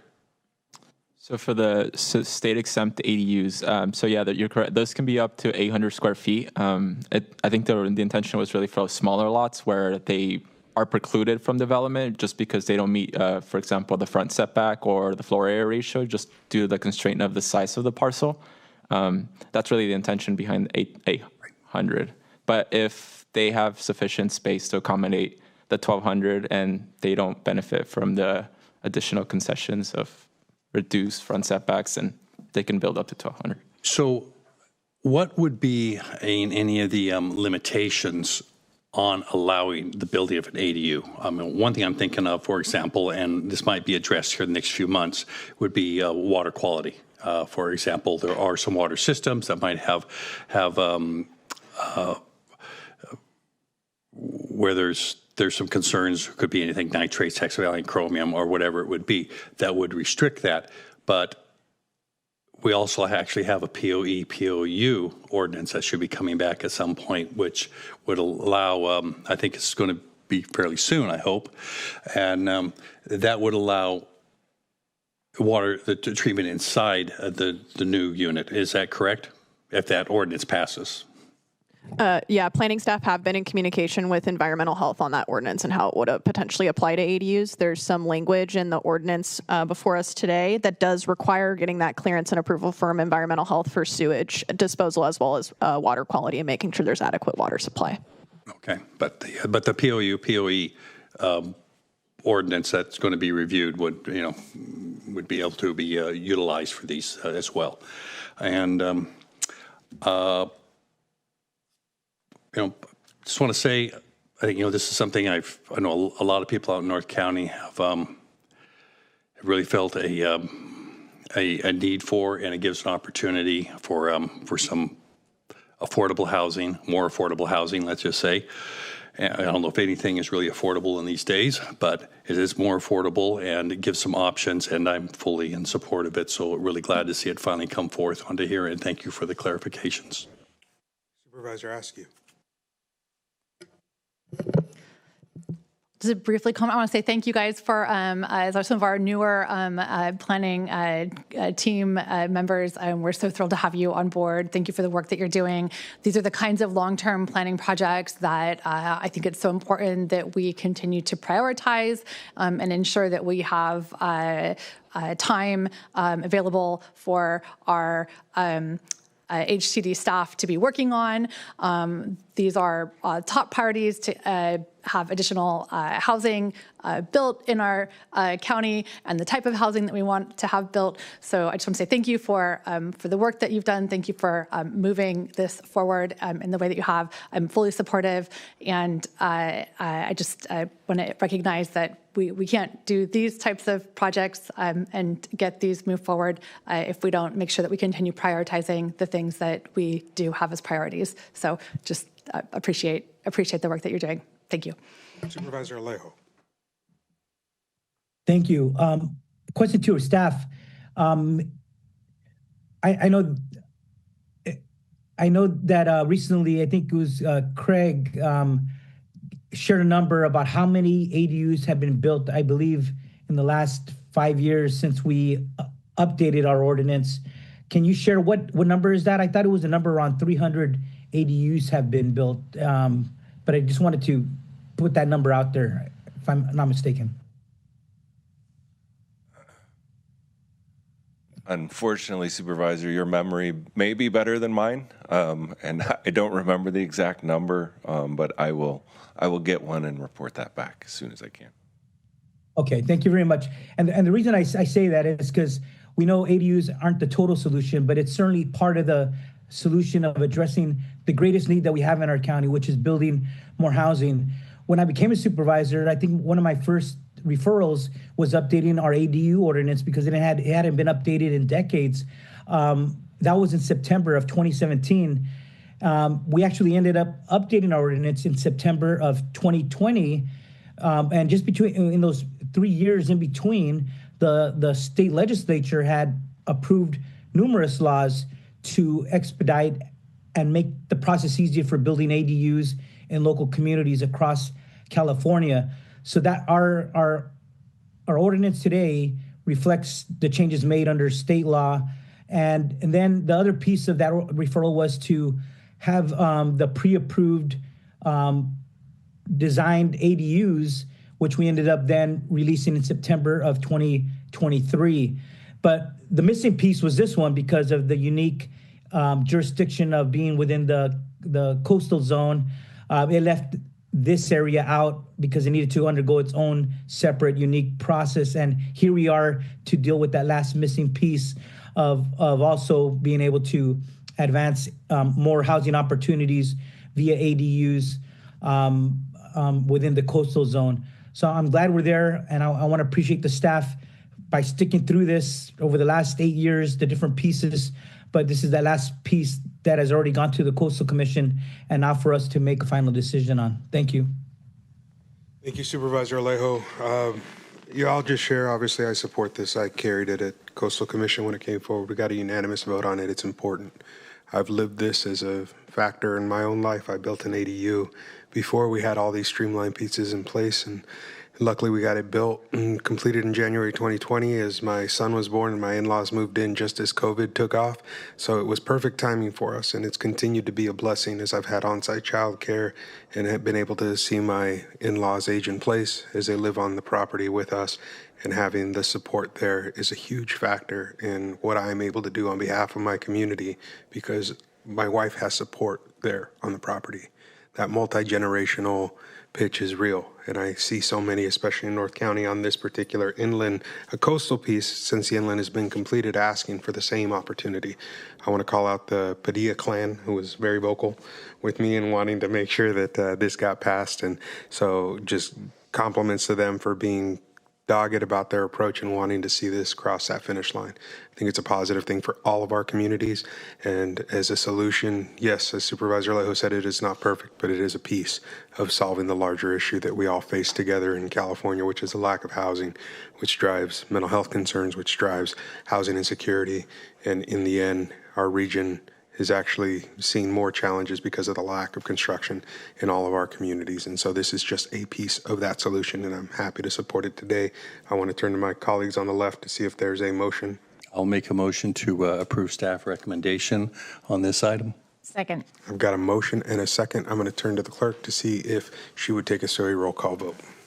Supervisor Alejo? Aye. Supervisor Church? Aye. Supervisor Root Askew? Supervisor Daniels? Aye. And Chair Supervisor Lopez. Aye, the motion carries. Thank you so much.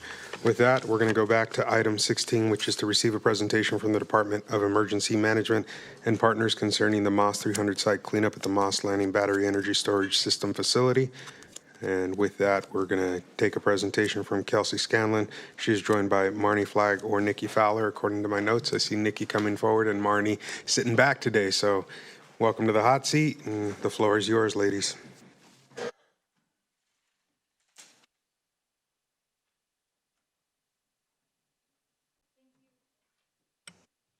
Good afternoon, and thank you so much for having us here today. I'm Kelsey Scanlon, Director of Emergency Management for the County of Monterey.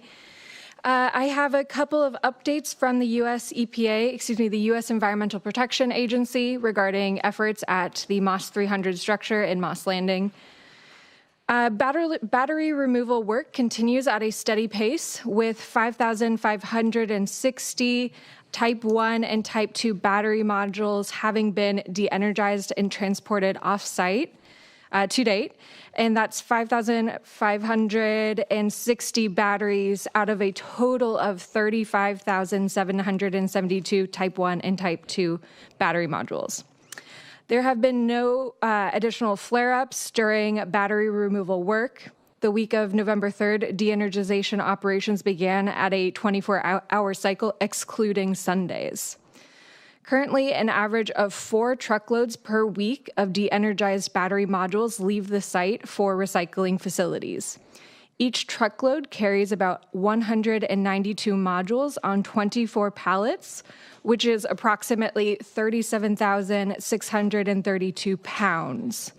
In addition, an average of 5 to 10 trucks carrying other waste and debris leave the site per week for various disposal and recycling facilities. Vistra identified and US EPA approved another battery recycling facility in Ohio. This facility is called Serba Solutions, and they're accepting the battery modules from the site in addition to the American Battery Technology Company, ABTC, facility in Nevada. US EPA plans to continue to send batteries to the ABTC and Serba facilities as the facility's capacity for processing battery waste allows. And along with battery removal, structural stabilization and partial demolition work continues at the Moss Landing 300 building in order to gain access to the remaining buildings for safe disposal. US EPA continues to oversee the work at the site and has activated the U.S. Coast Guard's Pacific Strike Team to assist with the federal oversight.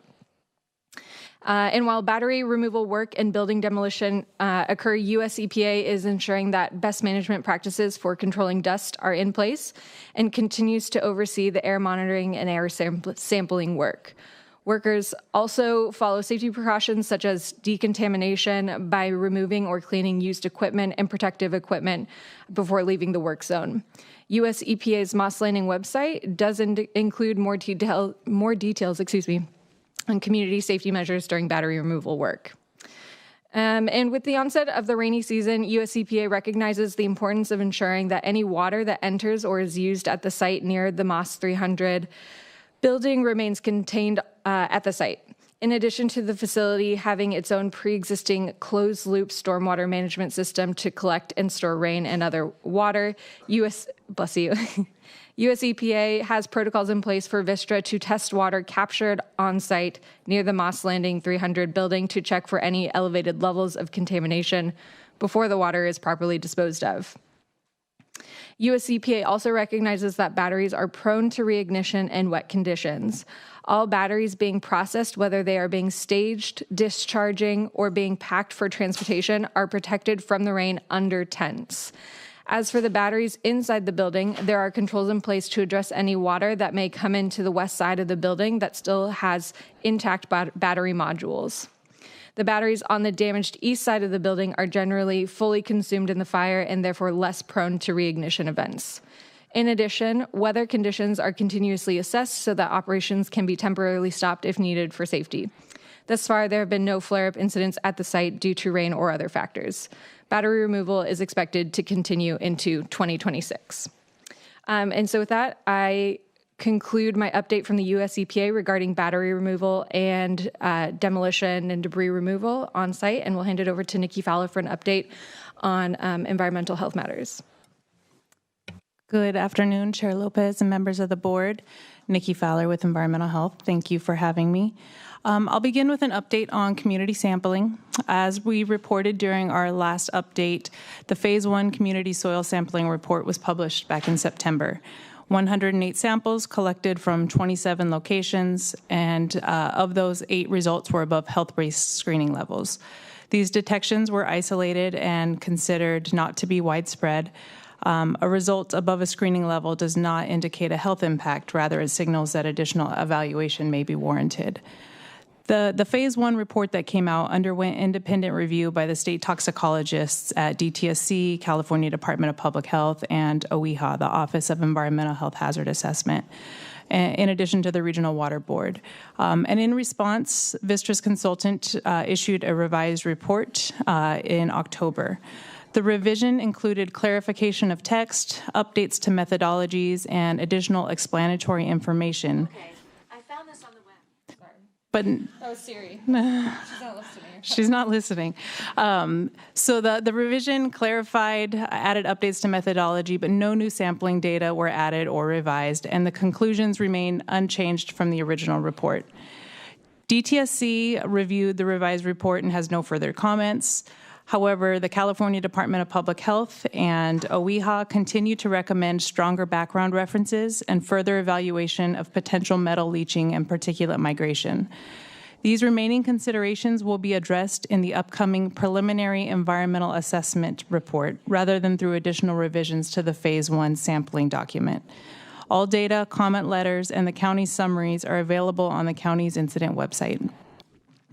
Phase 2 sampling, covering surface water, pore water, and sediment, was collected in mid-September under an EHB and state partner-approved work plan with staff on site to ensure proper procedures were followed. Laboratory analysis did take longer than anticipated due to the complex dioxin and furan testing. So the results will undergo state and county review before release, and publication is now anticipated in January of 2026. These data will inform the ecological risk evaluation in the upcoming preliminary environmental assessment, or PEA report. The PEA report will integrate all the sampling data to date, along with air sampling and other quality assured environmental data. It will include human health and ecological risk screenings, determine whether additional investigation is needed, and identify mitigation recommendations. Completion and public release of the PEA report are expected in March 2026, following the state agency review. Now moving on to air. Continuous PM 2.5 and hydrogen fluoride monitoring remain in place at the facility and within the Moss Landing community.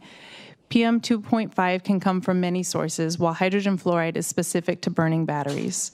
No HF detections have occurred since January, but monitoring continues as a precaution.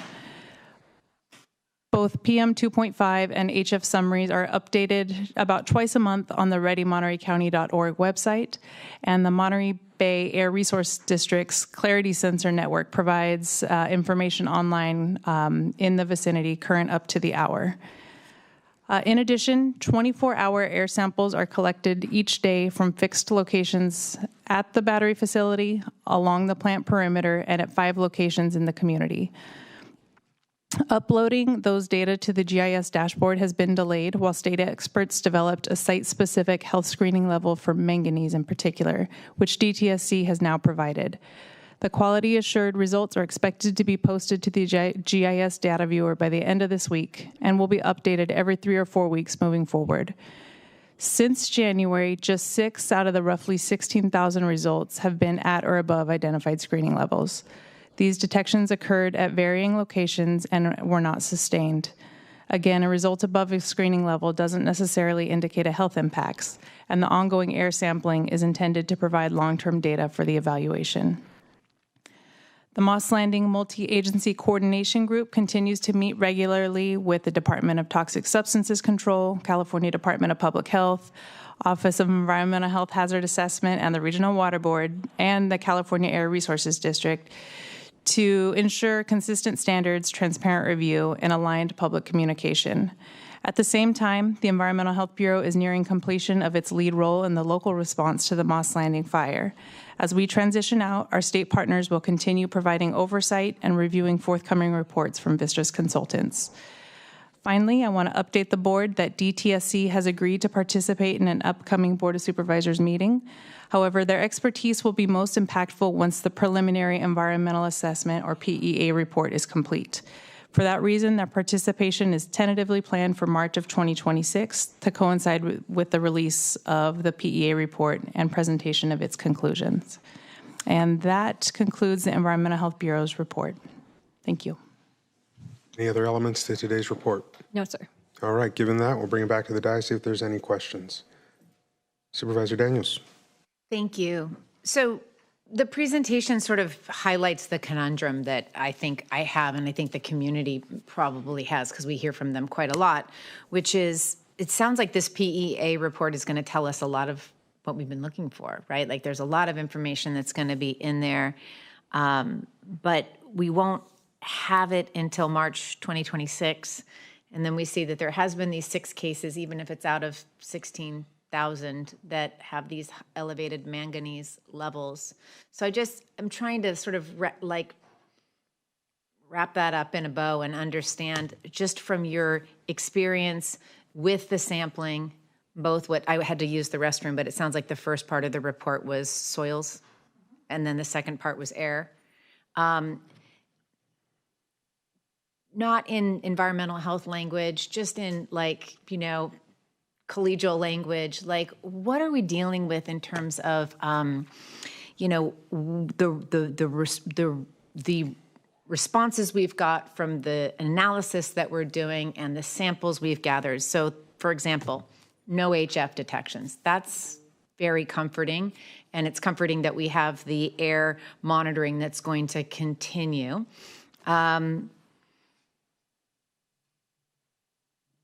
I mean, I know I can't put you on the spot, Nikki, like this, but I'm just like, how do you feel? How do you feel about where we are? You're about to conclude. It sounds like you're in your lead in this effort from environmental health. Like, where are we? How do you feel? What are we looking for with that March 2026 date? Do you feel like it's going to be a report of everything we've sort of uncovered to this point? Will there be surprises? If you feel comfortable. Thank you, Supervisor Daniels. I would say to date, the soil sampling data was, I think the word I used last time was encouraging. Limited number of results. Again, we had 108 sample locations that tested something like 8 to 25 constituents each. And so that number of actual, items analyzed was very high, and there was 8 detections above screening levels. Similarly, with the air sampling, 6 detections out of 16,000. Those actually were related to nickel, not manganese, although we were waiting for a screening level for manganese. Those were related to nickel, and they were limited to back in February and March. And so I think that the screening levels are generally conservative, and they are meant to look at kind of long-term exposure generally. And so the fact that these weren't sustained is, again, I'll use the word encouraging. The data that we've received so far is just that. And so I don't think that I'm in a good position to try and make any sort of determinations when DTSC or the California Department of Public Health isn't able to make that. And so ultimately, I think just the internal conversations we have are with these state experts is that the data so far isn't alarming. It is something that they are very comfortable with and have not indicated that additional sampling should be pushed for at this time. So based on the data that we have so far, they're relatively satisfied and comfortable waiting for the PEA report to become available. So then I'll just follow that up by saying when DTSC and whomever else is going to be joining us for the March 2026 report is here, I think if it's possible to be clear with them, what we're looking for, at least from this supervisor, is the translation, right? Like we get the numbers, we get the data, but I feel like have been waiting for the California Department of Public Health, DTSC, whomever it is, to tell us what this all means and what concerns exist, if any. Like, what's the public health interpretation of the data, which appears encouraging, right? I think that's just that human level of communication so we can address the concerns we all have, having experienced the crisis and the reality of this massive amount of battery storage that went up in flames before our very eyes, and we don't seem to know like where it went and what it means. Again, encouraging data coming back from the sampling, but we need them to provide some real plain language interpretation of what all that data means. All right. Anybody else on the dais? Seeing none, we'll check in with Supervisor Alejo. No questions, Mr. Chair. And at this point, we're going to go out to the public. I want to remind folks we do have an item later on today about a moratorium. This is not the time to mention that. This is about this data and presentation and request. If you'd like to speak on this, this is your time to please come forward. Seeing, all right, here comes Mr. Mitchell. And then we'll go to Zoom. I do see 2 hands up via Zoom. Only on the Ed Mitchell, lead investigator for Never Again Moss Landing. I think that was an accurate report by your staff. I'd like to point out one more time that there are samplings and things that are taken outside the fence, and there's the federal EPA inside the fence. I believe what was presented was mainly outside the fence. Repeatedly, Never Again Moss Landing has asked for the 700-foot long, 52 feet wide fire residue to be sampled multiple times, verbally, face-to-face, written multiple times. They have never wanted to report what is there. If there's nothing, no problem with dioxins or asbestos or other things, they ought to be able to get it. And the argument that they safely can't do it is BS. They could have done it when they were turning off the batteries. They could have done it with a mechanical device, a motorized to go in, or they could have done it with a drone. So, Supervisor Daniels, you're right. There are things that you don't know. You may never get told about it. We have a concern about it. There's an untold story. They should be telling you. Thank you. Thank you. All right. See no one else coming forward in the room. We'll go to Zoom. I do see Michelle Clary's hand up. Michelle, we'll give you the floor. Yeah, hi. Again, I have some concern with what the EPA is reporting. Again, I've been monitoring my well since 13 years now, and only since this fire has hexarum chromate came into my well. And again, I am very close to a lot of livestock people that have cattle. We're seeing an uptick in stillborns and in cattle right now. And the only thing that's changed is the grass and the water that they're drinking.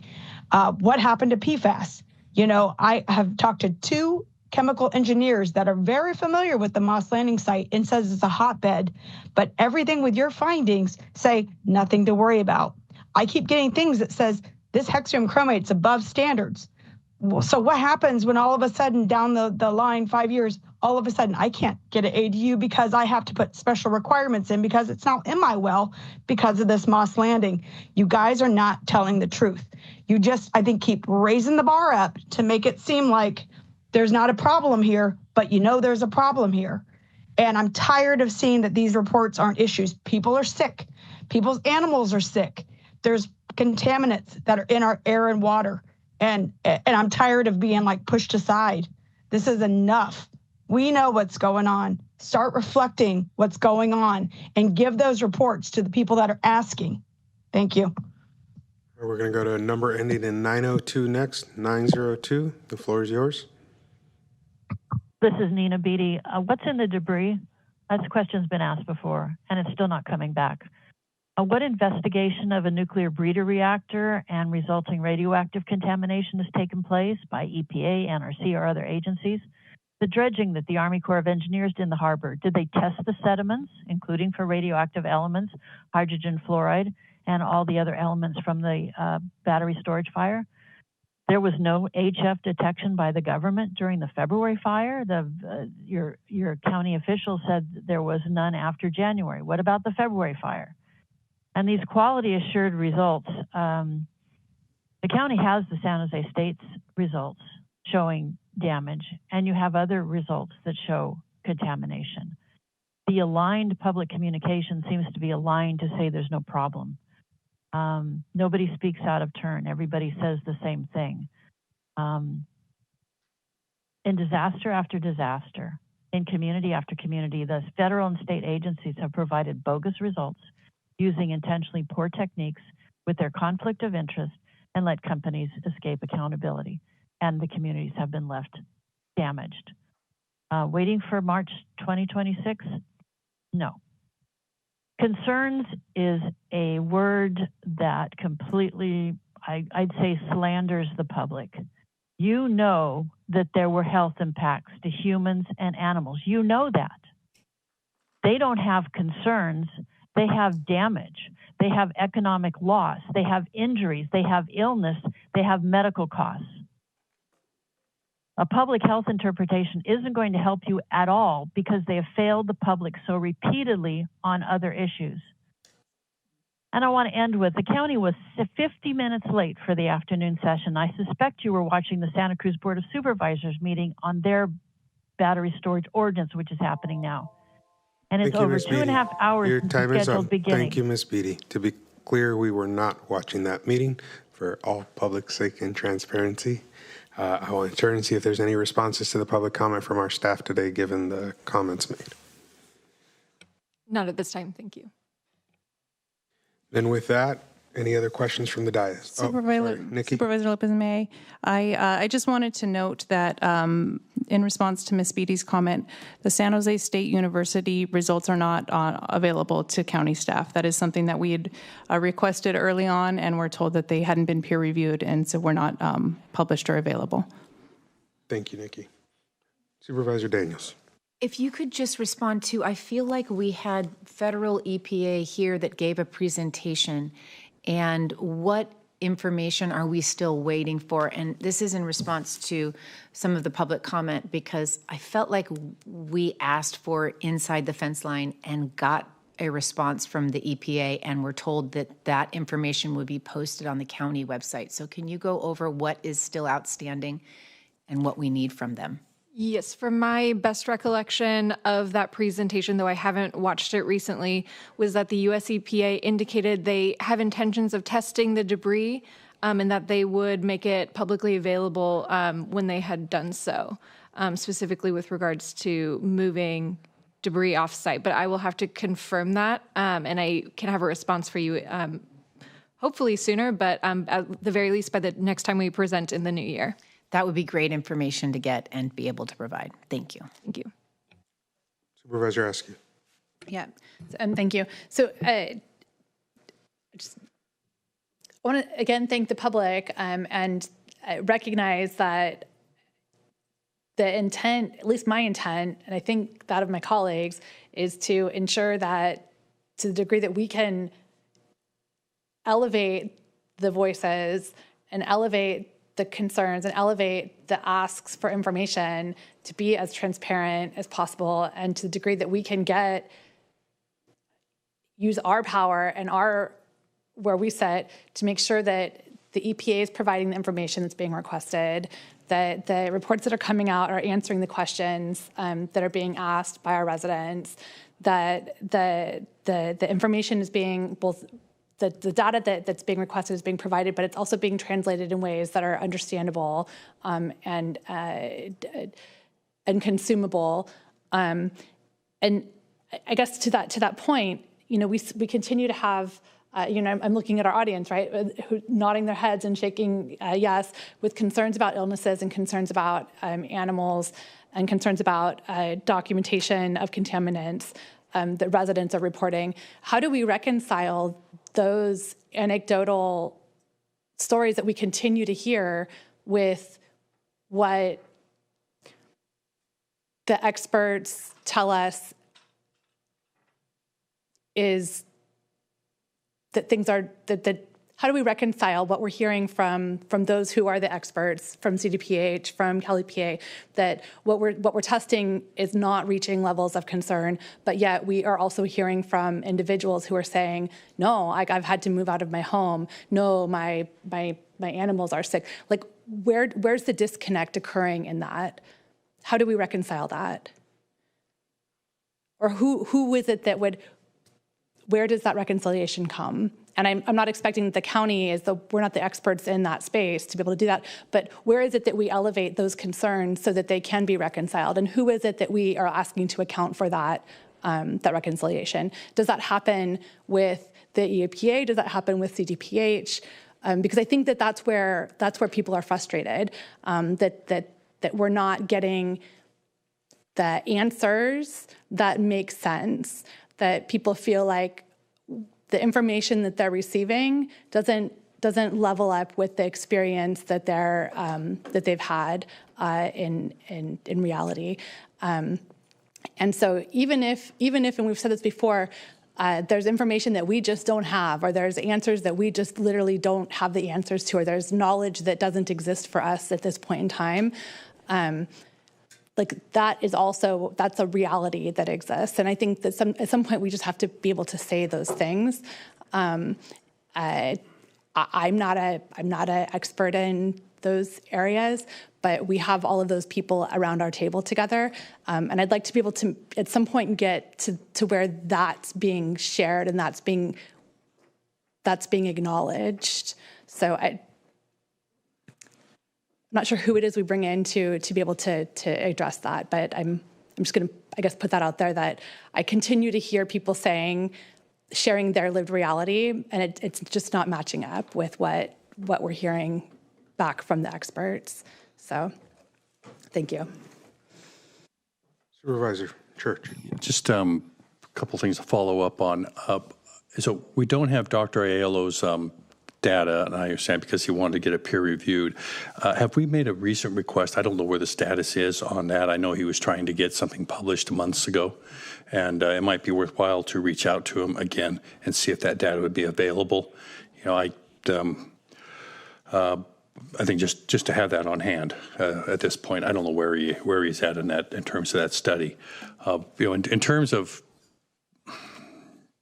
data and understanding what's going on out there, I don't know if when we're going to know the answers. It could be, maybe we know the answers now. Maybe we'll know the answers in a year or two from now. I do know there are incidents of some of this, some of these heavy metals getting into the food chain, and it's easy to refer to a few instances. I know Dr. Aiello had mentioned to me one time about how it was, that tended to be collected on moss more when he was testing around the Elkhorn Slough area. I know there was a die-off of mosquitoes that happened. The Mosquito Abatement District reported in the first weeks afterwards, and then they came back. I have a constituent that has showed me data on a horse which ate grass, and her donkey that ate hay.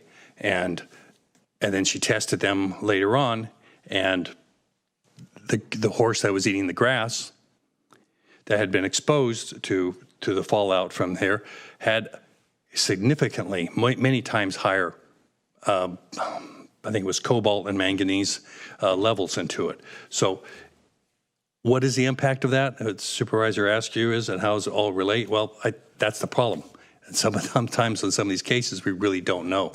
And I, do take some comfort in knowing that, we have a health department doing some things, but we also have the Elkhorn Slough Foundation, which is right smack there in that area and very concerned about the environment, doing their own tests. So hopefully all these questions will be answered eventually, but this isn't something that is probably lending itself to quick answers, and that's unfortunate. Supervisor Alejo, any thoughts or comments at this point? No. No, thanks. And we'll consider the presentation received. Thank you so much. Given the subject matter, I'm going to also use my chair's prerogative here to jump over item 18 to item 19, which is to receive a preliminary response to board referral number 25.15 regarding adoption of an urgency ordinance placing a moratorium on new BESS in the unincorporated areas of Monterey County. Craig Spencer is our presenter for this, and I believe Susan Blitch, our county counsel here, will back him up according to my notes, but she looks surprised, so maybe not. Mr. Spencer, the floor is yours. Point to my colleague, Kelly Donlin. So I have double support. Thank you. Good afternoon, supervisors, Chair Lopez. My name is Craig Spencer with Housing and Community Development, presenting a preliminary response on the battery energy storage system referral proposed by Supervisor Church. And according to our policies and procedures, I'm reporting back on kind of two steps that this would take. So the referral asks for the consideration of the adoption of an interim ordinance. It has been referred to as an urgency ordinance. It is an urgency measure that is known as an interim ordinance in a particular provision of planning and zoning law that allows the county to adopt a temporary ban on certain uses, provided certain things happen, and I'll go through that. We would have to study long-term regulations while that interim ordinance is interim ordinance ban is in place, and I'll go through that as well. Really, what we're trying to do is present some challenges, estimate some timing and some costs for the effort that would go into this moving forward, and then get your direction. So an interim ordinance, as I said, is a temporary prohibition on a use, in this case battery energy storage systems, and we're talking not the ones in people's garages for their solar panels, but utility scale battery energy storage systems. A interim ordinance does require a 4/5 vote of the Board of Supervisors. Your direction today would not require 4/5 vote, but if we were to bring something forward, any adoption would require the 4/5 vote. Interim ordinances are allowed to be considered without following the regular procedures required for the adoption of an ordinance, a zoning ordinance in particular, but any ordinance in general. And it has to be done in order to protect public health, safety, and welfare. It also is something that is done when the county or the local jurisdiction, the county in this case, intends to study long-term regulations that this use may be in conflict with. So we would have this longer-term ordinance work that would have to follow the normal process. The interim ordinance would be good. I'll skip over to timing. It could be done quickly, and it could return to the board early next year. It would be good initially for 45 days upon its adoption. If it's adopted, it would be a ban on larger scale battery energy storage systems for that period of time. That interim ordinance can be extended for up to a 2-year period. And there are 2 ways in the law that can be done. It can be extended twice, once for 10 months and 15 days, and then it can be extended again for 1 year. So 45 days plus 10 months and 15 days is essentially the first year. And so there would be 3 actions potentially within that. Alternatively, you can extend it 22 months and 15 days all at once. In both cases, it can't go beyond 2-year period. I do want to note that there is, I think has been mentioned in prior discussions about this, a process at the Energy Commission which is sort of an alternative to local permitting requirements, where someone who wants to have a battery energy storage system approved can apply through the Energy Commission and get what's known as a certification from the Energy Commission under their rules and regulations. There are some checks with local regulations as part of that, but they do not have to follow our local rules. So adoption of an interim ordinance, it would preclude anyone getting a permit from the county, but there still may be this alternative process through the Energy Commission. The other part of this is we would have to commit to studying the long-term regulations for battery energy storage systems, which I'll get into. The cost for developing an interim ordinance is minimal. It would take a short amount of staff time, and we could be back. We have several examples from other jurisdictions who have done this, and it wouldn't have any impacts on the general fund. So as I mentioned, when you adopt an interim ordinance, it is because this use, battery energy storage systems, may be in conflict with rules you are studying and intend to adopt at some point. So that is an ordinance process that follows the regular procedures for adoption of an ordinance, whether it be zoning or any other provisions of county code.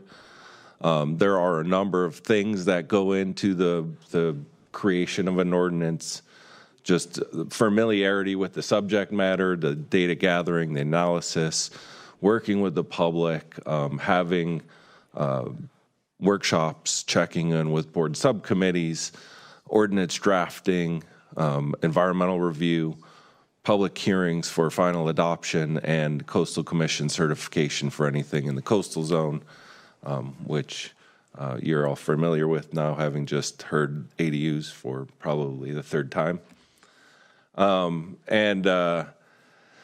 The challenges are, again, this ability to circumvent our local regulations while we work on this, while the interim ordinance is in place, and potentially afterwards, although we can do certain things where the existing Energy Commission rules point towards certain limitations or check-ins with local regulations, we can tailor craft things within our regulations that fit within that overall structure, so that we're making the most out of our local powers when it comes to Energy Commission certification, should that be the case. There are a number of departments involved in battery energy storage systems, as we've learned. Department of Emergency Management spent a lot of time on it lately, but fire, first responders, sheriffs, we would have a number of agencies committing time and resources to developing an ordinance.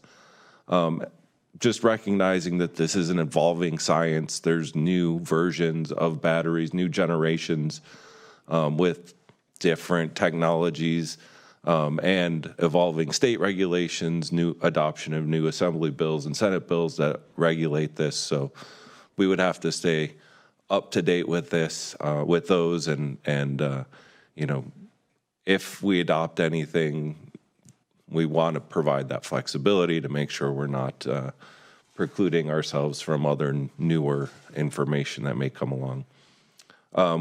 It would be within a 2-year period, ideally less. We have a maximum of 2 years under the interim ordinance.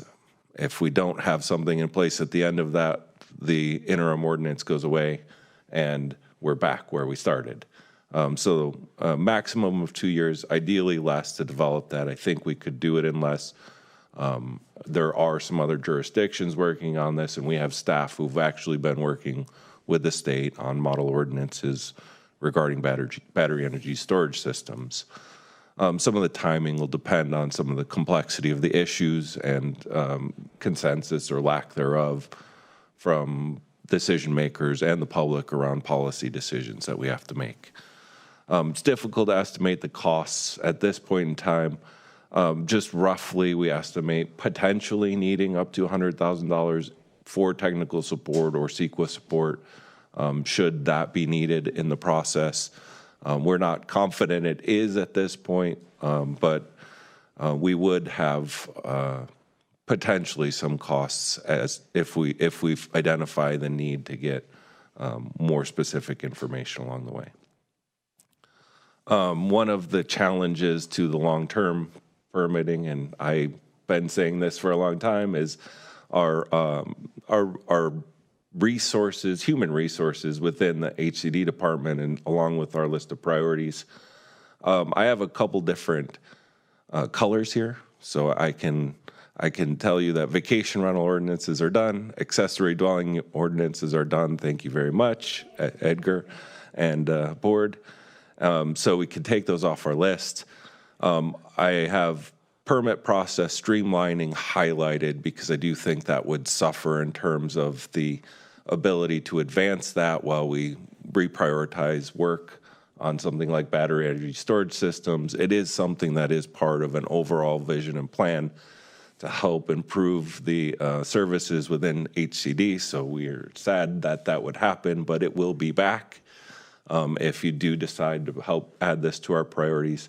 And then I have Moss Landing in green because we are nearing the release of environmental documents and draft documents for Moss Landing Community Plan update, and recognize that battery energy storage systems are particularly important issues within Moss Landing, and that not addressing battery energy storage systems directly within that plan would be potentially a flaw in moving that and advancing that particular project. So there is some synergy with the battery energy storage systems in that project.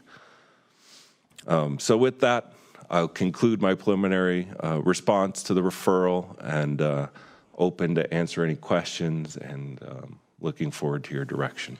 Thank you. Supervisor Church, would you like to go first? Yes, thank you. Got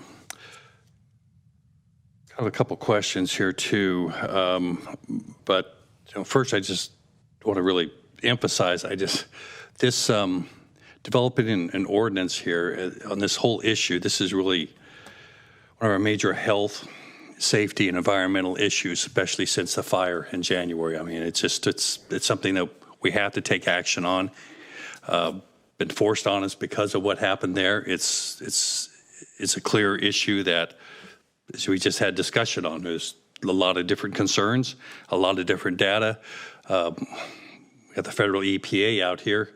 It's a major issue, and we have to find some answers. We have to find some direction as quickly as we can, because this is still a major facility for batteries, and it's going to remain a major facility for batteries because there are batteries there, and because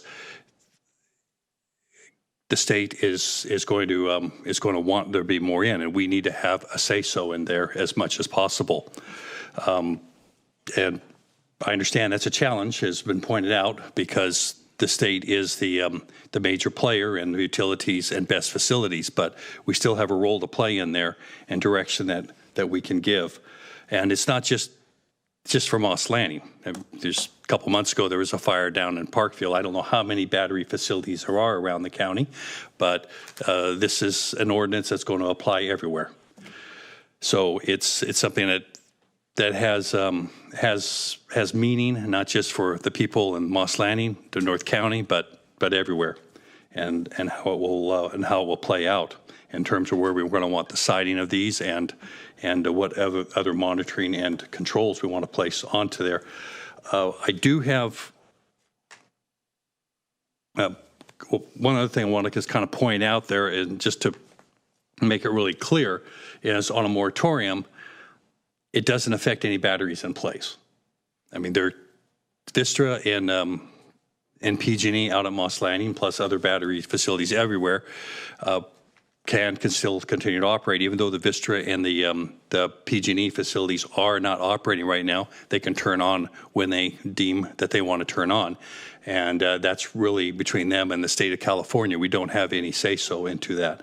So this does not have any impact on current facilities that are existing. I do have a question on the Coastal Commission certification, because when I look at the ADUs, I think we just had come up here, it took almost the better part of a year And I know STRs took a better part of a year. You know, it's Longer. or longer, yes. My, you know, concern is we draft an ordinance onto here. Are we probably going to be on that same slow path at this point? Is that what's likely? It's difficult to say. Yes, most likely. Most likely, okay. And the ordinance that we draft, then, of course, it'll be inland and coastal with parts. So we just are, you know, the inland would take effect, at least whatever we draft. Yes. Want to get clarification on that, of course. So let me see here. What is the...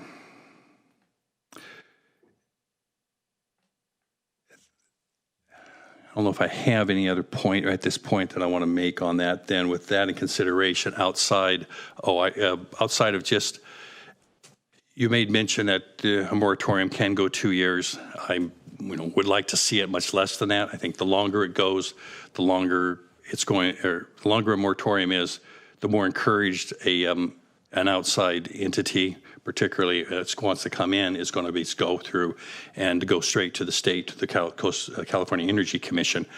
And you're thinking that we might be able to turn around in a year and have an ordinance. I know Orange County put a moratorium into effect on, I think, January 28th, and they have it to expire in January. And from everything that I hear, they have pretty much drawn it together already and are planning to let that moratorium expire.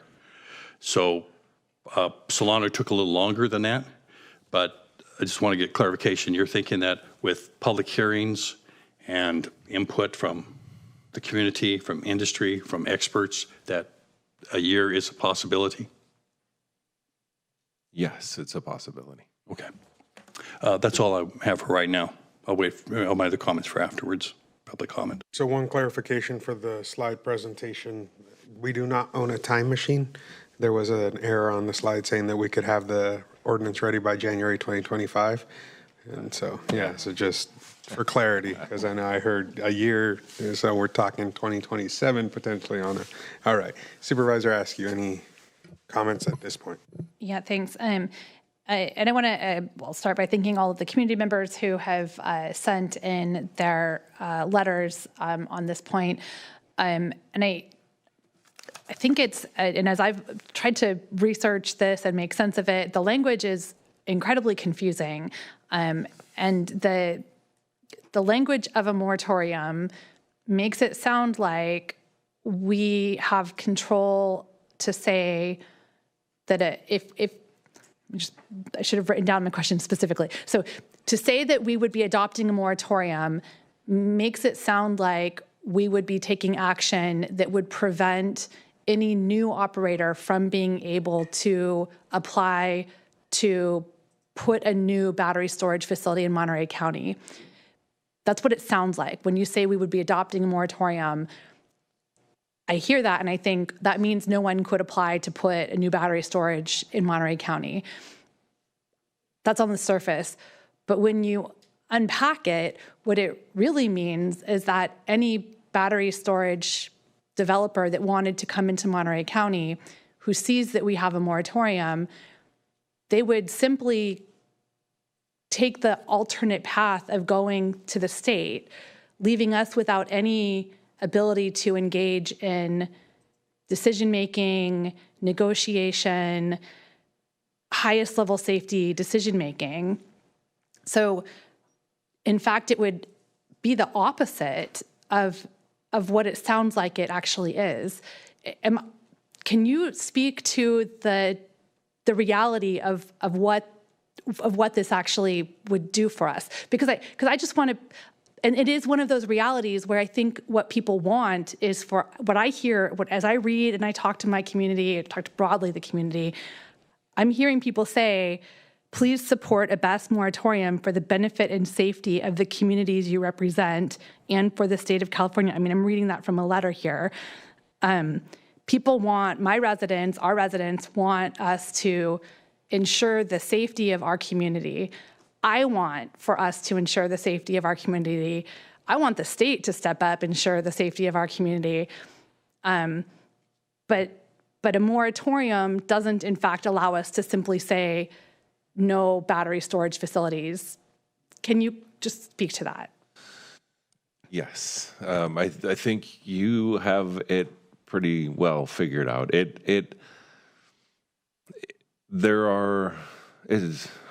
may have to call on Kelly here, but we would be not doing local permitting under an interim ordinance. It would be a banned use locally. There is an alternative process to go through the Energy Commission, and there are certain size requirements that we might capture locally that would be banned but doesn't qualify for state certification. But if that opportunity is there for someone to go through that process at a certain level, even if we have a local ordinance in place. Yeah, Craig handled that well. Kelly Donlin from the County Counsel's Office. The interim ordinance under Government Code Section 5858 basically places a freeze on the use, on applicants' ability to apply for a new battery energy storage facility while we study permanent regulations. If the board were to adopt that by 4/5 vote, if the facility is 200 megawatt hours or more, yes, they could go to the Energy Commission and go through that route in order to build their facility. How arduous that process is, I can't speak to exactly. We could provide more information on that, but that is a route they could take if our moratorium was in place. The opposite is we have it as is, and they go through our zoning code, and they have to go through the permitting process, whether obtaining a use permit or a coastal development permit under our zoning code, depending on if it's inland or coastal. Got it. No, thank you. So I think that's just for me, once I was able to piece apart those realities, it became a different question that I was looking at. It wasn't a reality. What we were really saying was like, we want to take a timeout where we actually could say we need to take a minute to figure out what our options were, to develop an ordinance that was what we wanted it to be. That's one thing. But in fact, that's not what's actually before us. That's not actually the option that's presented to us. The option that's presented to us with the moratorium is saying we're opting out of the decision-making and we're opting to let the state take control of our decision-making while we figure out what we want to do. And from where I sit and what I'm looking at in terms of what we have in front of us right now, the safety options, the ability for us to manage and ensure if an application were to come forward, we would be better positioned to ensure that we would be, I think that we're better positioned to ensure the safety of our community with an application that was coming forward and maintain control over that application than we would be letting the state run with that, given what I'm understanding about the process, the two processes that are available to us. So I guess I wanted to make sure I was understanding that correctly. I want to make sure that the public understands that correctly, because it doesn't sound that way when you just say it's a moratorium. It's not actually a moratorium. It's a deference to the state. It's saying that we're deferring to the state while we make our ordinance. And I feel very uncomfortable with that reality. So it was a language question that I just wanted to start off asking. But we can move on from here. I will have other questions, but that was an initial to start us off question. Mr. Chair, if I could just clarify, because I think Supervisor Askew is not giving clarification for the public initially on this. Solano has had almost 2 years a moratorium in place. Orange County has had it for 1 year. Nobody has not respected that moratorium in terms of a company coming in. No one's gone to the CEC to bypass it. What that has happened is basically, those counties have basically said, don't come in while we're working on an ordinance. And right now, yeah, we could we could leave it with no moratorium, but we have no battery energy storage system ordinance in place. And what, I am trying to do is to have this happen in as fast as we can, so that we don't have them go to the state. But I do not want us to end up in the situation that's going on in Watsonville right now. And, for anybody who doesn't realize what's going on in Watsonville, in Santa Cruz County, outside of Watsonville, there is a battery energy storage system application in there. And the county, while it's dealing with that permit, is having to write up a BES ordinance. And I think, the worst thing you can do is really try to write up an ordinance while you're dealing with giving a permit to one, because whatever ordinance you draft up is going to be heavily impacted by what the conditions of that permit into there. And we need to look at it not in the scale of just Moss Landing or Parkfield or anywhere else. It needs to be looked at in scope of the whole county, and it needs to engage the industry to where it's a part of it as well too. And when I have, before I did this, I contacted Vistra, I contacted PG&E, discussed it with them, and told them on the process that we're going forth onto there.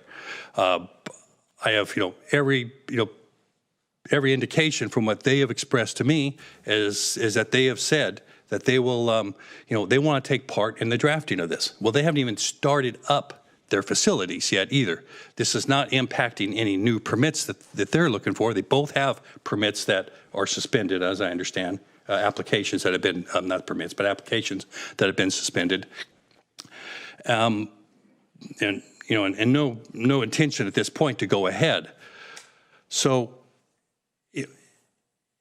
as I say, this is happening in Solano and Orange County. What you have described as a concern has not happened.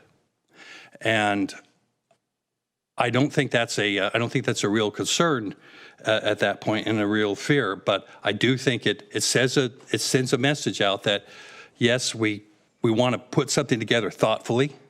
We don't want to end up, and as I said, like a situation like Santa Cruz. You do not want to be drafting an ordinance at the same time that you're developing a permit, and this gives an opportunity to have all sides take part. Be a part of public hearings, of input, and developing something that's sensible, workable, and effective, and safe. And that's why I have put this in, and I'm firmly and strongly behind it, and in the development of it. And I did, didn't initiate this initially when the fire took place, because I did have some concerns when I saw the Orange County had put up a moratorium and Solano had one. I wanted to see what was going to play out, and I've seen that nothing has happened, and I've seen they've been able to develop their ordinances just as I hope that we're able to. All right, Supervisor Alejo. Yeah, thank you very much. I think the county should have moved sooner on developing an ordinance. I wanted to clarify, because I think that was incorrect description of what Santa Cruz County is going through. They actually had their discussion on their proposed BES ordinance today, this afternoon, as we're speaking. I think they might have wrapped up already, but they began their process long before there was an application, long before the Moss Landing fire. They started working on a process early on. In fact, former County Supervisor Bruce McPherson wrote an op-ed saying that he initiated a process of writing an ordinance on battery storage while he was a supervisor. And since then, they've actually had numerous hearings out in the public at the Board of Supervisors. A follow-up today. I think they're going to come back next March with the direction provided at today's meeting. But they've actually engaged in a process. They were not reactionary to a fire. They were not reactionary to a particular application. They saw the need that they needed to have an ordinance that strengthened local control. And if we are truly about local control, a moratorium is contrary to that. I agree with what Supervisor Askew said. If you put a moratorium, then you force any potential applicants to go the pathway through the California Energy Commission, and And it totally undermines local control, because then we don't have any say. You are relegating that application to be decided at the state agency level, rather than being here at the Board of Supervisors, at our Planning Commission, where we could maximize local participation, feedback, and procedures. And when it was asked, once it goes to the state, what happens there? Well, let me tell you, I'm on the listserv of the governor's press releases, and he's been touting how fast he's been getting battery energy storage projects online. Just last week when he was in Brazil, he's touting California's record growth in battery storage and clean energy leadership at the Brazil climate conference. That was just last week, and there's been many more before that. So the state has been trying to move very rigorously, very expeditiously to approve these applications in a very fast way. That's a fact. We know that. But I think what we're trying to say, how can we maximize local control? People have a process where we could put the best regulations, the best science, prohibit, for example, energy storage under buildings. I think I was the first person to point out that flawed design that resulted in the Moss Landing fire. All those things, all those checks that we could put in an ordinance, you're gonna undermine that ability if you just put a moratorium and then let any potential applicants over the next year or two to go to the California Energy Commission. I think that's a real concern, and I think I've heard it from other citizens out there that recognize if we put a moratorium, then you allow the AB 205, that you allow any applicant to go directly to them, where the state will move it in a very fast manner. And so I think moratorium means less local control when it comes to this very issue, and I think any local resident should be concerned about that after the Moss Landing fire.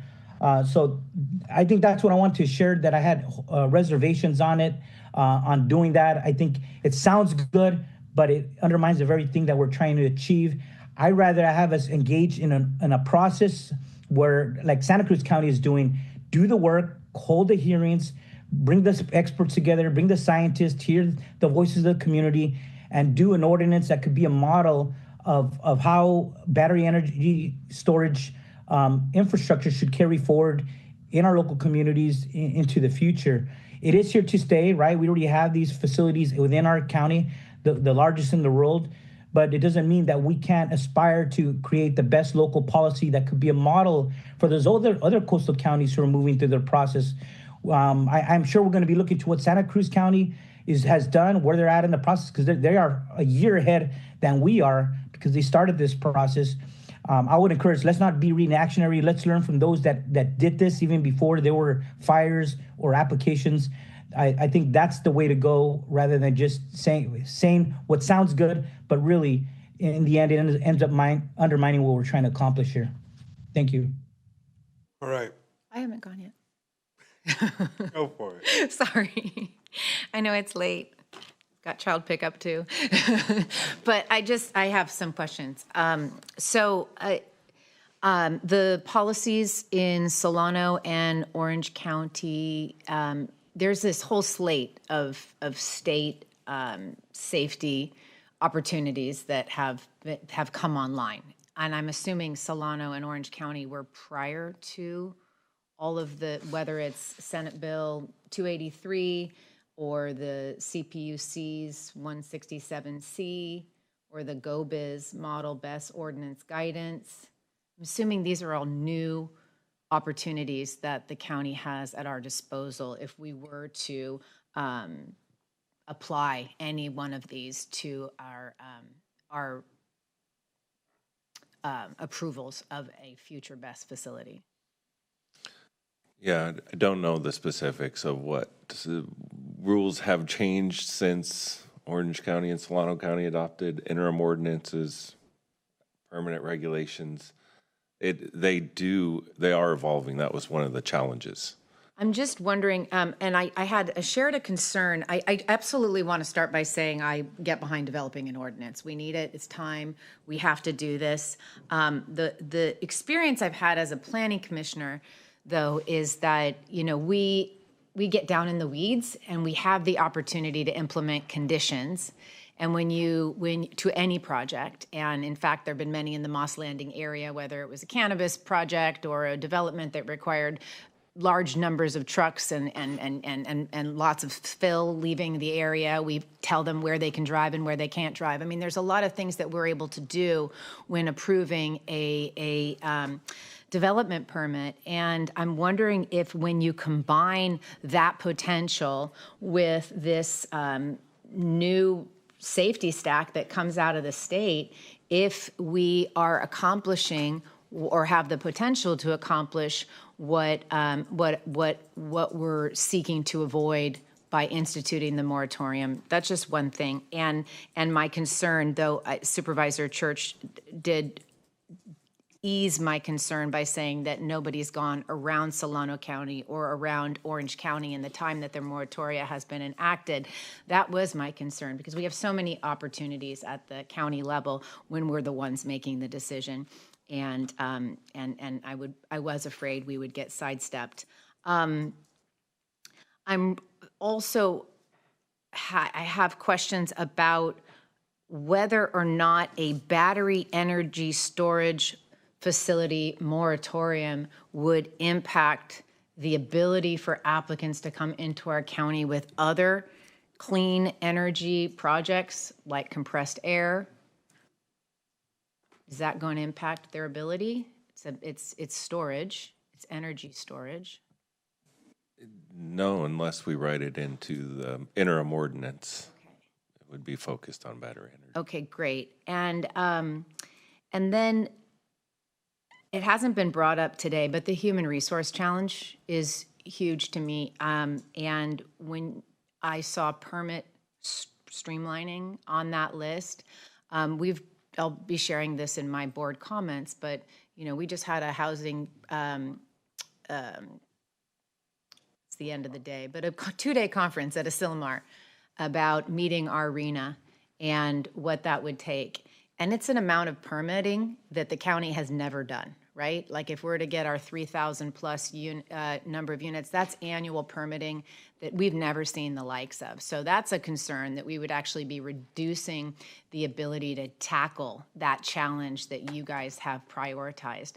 The other one is, if you could briefly share like how long we've been working on the Big Sur land use plan, and in particular, outside of the 10 years that we've been working on it, what's happened in the last few years with just myself and the ad hoc that we've been working on, just in terms of hours.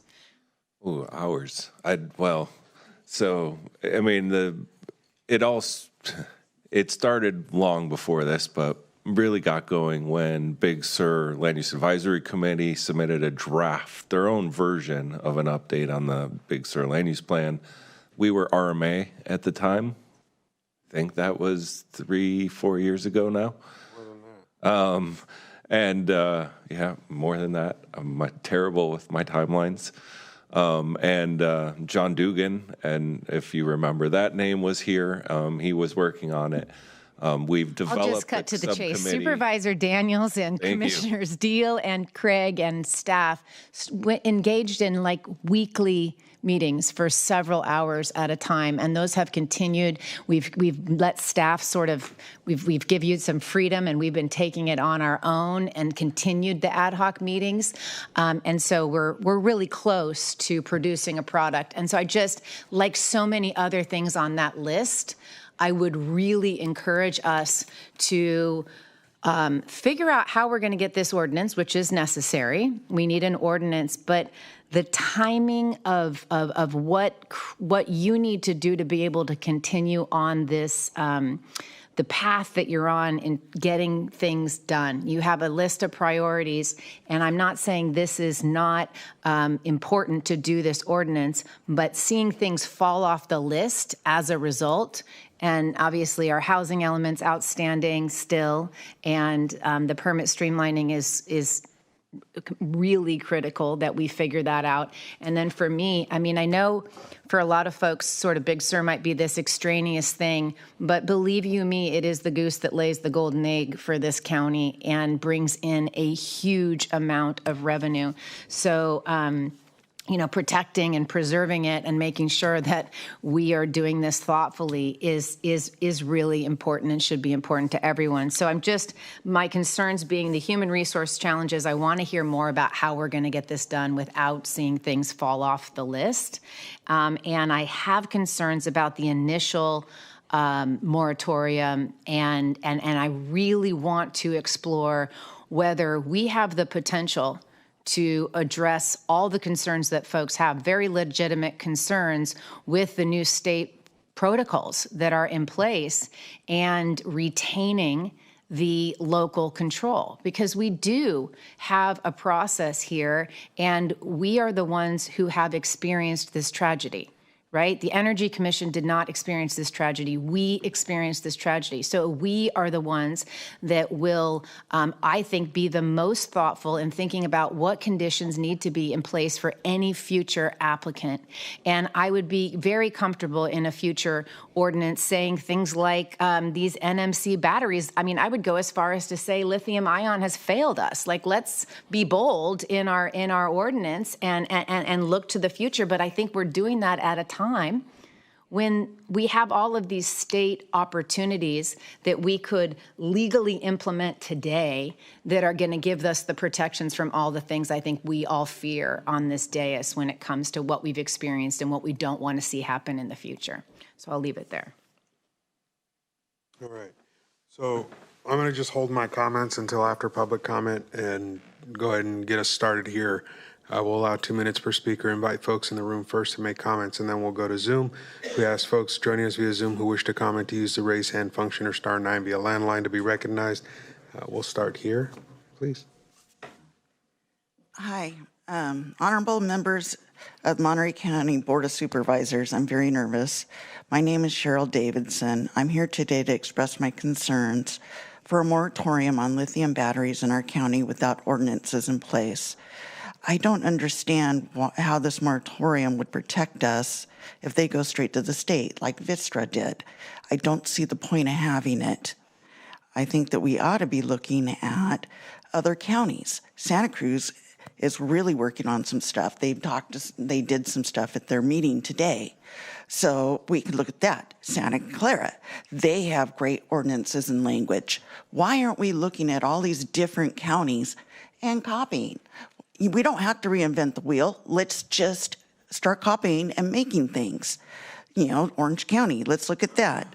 The ordinances should include things like mandatory reporting and submission deadlines. We should have some failure analysis from them, but they should be fined if they don't bring that up. If they don't reach these things, they should have fines. If they go into thermal runaway, like they did on us, they need to be fined for each day that they're not fixing this. Why is the county absorbing these costs when these applicants should be, these companies should be?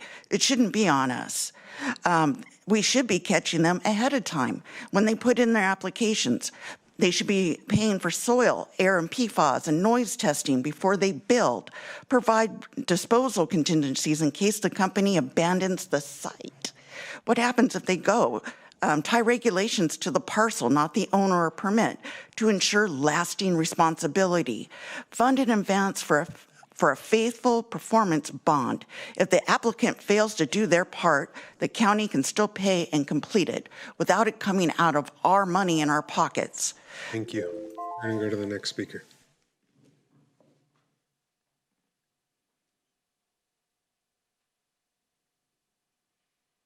Ed Mitchell, lead investigator, Naval again, Moss Landing.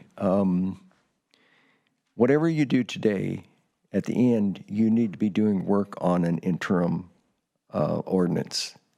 Whether you do the moratorium or not, you do not have control over the CEC, and all that Vistra has to say is, this is too hard, they're slowing us up too much, and they can make the decision. But the ordinance on health and safety, there are things that you can do and should be working on. Who best to be able to write that? But the people who sit down here and seen the warts.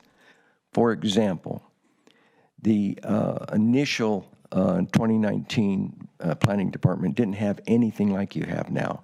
And so you should be able to say from a safety standpoint that federal, state, county, no one saw the fatal design flaw of too many batteries on one floor stacked closer together than outside storage. It was stupid, and I'm going to tell you right now, Ed Mitchells is saying this. They had a fire hazard. They designed it. Do not let another indoor storage facility do that. And you may say, I want double fire stop walls to give me 8 hours on each side of that section, that no more than 20% will be exposed to a runaway. I want 20% and then 2 walls, 20% and 2 walls. You can do that. Now, if you think the feds and the state are going to come and help you, what do you know now? So we go into permitting. You permit without working on this ordinance, or you permit with it. You don't know. No one has told you. No one's had the courage or taken the time to tell you what caused the fire, what was this, why did the suppression system fail? Why was the design built the way it was and not inspected? Thank you, Mr. Good luck.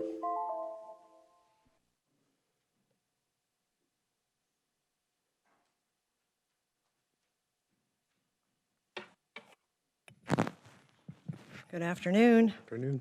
I'm Gail Uhas, a resident of Moss Landing, with a background working with EPA on environmental compliance.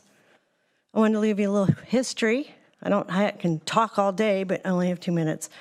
History: in 2019, Moss Landing BESS was approved via a mitigated negative declaration that failed CEQA.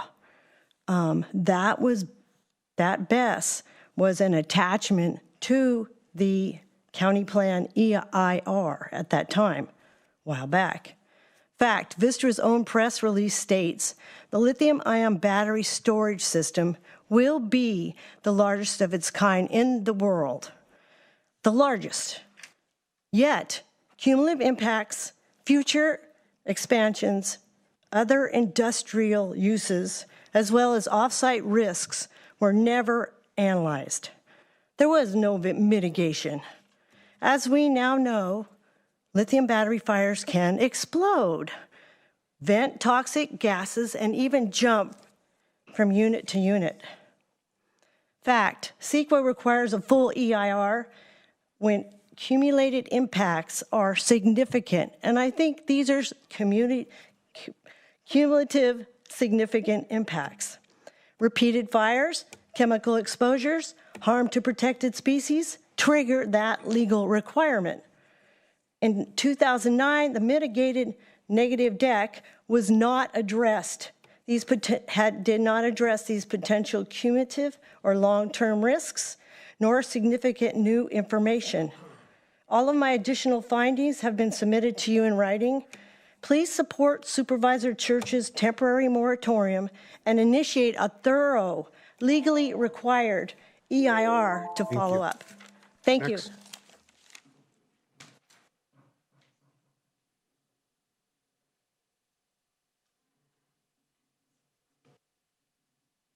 Good afternoon. Excuse me, Tanya Rivera. I live in Elkhorn. An ordinance is imperative for the health of this county. The county is figuring out what to do after a disaster happened. This is backwards. Time is required to adopt an ordinance that addresses all of the problems that were found after an incident to make sure the county has all the plans in place. Never again Moss Landing will be providing an outline of the shortfalls found because there were no plans in place in the first place. The health of the community and the environment needs to be the highest priority. This also includes the protection, especially of those first responders that had no idea what they were getting into on January 16th. Maybe it was the 17th. It's been almost a year. I can't remember now. Statements made that a disaster like the January Moss fire would never happen again is false, as there is another building on the same site that is a single storage building. and it could happen there. We need to have information in place before there's another disaster in that building. These systems are showing to fail at 4 to 5 years. We're coming up on the 5th year on that other building, and it wouldn't surprise me that it does fail. So having the plans in place is imperative at this point. Thank you. Thank you.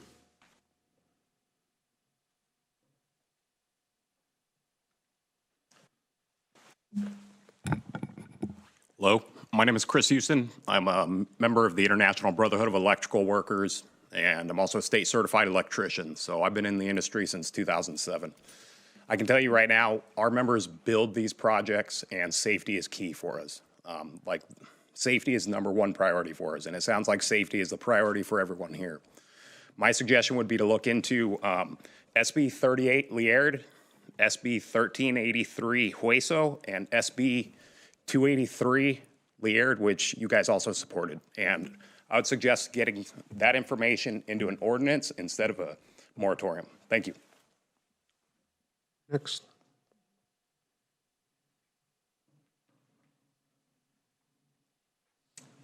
Hi, my name is John Barber. I'm an electrician. I've worked out at Moss Landing. I worked on all 3 facilities, the 300 building, the 100 building, and the latest, which is the 350. There were design flaws on the 300, stacking all those batteries together. The 100 was a slight improvement, but the 350 is where the latest one is, and it's smaller containments of batteries.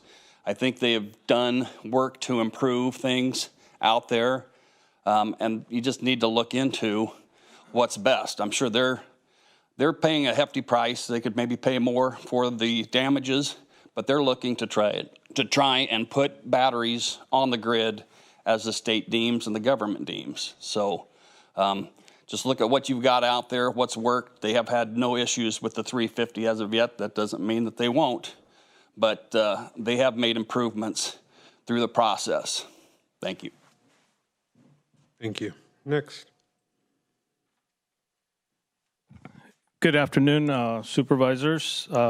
First of all, I am a resident of Moss Landing, Elkhorn, Prunedale. I lived there all my life. I'm also the business manager for the International Brotherhood of Electrical Workers, and I represent over 400 plus electrical certified electricians. I'm here to express my concern regarding the moratorium. This moratorium will hurt my workforce and ultimately slow down the clean energy efforts, reliable power, and good union jobs. I don't want us to send the wrong message to possible future energy tenants. I would like to keep my workforce working. By setting this moratorium, it's going to put a stop to all of the labor force out there.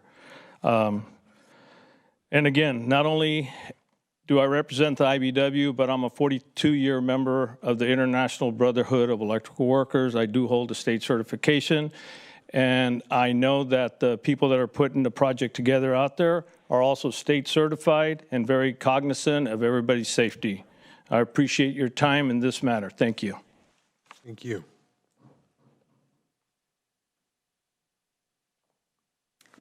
Hi, my name is Emily Francis Cohan. I am a filmmaker making a documentary film about the Moss Landing fire case called Lithium on Fire. I know I spoke to you previously where I let you know that I have a bachelor's degree in public health from Johns Hopkins University. Today I want to talk about a couple things. One is that also on top of the counties you mentioned that were successful in their moratoriums without any backlash from workarounds with the state is also the city of Morro Bay that in April put their own moratorium on BESS facilities, and Vistra left and has not come back. On top of that, I also want to illuminate an issue that happened also in April of this year where 5 firefighters in Sacramento addressed a single Tesla car, Model S, that crashed, and they staged 100 to 300 feet away. Then when the tow truck arrived to take care of the car, it burst in thermal runaway and exploded. 5 firefighters went to the hospital. They were hospitalized. One of the firefighters' families contacted me. They would like me to interview them because they still haven't returned to work. And that is from that fire. That is from one Tesla Model S car. At most, a Tesla Model S holds 90 kilowatt hours of lithium-ion battery storage. That is less than a tenth. That's just less than a tenth of a megawatt of power. In comparison, Building 300 had the equivalent of 3,300 of those Tesla cars. If you can imagine what happens with one Tesla car sending 5 firefighters to the hospital, and one of them he lost 20% function of his lung. Michael Polkabla has said that we got lucky. So I urge you to not appear spineless and please enact this moratorium. Thank you. Thank you. Anyone else in the room? All right, see no one coming forward. We're going to go to Zoom. I have what looks like 6 hands up. We're going to start with Jessica A. Jessica, we'll give you the floor.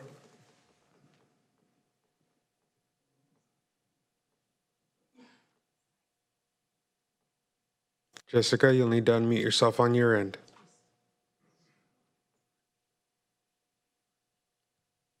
Can you hear me?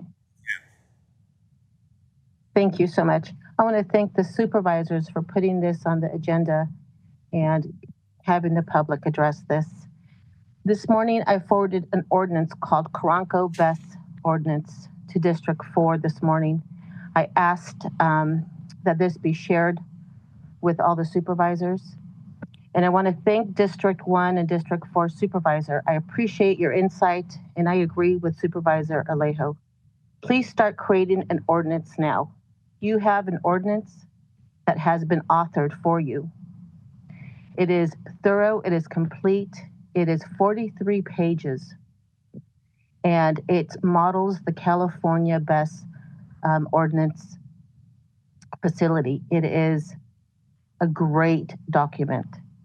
I advise you to take a look at it, turn it over to your staff and legal, and start working on it. You can have an ordinance together as soon as 3 months, or you can adopt that. It's excellent. I would like to let you know that that ordinance was written in such a manner that all government agencies in California can adopt it. It would be a great turnaround that Monterey can be placed on the map for creating the best stringent ordinance that the United States has seen. This would help after the massive meltdown that happened in this county. So please take that into consideration and take a look at it. Read it a couple times. It's an excellent document, and thank you. Thank you for everything that you do. This is a lot of work, and I know everyone's gotten phone calls and has been under thank you, Jessica. Tremendous stress. We're at time. Thank you. I'm going to go to Michelle Clary next. Yeah, hi. I'm in favor of the moratorium. I think it sends a pretty strong message. Again, I agree with what happened in Morro Bay, and I don't agree with what the supervisors in Santa Cruz are doing. Not one person that I've talked to or went any of the things want a BESS in their neighborhood.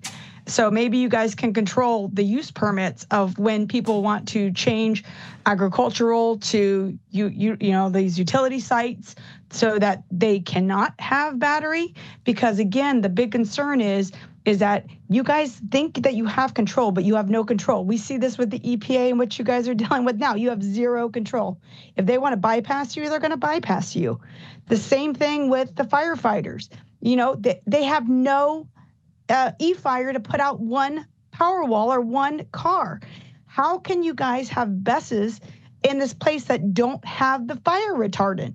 You guys, none of you guys have control. The state is controlling everything. You guys are all puppets. So you got to do stuff that stops us. Nobody wants it here. You've already, it's already brought down our property values because of this site here that nobody knew was a big battery site until the fires. So again, please, you got to do something. Don't be afraid that you're going to cut off green energy. The bad characters are going to go up above you anyhow. So please stop them from trying to put these small best sites around our communities. You're going to poison us all. Please. Thank you.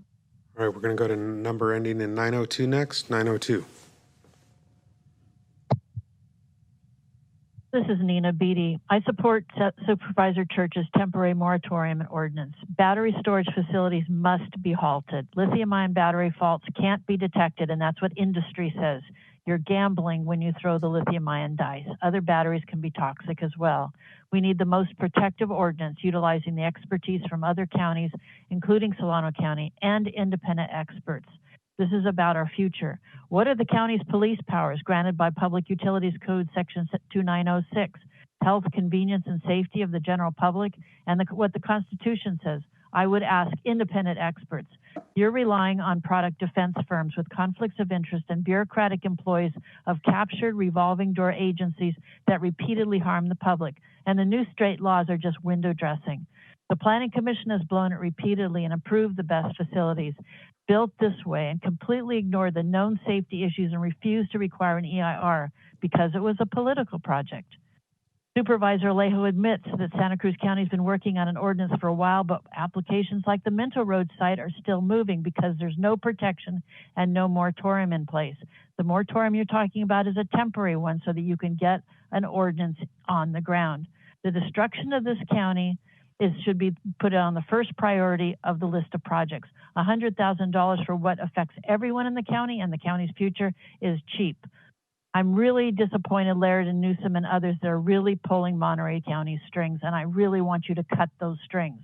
Finally, IBEW is a PG&E colleague, and repeatedly they have not protected union workers.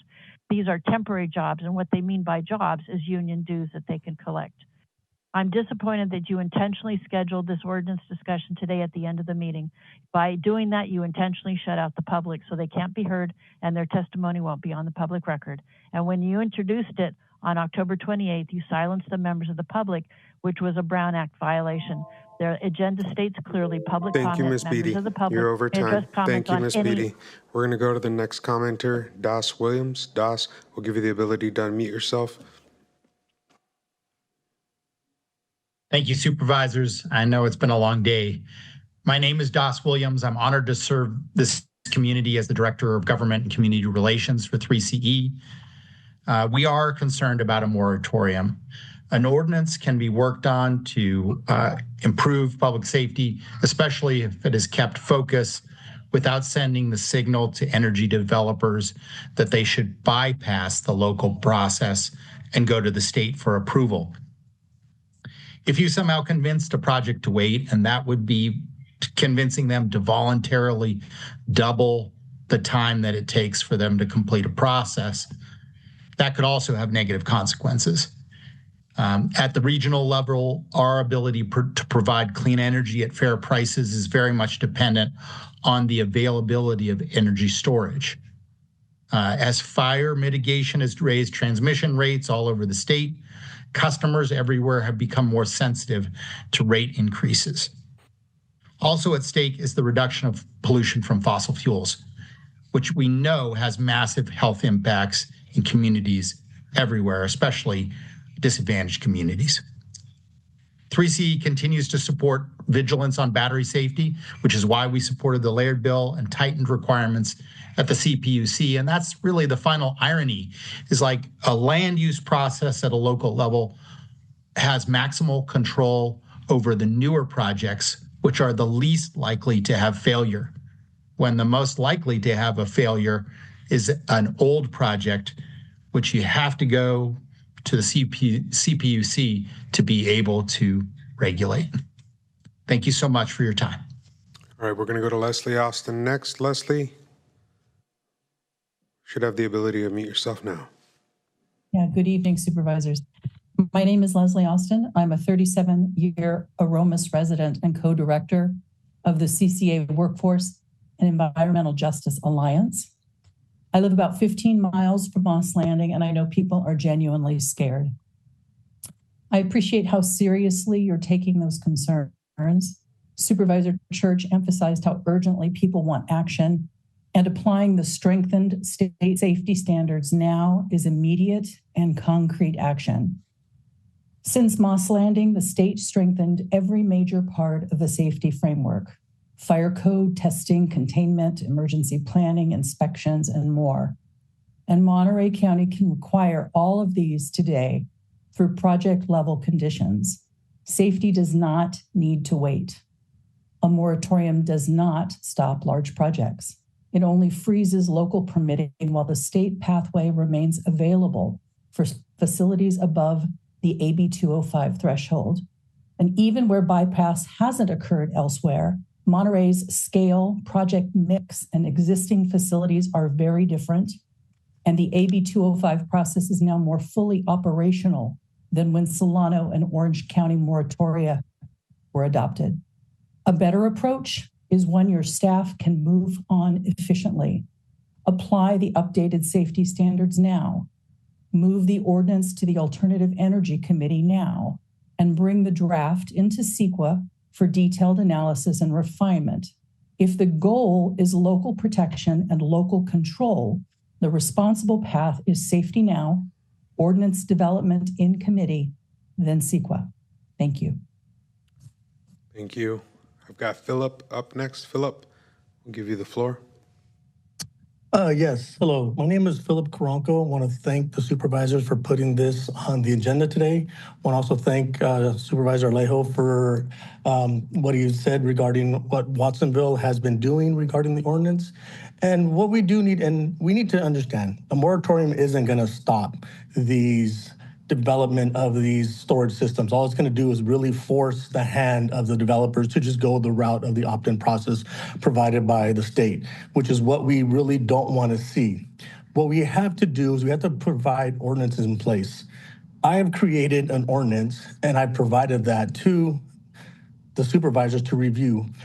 I have 30 years experience and an expert in my field of regulatory compliance dealing with such types of ordinances to be utilized across the board. I have offered my support from the very beginning of this issue that happened in Moss Landing, and we have since that day have not been addressed the issues. We still haven't had a failure analysis of what happened with Vistra.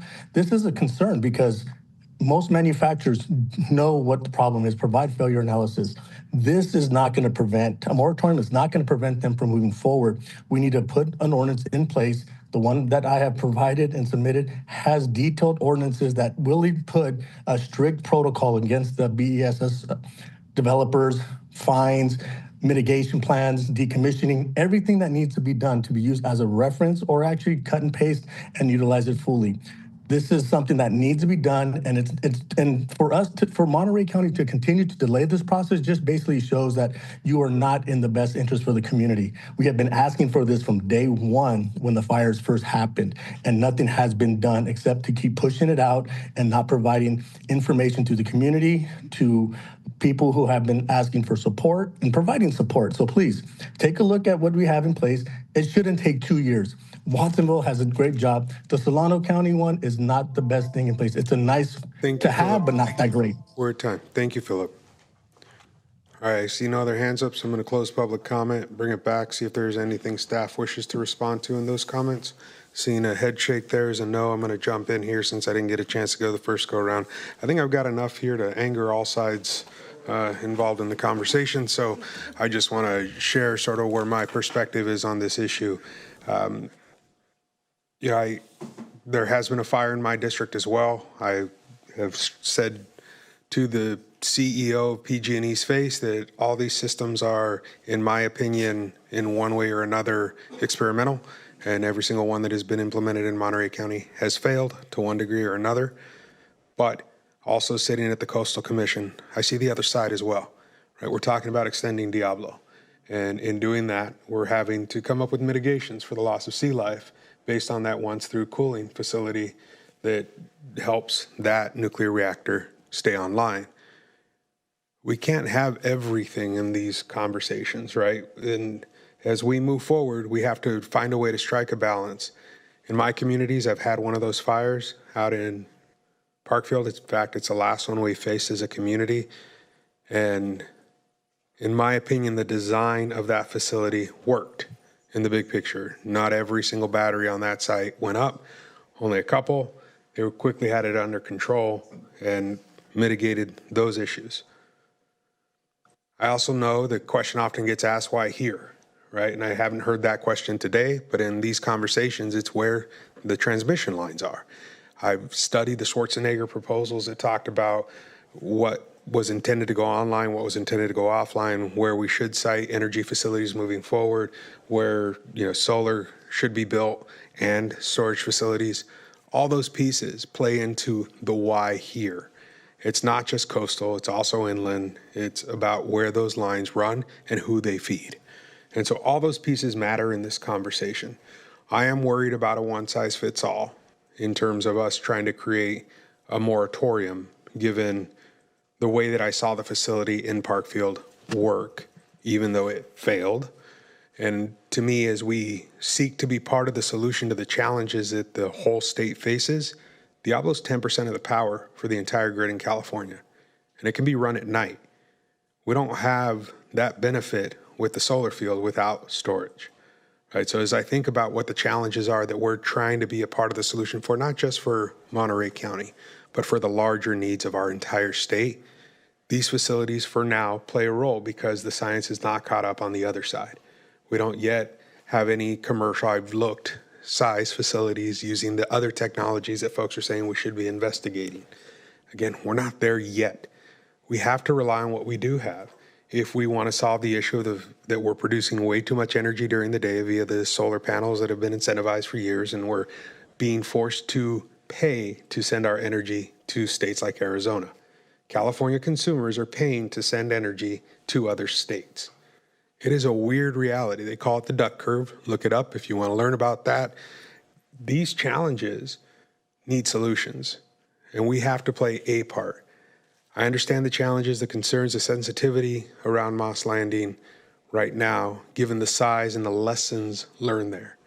We had some really big, really real lessons out of the burning of that facility. And I think out of that, we should be working towards crafting an ordinance. I think the things we've learned in this process about not having a voice at the table should be prioritizing this project.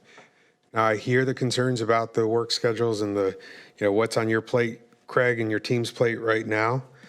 But personally, if this is something that needs to be sent out and we need to find the money to make that happen, this is something that's primarily impacting unincorporated Monterey County.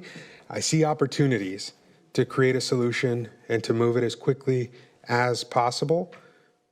But I don't want to end up in a position where a facility gets built somewhere, especially within my district, without us having a voice there or us saying, well, we had a moratorium in place, but we got overrun.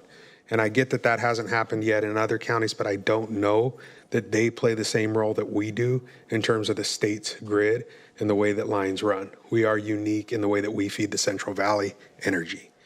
And so given those pieces, I don't know that I can support in this moment a moratorium. I'd rather spend the time that we're talking and the money about spending and creating that in starting the process to actually develop an ordinance that can be utilized to give us a stronger voice at the table, utilizing these new pieces of legislation to come up with solutions in the long run.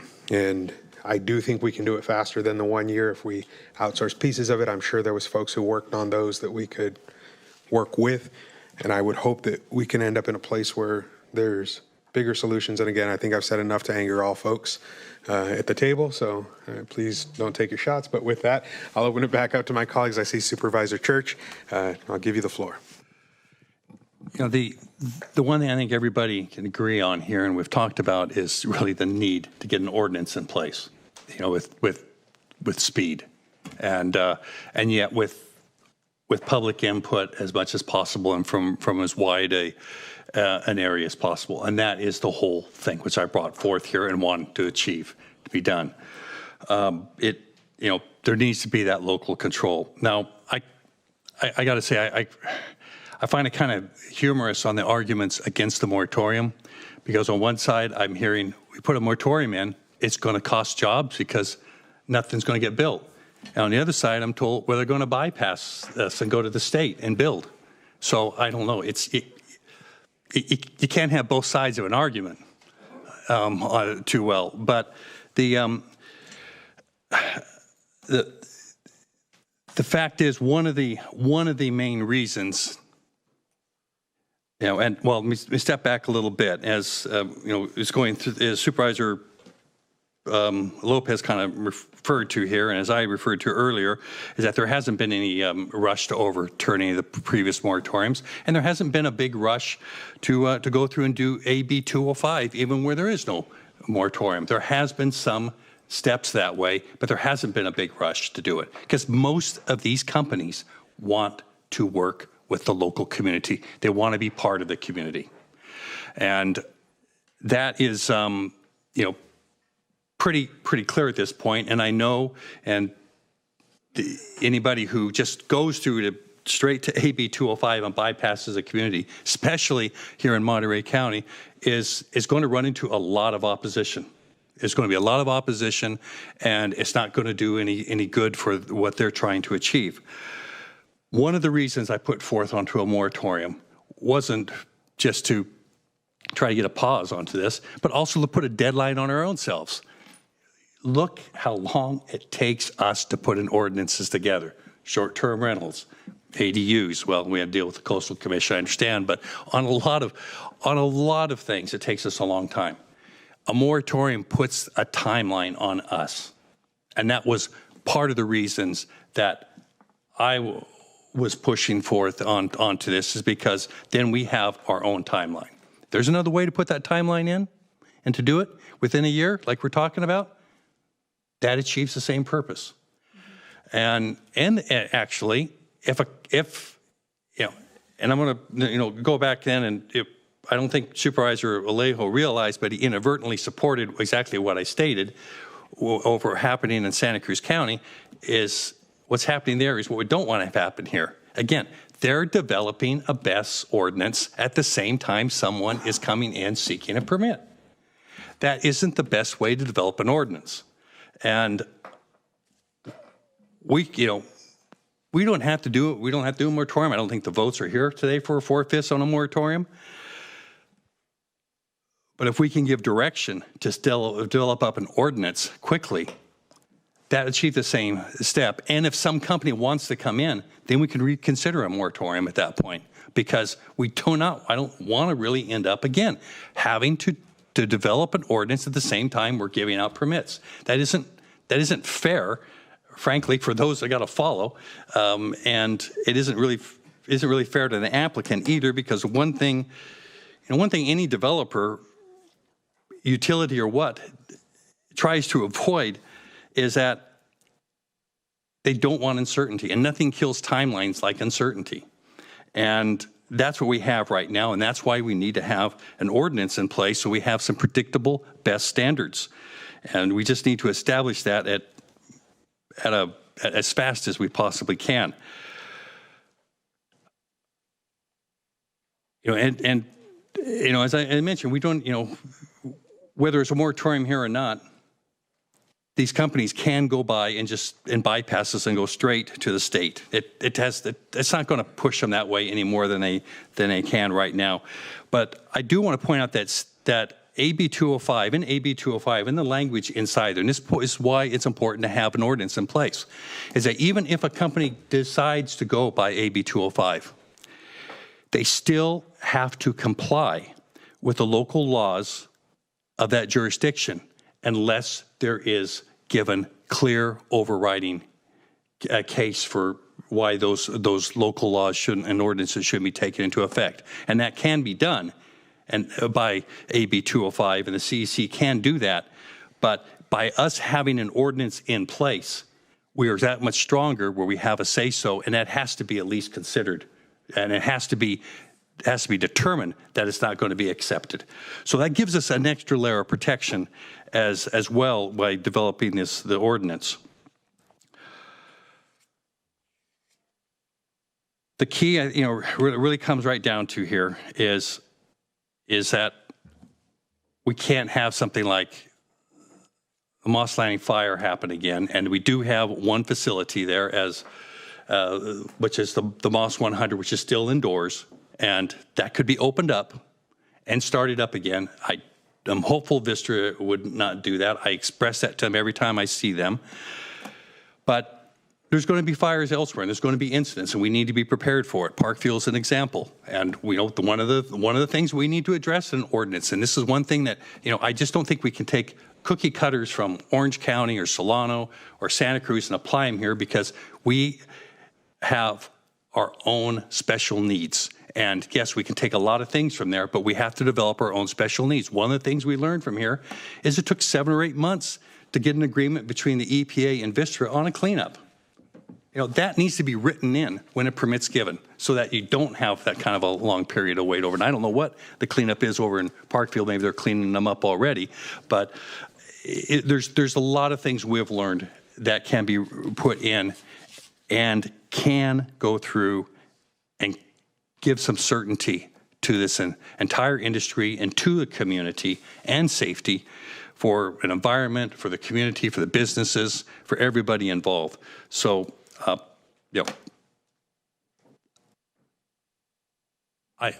want to just make sure when we walk out of here that we're giving this development of ordinances a priority and a timeline, and whether that has a moratorium or not isn't so important, because as I said, we can always come back with a moratorium if somebody wants to come in.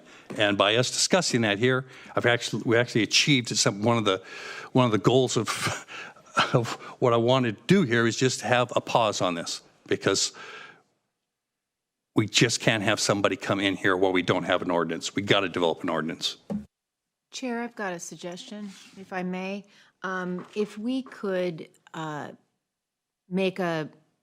give direction today for council and our CAO to look for the kind of funding that we would need in order to hire a consultant to just, you've got examples. I hear what Supervisor Church just said about the concerns about taking other examples, but we have examples out there, as well as this full stack of safety protocols that have been adopted recently that we could implement today. And so if you could just take a look at the list of safety standard protocols that have been recently implemented, whether through legislation, whether through the CPUC, whether through GoBiz, and as well as, and this is something the consultant can do, but identify the funding and see if we can just outsource this so we can get at least a draft ordinance back to us as quickly as possible to begin looking at, but then in a way that wouldn't impede upon the ability for HCD to continue to do the work that they are focused on. I'd say great minds think alike, and that's the same place I am. I'd like to see our CAO and county council work together to find the money and identify a consultant that can move us more quickly than we've been talking about to analyze other people's proposals, as well as recent state legislation, to bring forward an ordinance as quickly as possible. And just that additional part that I said, because, their proposals that came forward in the interim have new requirements that didn't exist in Solano or Orange County. I want to get clear about what those requirements are and what protections are in place for anyone who may come forward in the interim. Okay. Supervisor Alejo, I see your hand up. We'll give you the floor. Yeah, thank you very much. I want to say I support, definitely move with an ordinance, getting the resources to do it. But my concerns on a moratorium remain the same. But the good thing is that we don't have to start from scratch. We are behind, even though the Moss Landing fire was in January. We're having our first conversation on an ordinance today. It should have been started much sooner, as Santa Cruz County did, and they didn't have to wait for a fire or for an application. They started back in 2024. And so we could look to their draft ordinance. Other counties, as people have pointed out, have drafted or are drafting or have drafted ordinance that we could look to. So we don't have to start from zero, but certainly the public participation in that process is critical. And nothing's holding us back from beginning that process to get input in our alternative energy committee or meetings out in the community. that should all take place. But I am all about trying to keep as much local control as possible. And some of those ordinances do what some of the things that my colleagues have mentioned, Kate was mentioning, banning that NMC battery chemistry, banning batteries under one roof, requiring single storage unit of batteries, where usually these storage units have 40 batteries versus the 100,000 batteries that were under that building in Moss Landing. Many other requirements that we could put in an ordinance that I think would create the safest policy moving forward. So I think doing that and moving on to ordinance keeps as much local control as possible. And I want to speak again on the alternative path. I pulled up just another governor's press conference. This was from May, governor's press release from last May. And he's touting, his headline was, since Governor Newsom took office, California's battery storage has increased 1,944% and just achieved a major milestone.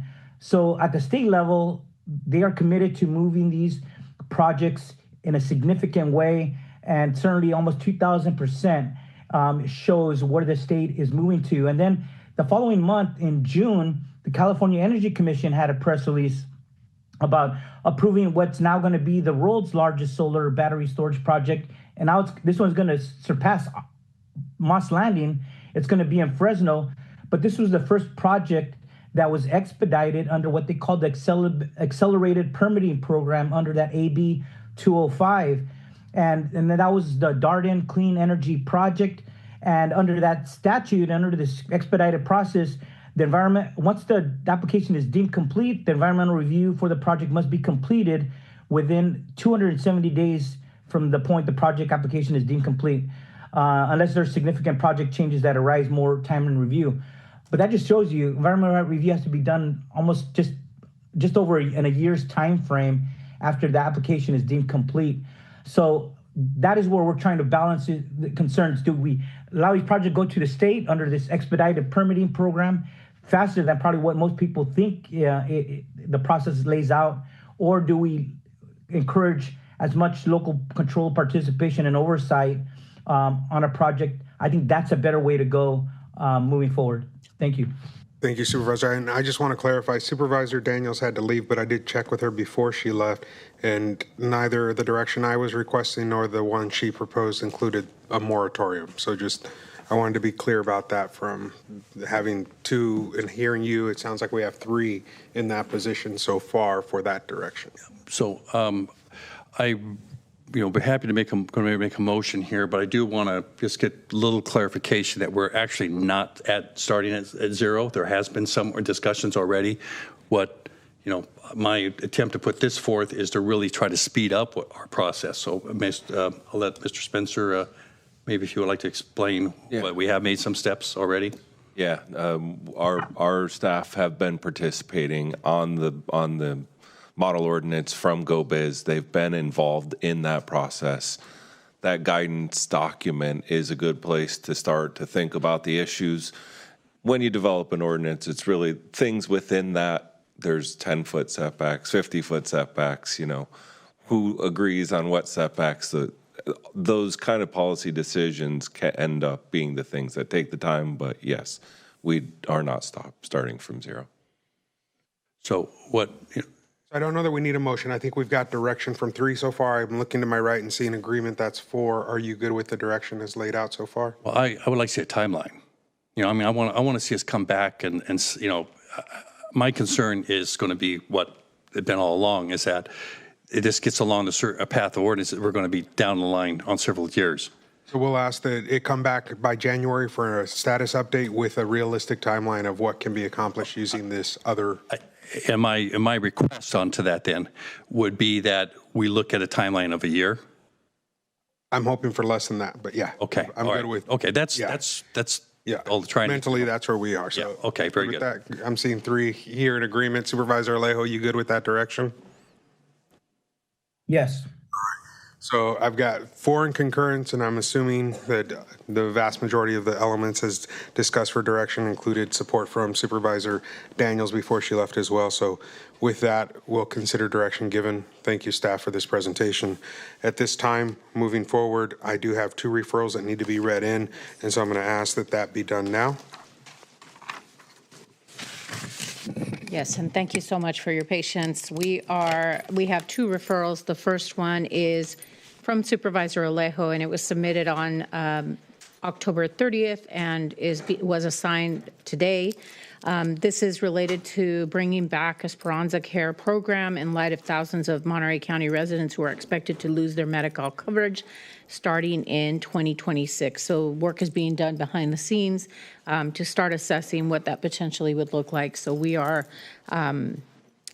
already assigned it to our team. And the second? And the second one is from Supervisor Askew, and this is related to local government Outer Continental Shelf Coordination Program and Coalition. And this is to consider adopting a resolution to affirm the County of Monterey's opposition to offshore drilling and seabed mining, as well as consider joining and financially contributing to local government's OCS Coordinator Program to ensure that local government perspective is not diminished in the federal decision making. And that one also has been assigned. And it's with Chief Assistant Nick Chulos, and it's being worked on with our legislative team. All right, given those having been read in, we're going to proceed. I'm going to, with all due respect, skip the CAO's comments, skip board comments, and ask council if there's anything to read out of closed session. No reportable action. Okay, given that, we are adjourned from both the Board of Supervisors and the Water Resource Agency Board of Supervisors. Thank you. Thank you.